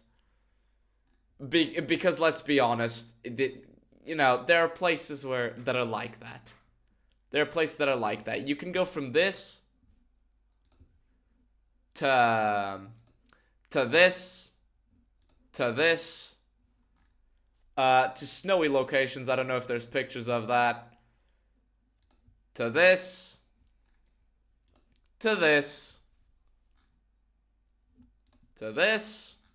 So I can't really use that argument. Introducing the mutants. You see, down in the metro tunnels, there's a good chance you'll run... Skyrim borders a number of regions with different biomes. Most of the switch-ups are in those bordering locations. Okay, I didn't know that. Into your first one. So far, you've just been fighting ghouls and raiders, basically humanoid creatures of a normal size. And then you come around the corner in a smoky tunnel, and there's a silhouette in the distance, blocking your path at the end of the tunnel of a huge figure. It's a hell of an entrance. It's lovely. And he's just sitting there doing nothing, looking in your direction. Why is he trying to make this more impactful than what it actually is? My guy, you had to sneak up. Look at this. Look at this. He's gonna walk up, crouch, and looks at it. You want to know exactly how this is gonna go for most people? They're just gonna be running around and they're gonna see a silhouette and they're gonna shoot at it. It's not gonna be intimidating. It's just gonna be another enemy to shoot, because all you've been doing is shooting so far. Of a huge... Oh my god. Figure. You see a huge figure in the distance beyond the fog, just standing there menacingly. It's standing there. It's just standing there menacingly. Oh, look at how intimidating it is. Aren't you immersed? Aren't you immersed after shooting, you know, after spending the last 20 minutes shooting everything that comes into view? Aren't you immersed that you now have a different thing that you have to shoot now that it came into view? Oh, man. How immersive. It's a hell of an entrance. It's lovely. And it's followed up by letting you fight them in big numbers around GNR with some... And immediately their scary nature is destroyed. He's about to make it seem like this is a good thing. He's trying to say that the super mutants are scary, intimidating. It's a hell of an entrance to the super mutants. Anyway, here's a section where you gun them down by the dozens. So mysterious, scary, immersive, intimidating. Gun them down by the dozens. You can't make this shit up. Also, a lot of the game is open world and the game is incentivizing you to explore. That's one of the points he made earlier in the video. One of the points that he made earlier in the video for people that haven't been here or just joined in or tuned back or maybe forgot is that he said that Fallout 3 invites you to explore. Why is everybody's introduction to the super mutants in Fallout 3 the exact same? Or virtually everybody's introduction to the mutants in Fallout 3. To the super mutants in Fallout 3. Why is almost everybody's introduction to the super mutants this moment right here? It's a game that incentivizes you to explore, yet 98% of players being introduced to the super mutants is this. Super mutants are all over the place, and yet 98% of people were introduced to them via this. But it's a game that invites you to explore. Let's ignore that point, though, because we have to simp for Fallout 3. Assistance from the Brotherhood, and after that, you're on your own. The next time you run into the super mutants will be when you emerge from the museum station and you see the mall for the first time, converted into a battlefield with super mutants patrolling the trenches and fortified positions. Can we just talk about how stupid this entire area is? Who the fuck was building these giant ass trenches? Nobody can see above those trenches. There is no reason to build trenches there. Like, you build a trench here. You know how you destroy this trench? By moving over here, hiding your body, and shooting down and throwing a grenade down into it. Or you go up in a building and you shoot from above. What the fuck is this design? It is unironically better, unless the super mutants built all of these trenches, which are too big for them anyway.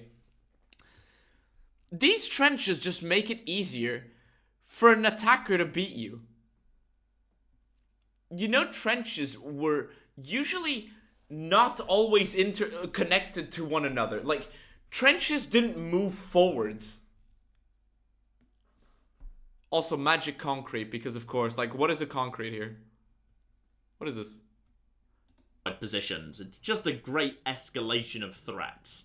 Anyway, let's talk about the What mutants is this overall, concrete? because I have seen them mentioned as a disappointment, and this seems to be because people don't see the mutants as interesting and complicated. No, they're not. They're not. They're not. They're literally just mindless orcs that want to kill. They literally laugh. They literally laugh when they shoot. It's always, yeah, ha, ha, ha, like some stupid shit. Next to how they were in Fallout 1. Just because you... Yes, Fallout 1 had nuance. It showed you that these mutated creatures were once people, and there was nuance to them. They're not just evil orcs that want to destroy everything for the sake of destroying everything. If they're doing violent things, they have a reason to be doing those violent things. You can talk to them. They have interests. They have passions. They have goals. What are the goals of the super mutants of Fallout 3? Dump people into the FEV. And murder. Why? I don't know. That's their goal. Never played it. The original mutants were created as part of a plan referred to as the Unit. Yes, but that's in the 1600s anti-Boy Scouts. They moved forwards towards the fortification. That's in the 1600s. That's back when people had guns that would miss at 10 meters distance. Humans will be converted to mutants because humans were unsuited to surviving in the wasteland. Partly because... There you go. In Fallout 1, humans were transformed into mutants because humans were unsuited to survive in the wasteland, but the mutants themselves also had goals of their own.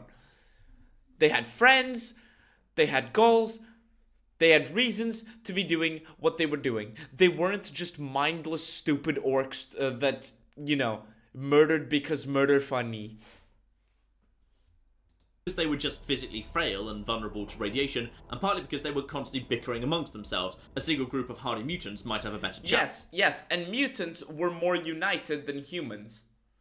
Because mutants are more united than humans, that is another reason. Like, there is reason for there to be hostility. In Fallout 3, it's just, me want kill, me want FEV. It's a really great story for the mutants, because the Master has a point. We do repeatedly in Fallout 1 see different groups of humans fighting each other and struggling to survive in the wastelands. The mutants of Fallout 1 also aren't brutes. They have a plan, they have leaders, they have human allies who are helping them. They set patrols, they can maintain a military base. Yes! Very good! How are you going to translate this to Fallout 3? In working order, they challenge intruders, they follow orders. In short, they're a society that has structure. Paskov says, Fallout 3 is not really any in-game politics or life like vigor, I'm not sure what you mean by vigor, and reason for hostility among players or NPCs. True, that is a very good criticism of Fallout 3, but have you considered that there is hostility between the family and the settlement of Arafu? There's hostility between the metro station vampires and the 4 retards on a bridge. Or 8 retards on a bridge. So, haha, checkmate, New Vegas purist. The vampires and bridge fuckers are at war with one another over the blood of their cows. Haha. Therefore, Fallout 3 equals Fallout 1. And a goal, and while it's different, a case can be made that they're not the bad guys. And accordingly, the Master can't be talked out of his plan by telling him it's wrong. The only thing that talks him down is providing proof that his mutant army is sterile, and thus his unity, if ever accomplished, would be a dead end that inevitably dies out in the long term. Therefore, that his plan is wrong. Yes. The only way to get him to back down is to prove that his experiment was a failure. And that he has been doing all of this for nothing. By comparison, many were disappointed by the mutants in Fallout 3, who initially seem almost more like orcs. They hang up gore bags, they yell short, poorly formed sentences, they run at you screaming with a board with a nail in it. They don't seem like a society, they just seem like animals. And I think that interpretation is wrong, and that there's actually... I like that sound effect. Some really interesting stuff going on just below the surface with the mutants of Fallout. Let me guess, he's gonna say that the very interesting stuff is gonna be Fox. Fox, the super mutant that didn't come out right and managed to keep his sanity because he read logs of books. And therefore, this proves that there's more nuance to the super mutants. because the super mutants saw a super mutant that wasn't actually a fucking idiot, a fucking murderous idiot, and that means there's difference, there's nuance. I remember what's coming. It's worse than you think.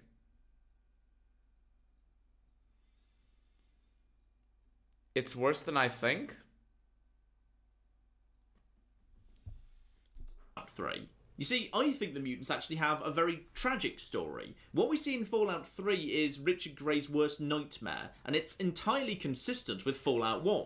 You see, the idea of super mutants being big dumb brutes wasn't a Fallout 3 invention, it's absolutely in Fallout 1, most famously in the case of Harry, but Richard Gray's diary makes it very clear that most mutants are very stupid.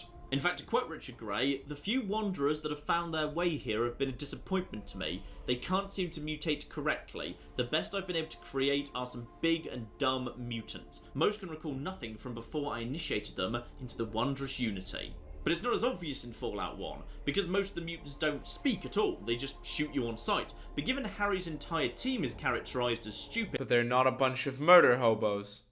There's nuance. It seems reasonable to suggest that actually, the vast majority of Fallout 1 mutants are roughly of Harry's intelligence. That's why they're trying to get Vault Dwellers to become mutants. So why do the Fallout 1 mutants have a functioning society, but the Fallout 3 mutants don't? Mostly it's down to leadership. Fallout 1's mutants are led by Richard Gray, and by the extremely small number of mutants who maintain their intelligence, like the Lieutenant. The Fallout 3 mutants have a small number of intelligent super mutants as well. Dumb. Yes, they're dumb. A lost soul is finally stray. I begun to modify myself to the pleasing of the Unity by injecting small doses of the virus into my body. A few wanderers that have found their way here have been a disappointment to me. They can't seem to mutate correctly. The best I've been able to create are some big dumb mutants. Most can recall nothing from before I initiated them into the wondrous Unity. I only feed on them for fuel now. Their minds are nothing to me. Oh, glorious creator, I have succeeded in spreading the complete joy of unification to another soul. Unlike the others, his total radiation count was low. I believe this is the factor we have been overlooking all this time, as it seems the conversion is more successful in the cases with less radiation damage. Right. I don't think that even in Fallout 1, most of the mutants were big murder hobos with gore bags and shit. Given Harry's entire team is characterized as stupid, it seems reasonable to suggest that actually, the vast majority of Fallout 1 mutants are roughly of Harry's intelligence. So why do the Fallout 1 mutants have a functioning society, but the Fallout 3 mutants don't? Mostly it's down to leadership. Fallout 1's mutants are led by Richard Gray, and by the extremely small number of mutants who maintain their intelligence, like the Lieutenant. The Fallout 3 mutants have a small number of intelligent super mutants as well, in the form of Forks and Uncle Leo, but rather than becoming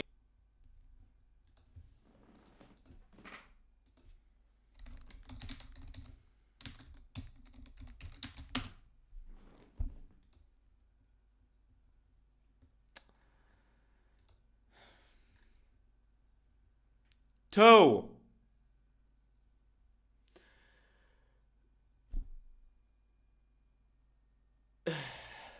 Toe. Wait for it?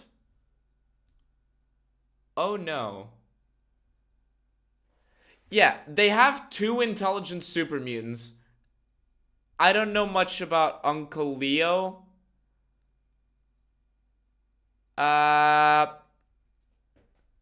Oh no, they're both hated. He was exiled from his super mutant brethren because he was exhibiting peace-like attributes. Okay, so they're both, it will get worse. Oh no. Uncle Leo's a joke character and he wasn't bright anyway. Okay, so they have one smart character, one smart super mutant, and they hate him. In Fallout 1, they had smart super mutants and they didn't hate them. In Fallout 3, they have smart super mutant that isn't the joke character Uncle Leo, and they hate him. It will get worse. Oh no. Leaders, they were locked away or driven out. It's Fallout 1 society flipped on its head, and it's tragic. Creatures that were envisioned as the next step for humanity instead embrace anti-intellectualism. and drive out the few people who might actually be able to save them, regressing over time to a state where they start hanging up gore bags. And yet there's a lot more to the super mutants than even that, because they're actually grappling with the exact same problem that the Master couldn't bear to contemplate in Fallout 1, how to reproduce and survive. Just like Richard Gray, they create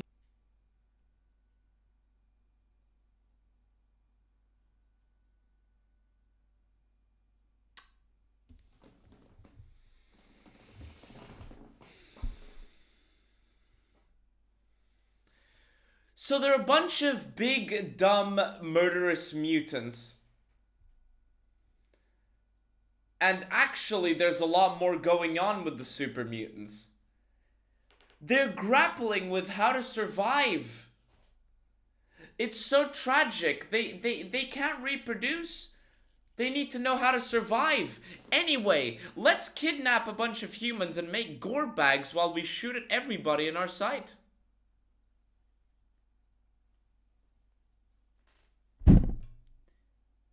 This is not a society, and this is not comparable to Fallout 1. These are a bunch of fucking This is an attempt at trying to copy-paste Fallout 1 without trying to hide that you're copy-pasting from Fallout 1. Like, in Fallout 1, the smart super mutants were in control. They weren't ostracized. They were not ostracized. Here, in Fallout 3, there's one smart super mutant and one peaceful one. They both get ostracized. Why? Because, gotta shoot, gotta reproduce. Like, what is this? I'm so confused.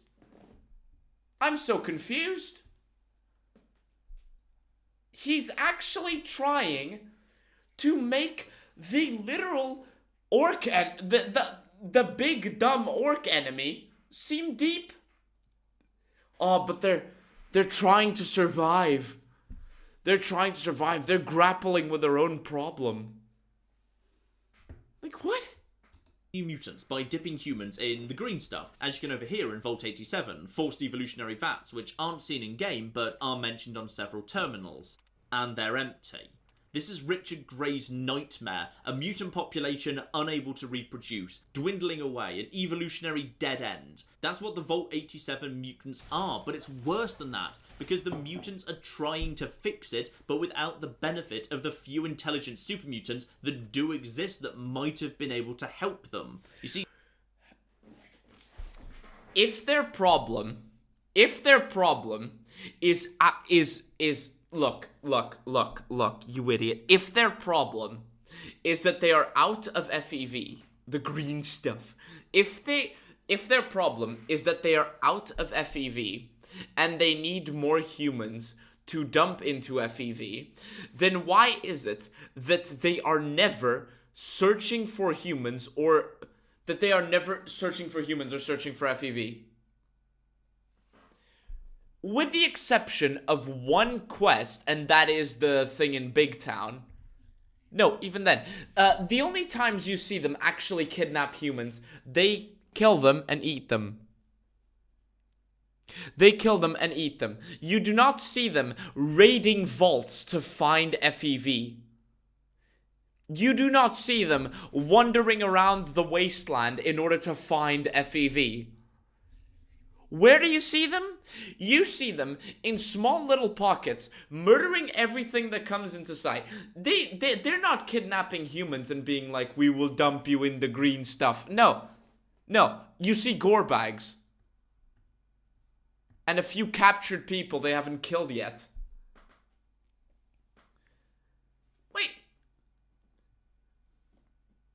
Yeah, sure, they have dialogue saying that they're out of green stuff and that they need to find the green stuff, but they're not searching for the fucking green stuff. God damn. To survive, they need two things. More humans and more FEV. Which is why they're killing all the humans and literally never searching for FEV. Got it. Humans aren't hard to get hold of, and that explains the large number of human captives you'll find everywhere, but the What human captives you'll find everywhere? You mean the 2 people in Germantown and the 1 woman in that one place, like on the way to the fucking purifier?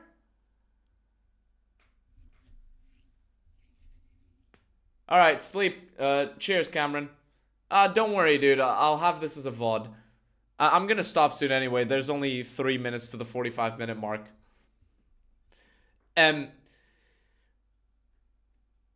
They need more humans and more FEV, which is why they kill the humans and literally never search for FEV. And they'll have all those captives. The 2 captives in Germantown and the 1 captive on the way to the purifier from Rivet City. FEV is a little bit more tricky. Now, if you visit the Vault-Tec headquarters in DC, there are mutants inside it attacking the robots. Why would they want to access Vault-Tec? Because they need to find more vaults. Because they're looking for more FEV. Because they think FEV comes from vaults. Except the whole thing's a rather tragic, doomed mission, because we know for a fact there is no FEV in the other vaults. The mutant... Or it's a very neat little thing to shoot at in the Vault-Tec headquarters. Why do you not see these guys wandering around the wasteland looking for vaults and FEV? Oh no, but they're at the Vault-Tec headquarters. I mean, yeah, I guess you can make an argument for that, but this is so minor. If they want to expand their population, why are they killing the very things they need to expand their population? Why the fuck did they release a shooter without ADS?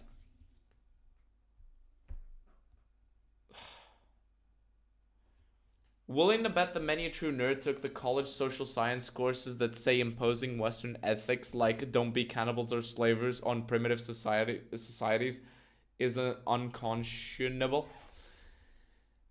Maybe. Have spent years combing the DC ruins and the waste for more vaults, and even if they ever found one, they wouldn't get what they needed. I wish I could see them searching for more FEV. They are quite simply facing an extinction level event, and what happens in Fallout 3 is irrelevant. Natural wastage would finish them off eventually anyway, but they persevere, clinging to the hope that if they just smash a bit harder, they can survive. In some ways, it's one of the saddest stories in Fallout 3. You know what? He's not wrong. It is one of the saddest stories in Fallout 3. It's not a very well told story, because I'm willing to bet that until you made this video, 99% of Fallout 3 fans never even thought of this. Or maybe you just watched an Oxhorn video. My guy, other than the fact that you see the generic big dumb mutant NPC enemy everywhere, the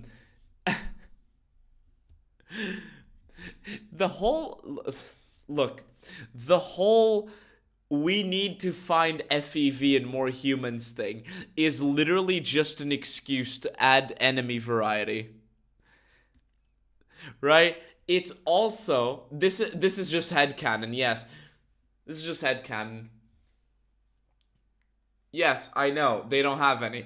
But this excuse that they need to find more FEV and more humans to increase their population size is literally just an excuse to have them be, like, to have more enemy variety. Oh, why are the super mutants in Vault-Tec headquarters fighting robots?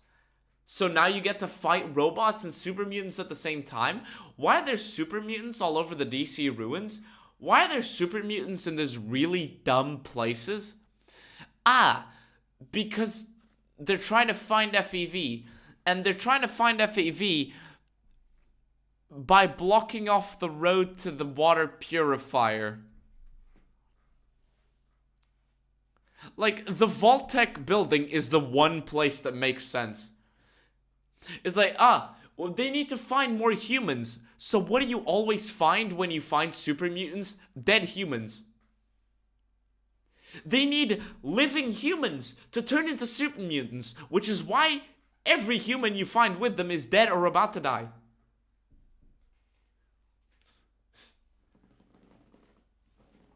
Why are the super mutants in this beach shop looking for a pair of flip-flops that fit?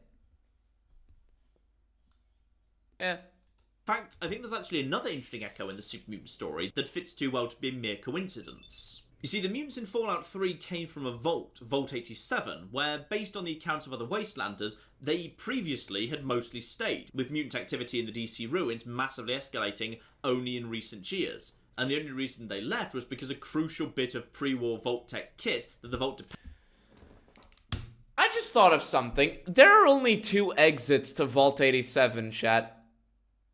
Chat, there are only 2 exits to Vault 87. One of them is Little Lamplight, and the other one leads to Paradise Falls.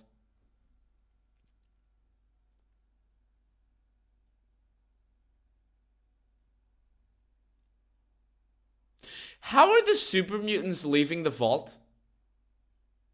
How are the super mutants going back into the vault?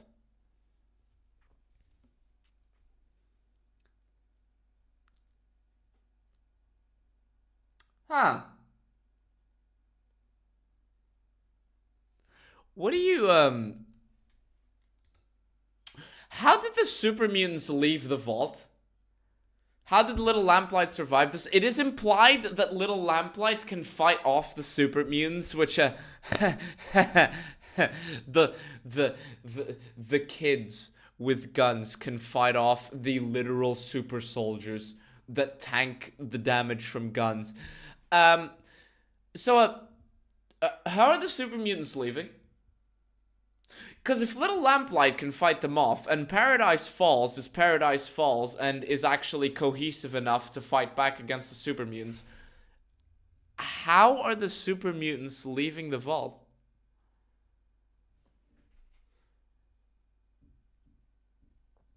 They're immune to radiation, yes, but again, the door is right outside Paradise Falls.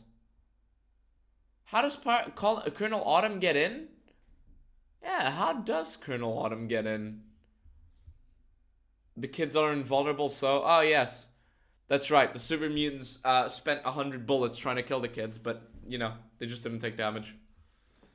And the only reason they left was because a crucial bit of pre-war Vault tech kit that the Vault depended on stopped working for them. As a result, they left their vault and headed east, looking for other vaults or information that might lead them there, with a focus on locating Vault tech data that could lead them to another vault, because they desperately need to access a particular liquid for their survival. All sound a bit familiar by any chance? Chat, if you're listening to this in the background...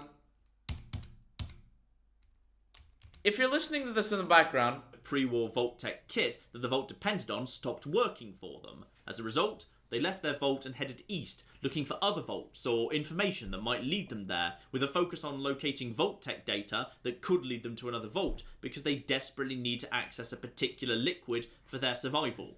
All sound a tiny bit familiar by any chance?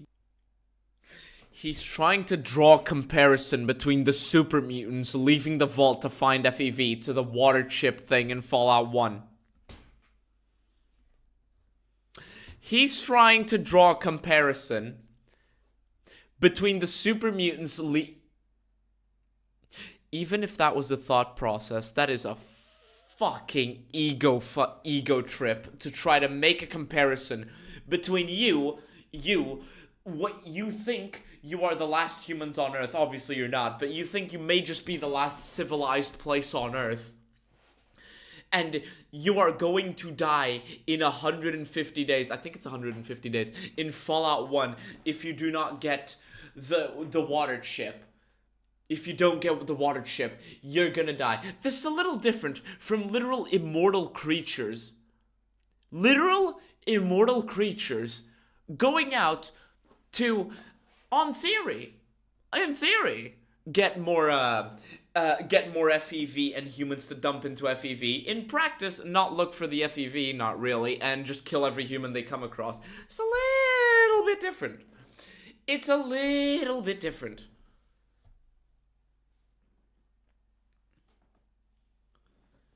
He said they were looking to find a liquid. Yes.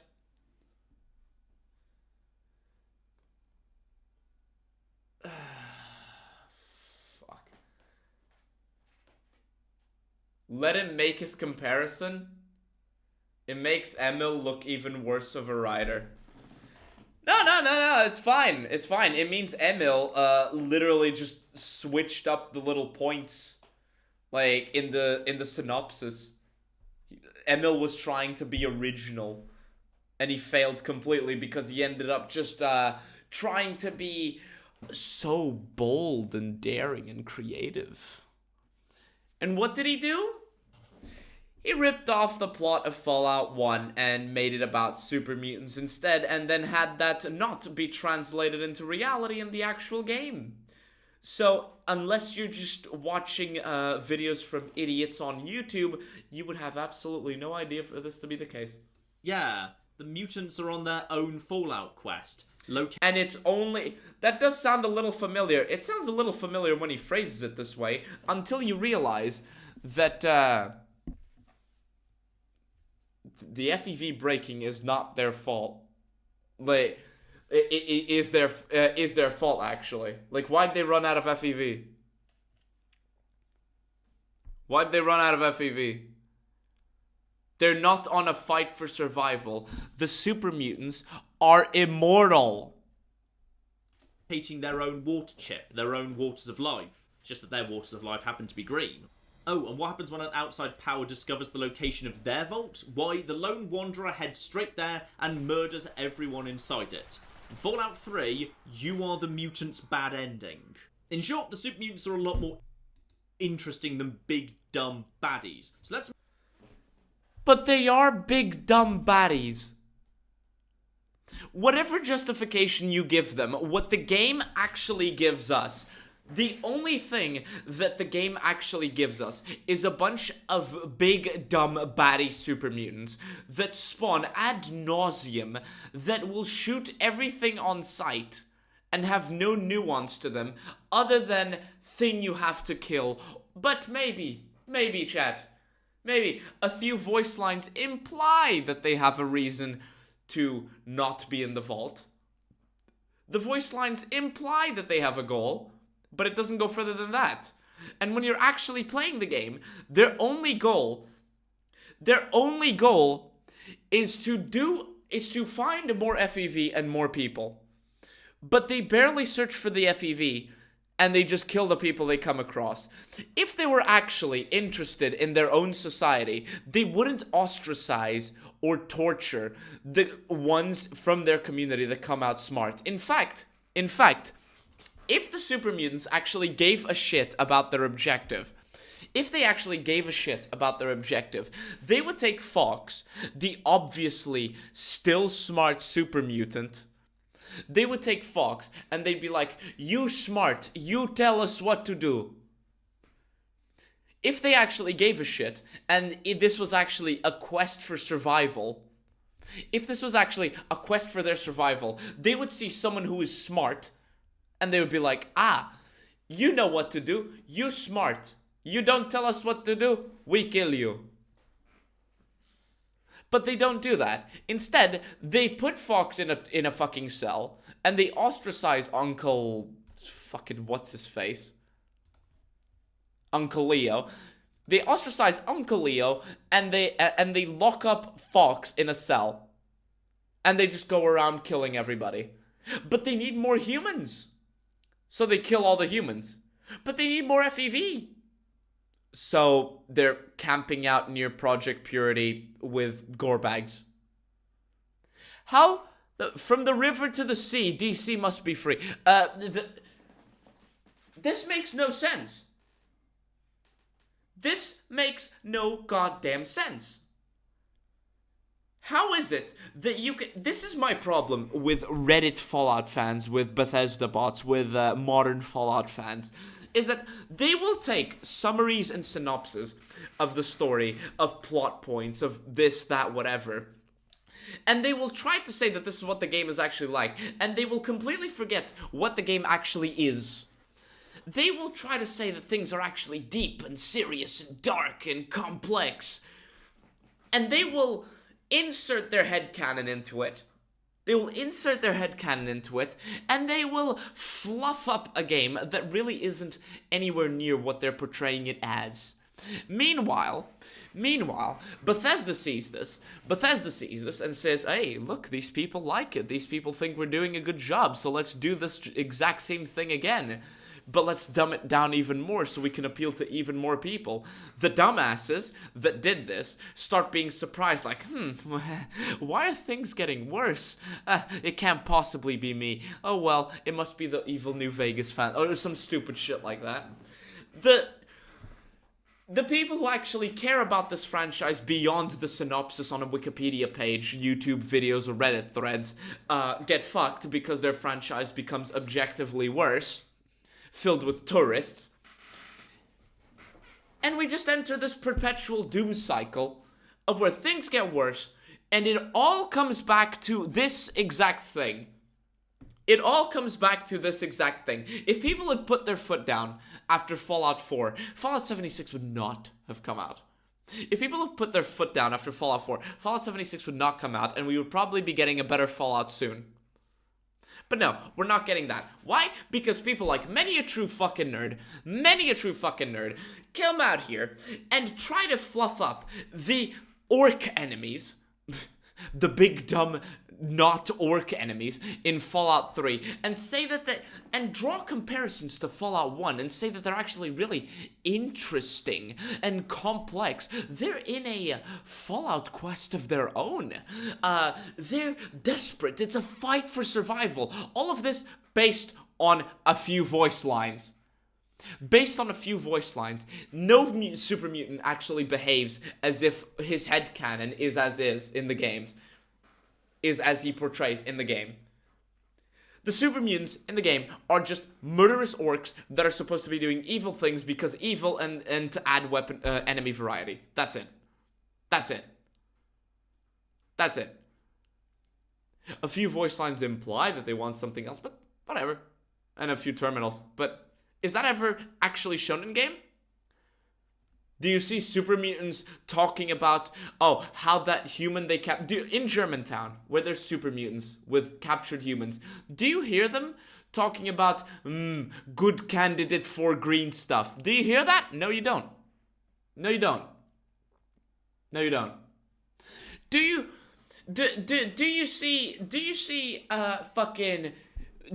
see super mutants like saying no green stuff here when looking around buildings? No, you don't. Bethesda just put the very 07. Are we back? We're back. That's interesting. I just saw my chat revenue go from over $50 to 49.35. Did YouTube take this opportunity to yoink some money from me? I hate these people. I hate YouTube. Yeah, I'm back. Reload the tab. What was the last thing you heard me talk about? I don't know when it cut off. How long have I been gone for?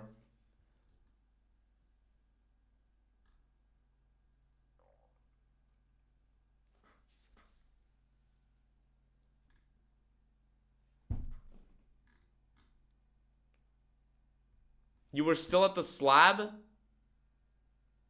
So, like what, 3 seconds ago? Big problem. This is a problem with Fallout. Let's move on to the other side of that coin. The one. But yeah, fucking me ranting about the fucking super mutants. One faction I've most often seen raised as a problem with Fallout 3, the Brotherhood of Steel. Alright. Do we go into the Brotherhood of Steel now, or do we cut it off here? Because this is a good cutoff point where he goes to talk about the Brotherhood of Steel. Yeah, it was really bad. You really told me. Like, it was really bad. I vote that it's 4 in the morning. I vote that we cut it here because he's going to talk about the Brotherhood of Steel for... Oh, God. He's going to talk about the Brotherhood of Steel for... Quite a bit. Lol, keep going. I don't know if I should. cut it here unless Matten goes on a massive tangent for a long time. Well, it seems like he dedicates himself to... it looks like he dedicates himself to the Brotherhood of Steel for about 10 minutes. Mentions Colonel Autumn at some point. And then goes into the main story. The rest of the main story. Yeah, I'll say cut it here. Stream tomorrow? If there is a maybe. If not tomorrow, then on Monday. If not tomorrow, then on Monday, okay? I'll try to do it tomorrow. But yeah, I'll try to do it tomorrow, okay? We'll see how we do this. We'll do this as a multiple parter, it's fine. But yeah, I think for now we cut it off here, and we come back when it's better for us. We have a lot to get through still. Life is boring as fuck, and life is boring as fuck, and I aim to entertain. Good stream, everyone. Next time we work on pissing towards the pole. 2-parter. At this rate, it might even be a 3-parter. But I'm not even gonna consider.